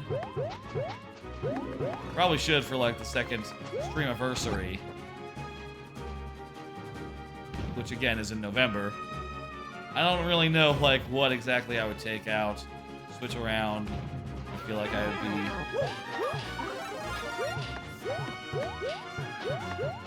got my work cut out for me on that front, let's say.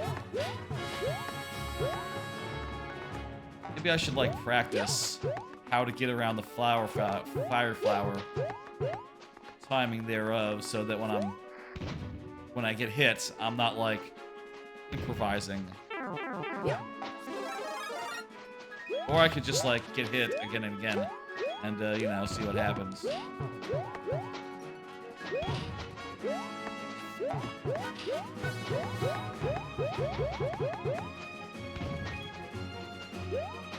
Oh.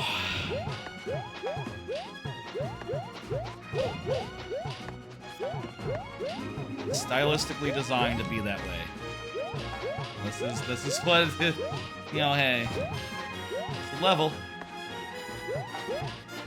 At this point, we're getting to the point where if we can pull this off once.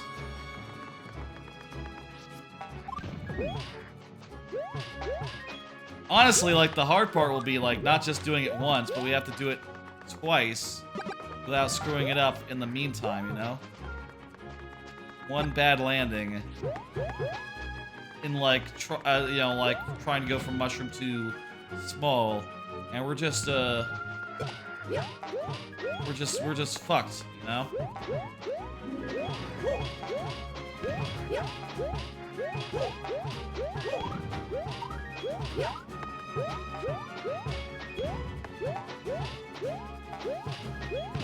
Ooh.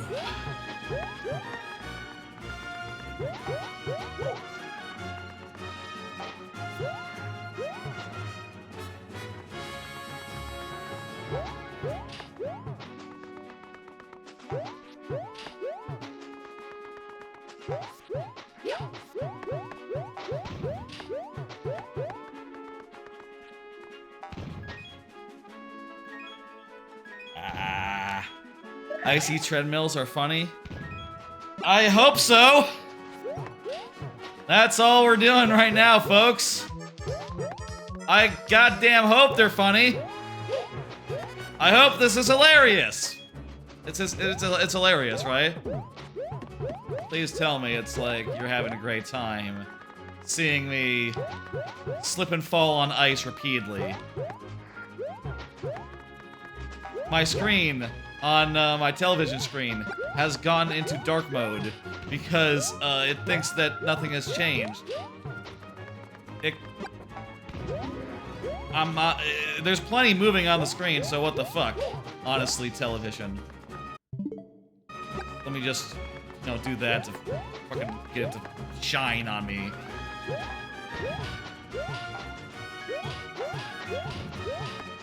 This is a hell of a Sisyphean thing that you put together.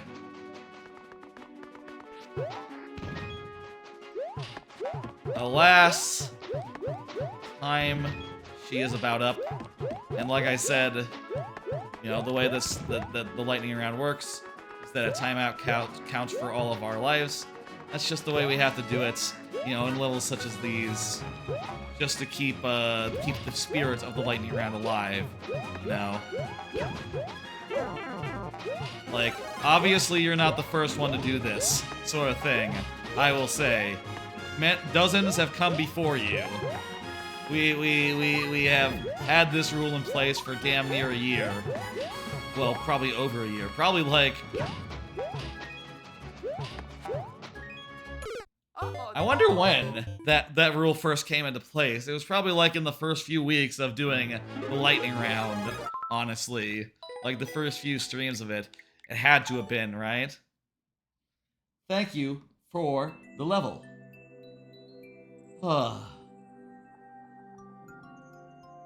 Fresh our lives. Lord Bowser, last one of the night. This level kicked our ass earlier. Let's go in for a second go and, you know, beat it. The one with the poison mushrooms. Oh my god.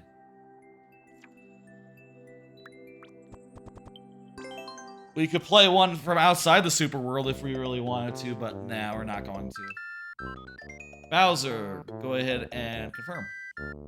Is this the one with the poison mushrooms? Wait. Oh, this is a difference. Oh, this is your own profile. In this case, Bowser. Not the one we were playing before.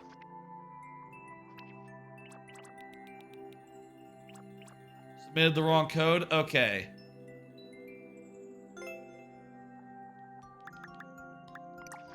Well, I'll pull up the super world from this one. Rotten Harvest, yeah? That's what you wanted to submit. I got you. That there is Bowser's code. Wanted to submit this one. Y'all can find the code, the actual code, if you look earlier in the VOD anywhere. Let's go. Another try at this to end on, and that will be the end of this here stream, one way or the other. Been a nice little stream. Looking forward to Wings of Liberty next Monday. I don't know what we're doing next Thursday. I don't know, maybe Rugrats, what the fuck. Or maybe what Marvel Snap will come up with its PC release all of a sudden and we'll do that. Who can say, really? And Yu-Gi-Oh! And anytime, fuck me! What a waste that was. I needed that.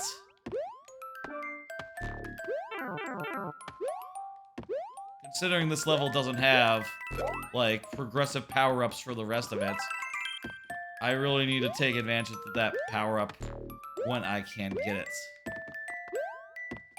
In fact, honestly, it might be worth, considering, like, restarting the level entirely, if I were to die. Fuck. Oh, no. So that I can go get that again. Or alternatively, I can backtrack. Go get a mushroom from I don't know where.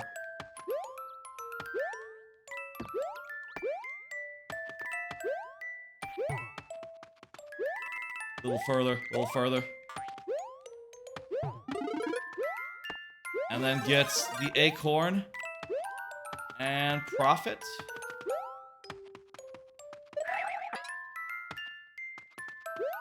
Well, the last time I got through the section, the power up with fuck me with a double fuck. No. Last time I got through was not a progressive power up. It was just a mushroom, regardless of having gotten the mushroom beforehand.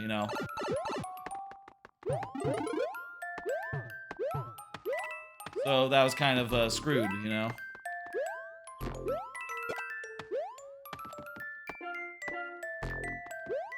This reminds me of something. The way that the poison mushroom sounds when it hits the note block. It's ringing a bell, but I don't know what bell it's ringing. You know what I'm thinking? I think I'm thinking of Sound Shapes. The game where the game where it had like custom levels and all. It was a platformer with custom levels that had like platformer with custom levels and also a musical element where you collected like musical notes, and each musical note would make like a certain like note happen on like certain intervals,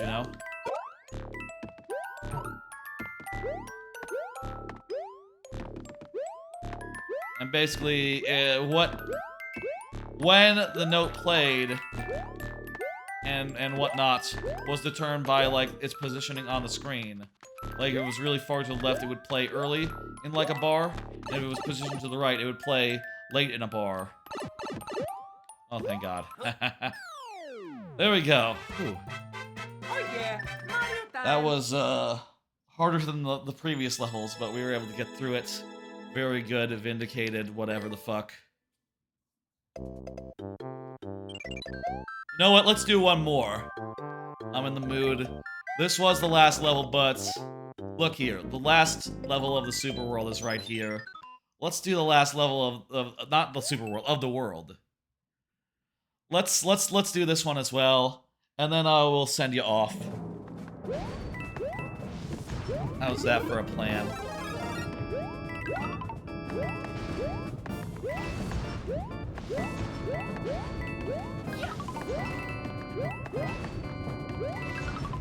This is just a nice traditional ass castle.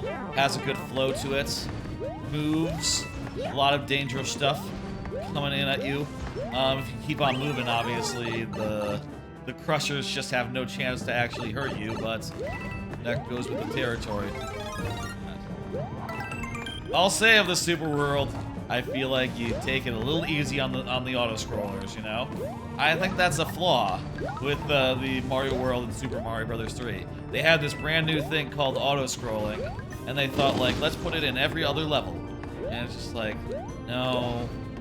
I know that this is how you get away with making a really cinematic, like really choreographed level where everything happens in a set order with set timing, but you can kind of do that without holding the player back and making it take like a set amount of time, you know?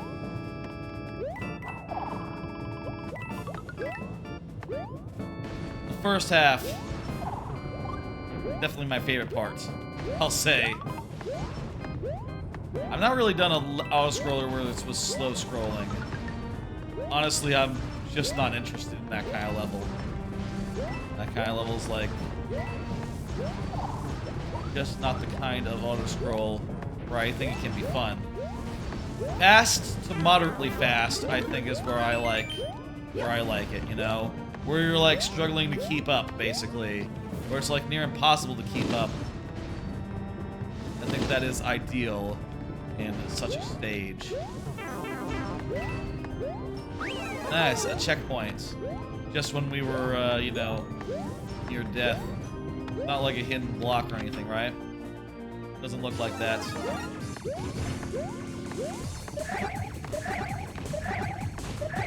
Aha! Clever little boss fight here. And because the POW destroys the thing, you can only do one thing per. I love the theming here. That theming in the background looks great. Jesus. Like, I don't know how they did the pillars in the middle. I guess there's pillars. I guess that's just another element shining through. You know, some sort of wall element shining through the gaps. Maybe part of it is, like the, is like mushroom end, you know?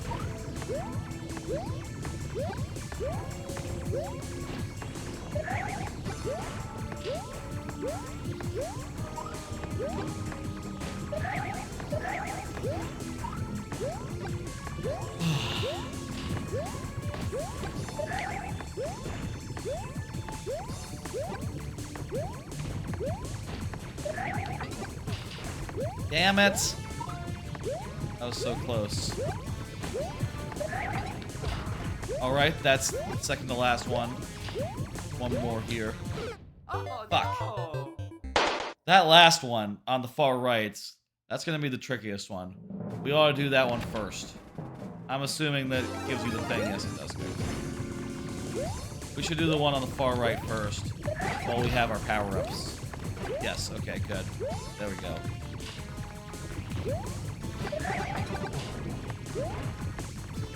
I think we got this.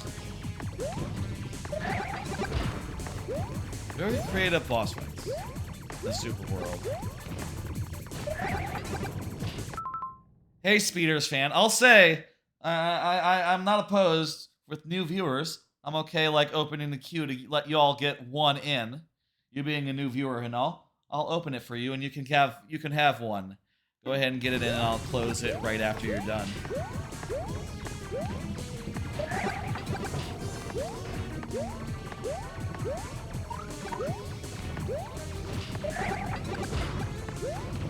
Hustle though, because I will. Fuck me.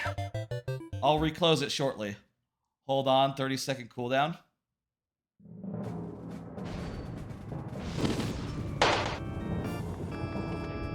Oh, right, is it to like do a message with the same exact thing? I've never considered that would be a problem. Wow. Okay. It never occurred to me that might be something y'all have been waiting on. I think you can like add a space and put like some words after it or something, and it'll still like figure it out and still add to queue if that helps. But you know, that's just a pro tip. That's just a little pro tip from me. No. I've seen, you know, commands that have like words after the codes, and I think they do go through. Is this Mithra world? Yeah, I think so, yeah. Right? Right, Bowser? This is Mithra, right? Bowser submitted this. Lord Bowser did.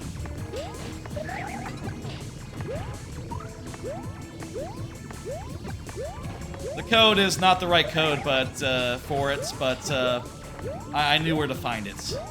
I knew which code Bowser meant to submit.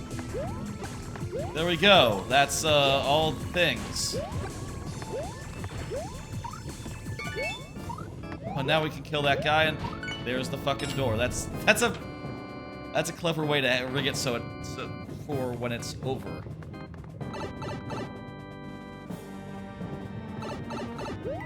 Thank you for the code, Bowser. Nice little double there because I felt like, you know, I wanted to finish the world. I wanted to finish the world, and we were just so close. Now let's do the actual final, the level of the night. That'll be Speeder's Fan 55. And I'll say we are in the lightning round, so we have a limited amount of tries to do it. That is just the nature of the beast. This is a cool map. I like this map. That world map looks nice. It is really good, this super world right here. Anyway, let me go ahead and hit complete. Hit next. And Speeder's Fan is up next, is here. Perfect, perfect. All good. 8, 5, 5. Lord Bowser might know your level. Wouldn't surprise me. Lord Bowser. Hey, y'all, a lot of people watch a lot of different streamers who do the viewer levels, and, you know, I'll say, like, for my part, even, I've watched the viewer levels. I've watched the viewer levels before, and, the Ice Cave Risen concept. I've seen levels that I've seen before, played before, etc. And, you know, you recognize them, even if maybe it's been a while. Let's see, 5 tries. We got 5 tries to do it. I'm a little concerned, given that some sort of Kaizo thing.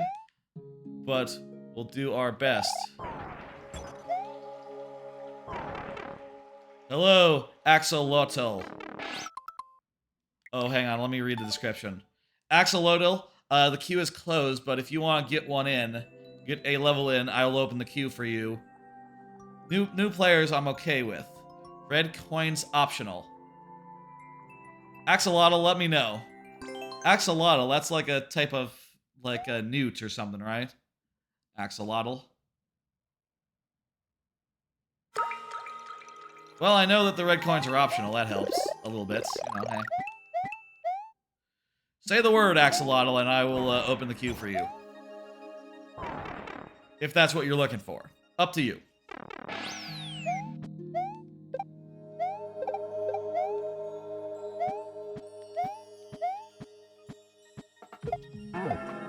Yeah, don't even bother with the red coins. That's true. This seems pretty mild so far. Thank you for the follow, Axolotl.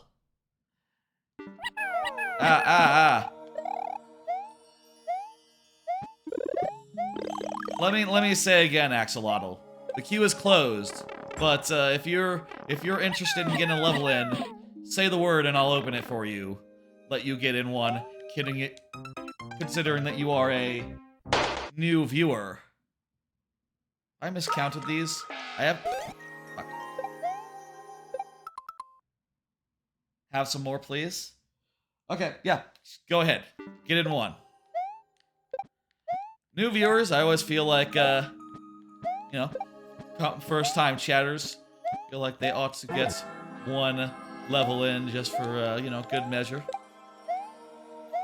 We have to, of course, close this queue at some point and stop taking, like, you know, more levels from the same folks in order to, like, you know, end. But for folks who haven't been in the whole stream, who are just getting here or otherwise, I'd like to give you the opportunity to get one in.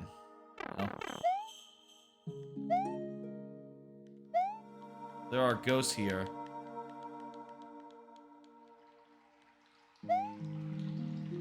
Nice. Mild. Thank you. I'm going to go ahead and close it behind you. Checkpoint refreshes our deck, guys. This is the lightning round, by the way. Ow, ow, ow. Towards the end of every stream, we go into the lightning round, wherein we only have a limited amount of tries per level. It's a fun time.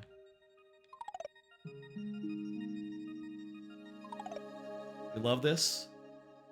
It's fun. Your levels are fun. No! Oh, well, it's fine. Oh, it's not fine. Definitely not fine.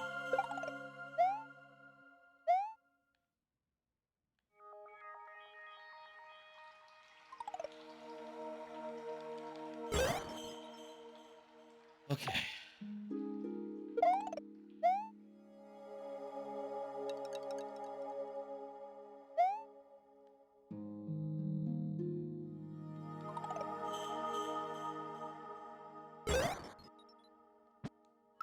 Fuck!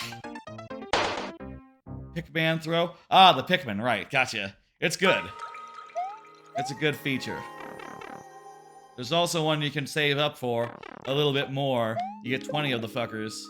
They're very inexpensive as channel point things go, honestly.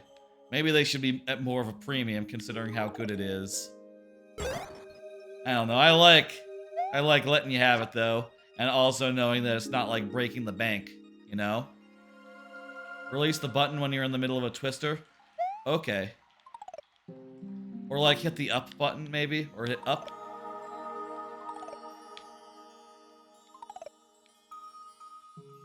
There we go, that's the timing. Thank you, very good tips. Oh, and here's a guy.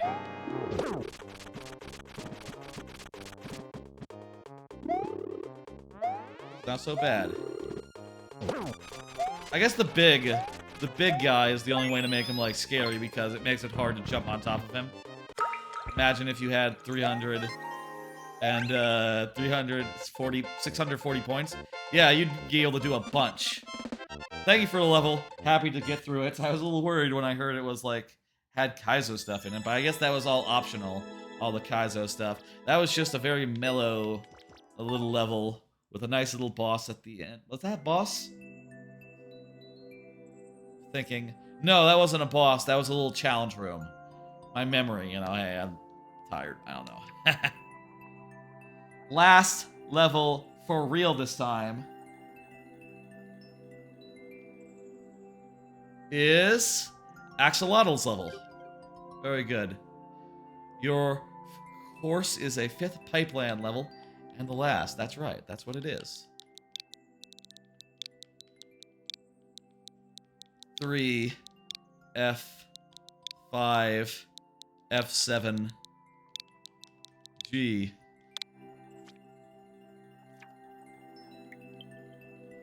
Pipeline 5, the final challenge.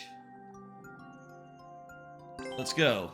No one has beat this yet, but also only one person has played it, so probably just, you know, yeah, it's just released today.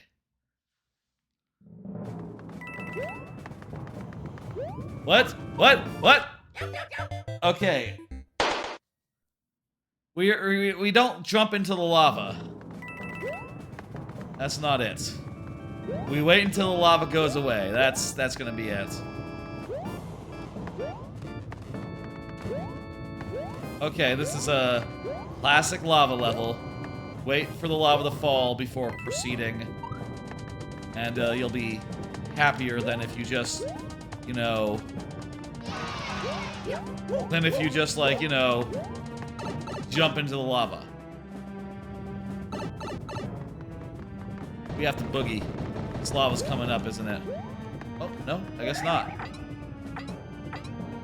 I thought the lava was gonna come get us, but I guess in the subworld, no rising lava. This lava is gonna rise, though.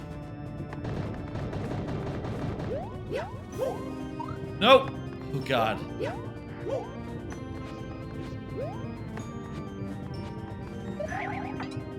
Across the guys. Here we go. Perfect.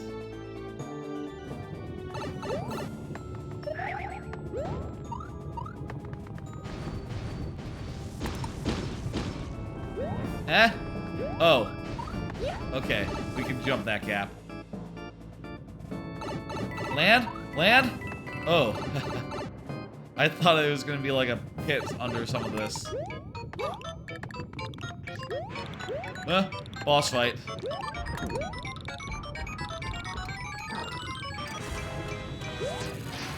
Oh, jeez.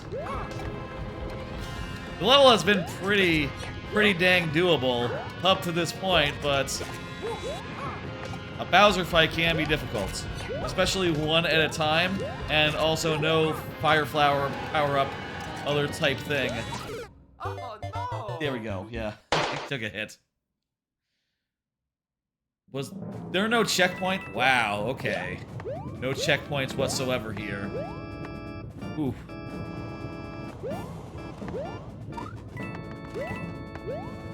Well, other than the Bowser fights, I think this is not so bad. You know? This level is very doable. Very doable. I think we can do it. I am filled with confidence and faith. We can manage this.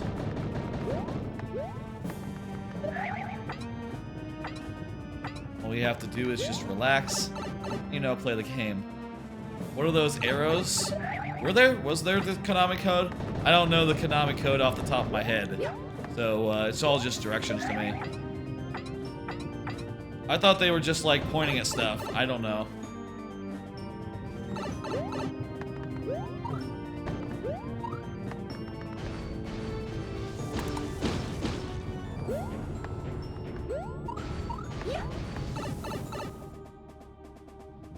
All right.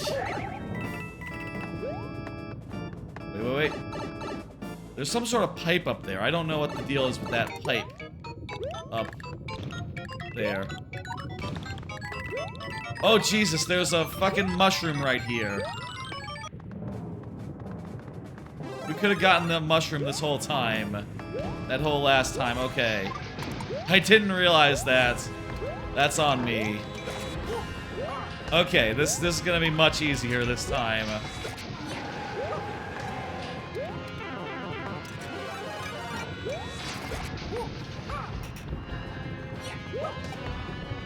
Let me go get another mushroom spawned.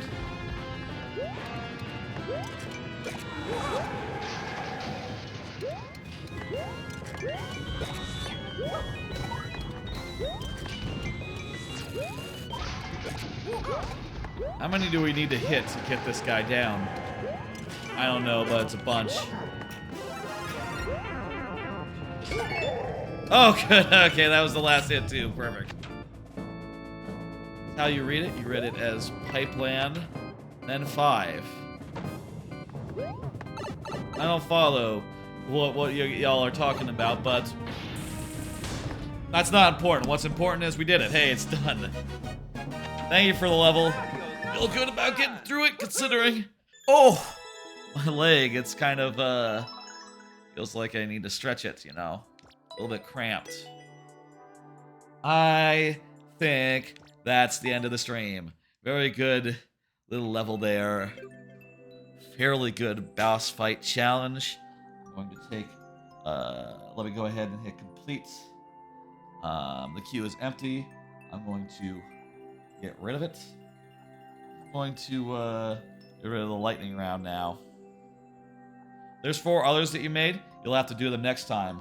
Yes, and you might ask, when is next time? Well, for viewer levels, it's always going to be Fridays around 6 p.m. Central. 6 p.m. Central on Friday afternoons, going for around 3 to 5 hours roundabouts. Little less, a little more, depending on the particular stream, I guess. This stream, I think, went a little long, actually, relative to the average viewer level stream. I'll also be starting StarCraft 2 Wings of Liberty next Monday. That'll be the next stream. Starting a playthrough of that, starting at 8 p.m. Central. And then there'll be some sort of something on Thursday. I don't know what. I have some ideas. We'll see if I have any better ideas by next Thursday. It's all up in the air. Way I like it.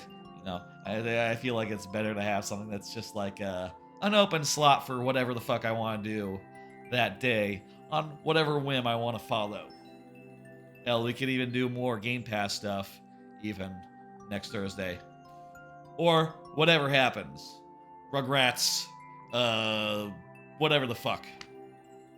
I will see y'all then on Monday, Thursday for whatever, and you know, and if you're looking for more viewer levels, that'll be next Friday. I'm gonna set in the raid real fast. Let me see who is streaming right now. Team Kayla is doing a stream for Toad's birthday. Wow, how about that? I'm gonna send you over there. I'm gonna pull that up on my phone so I can see the raid go in. Team Kayla, she's great. Does a whole bunch of... is playing Double Dash, Mario Kart Double Dash right now. I only rented that as a kid, so I don't know it that well, but that's cool. That's a good game to play. Apparently, also, it's Toad's birthday, so check that out. Anyway, I will see y'all on Monday for Wings of Liberty, StarCraft 2, first campaign of that. Thursday will be something. Friday will be viewer levels. Alright, folks. Y'all have a good weekend, and I'll see you on Monday.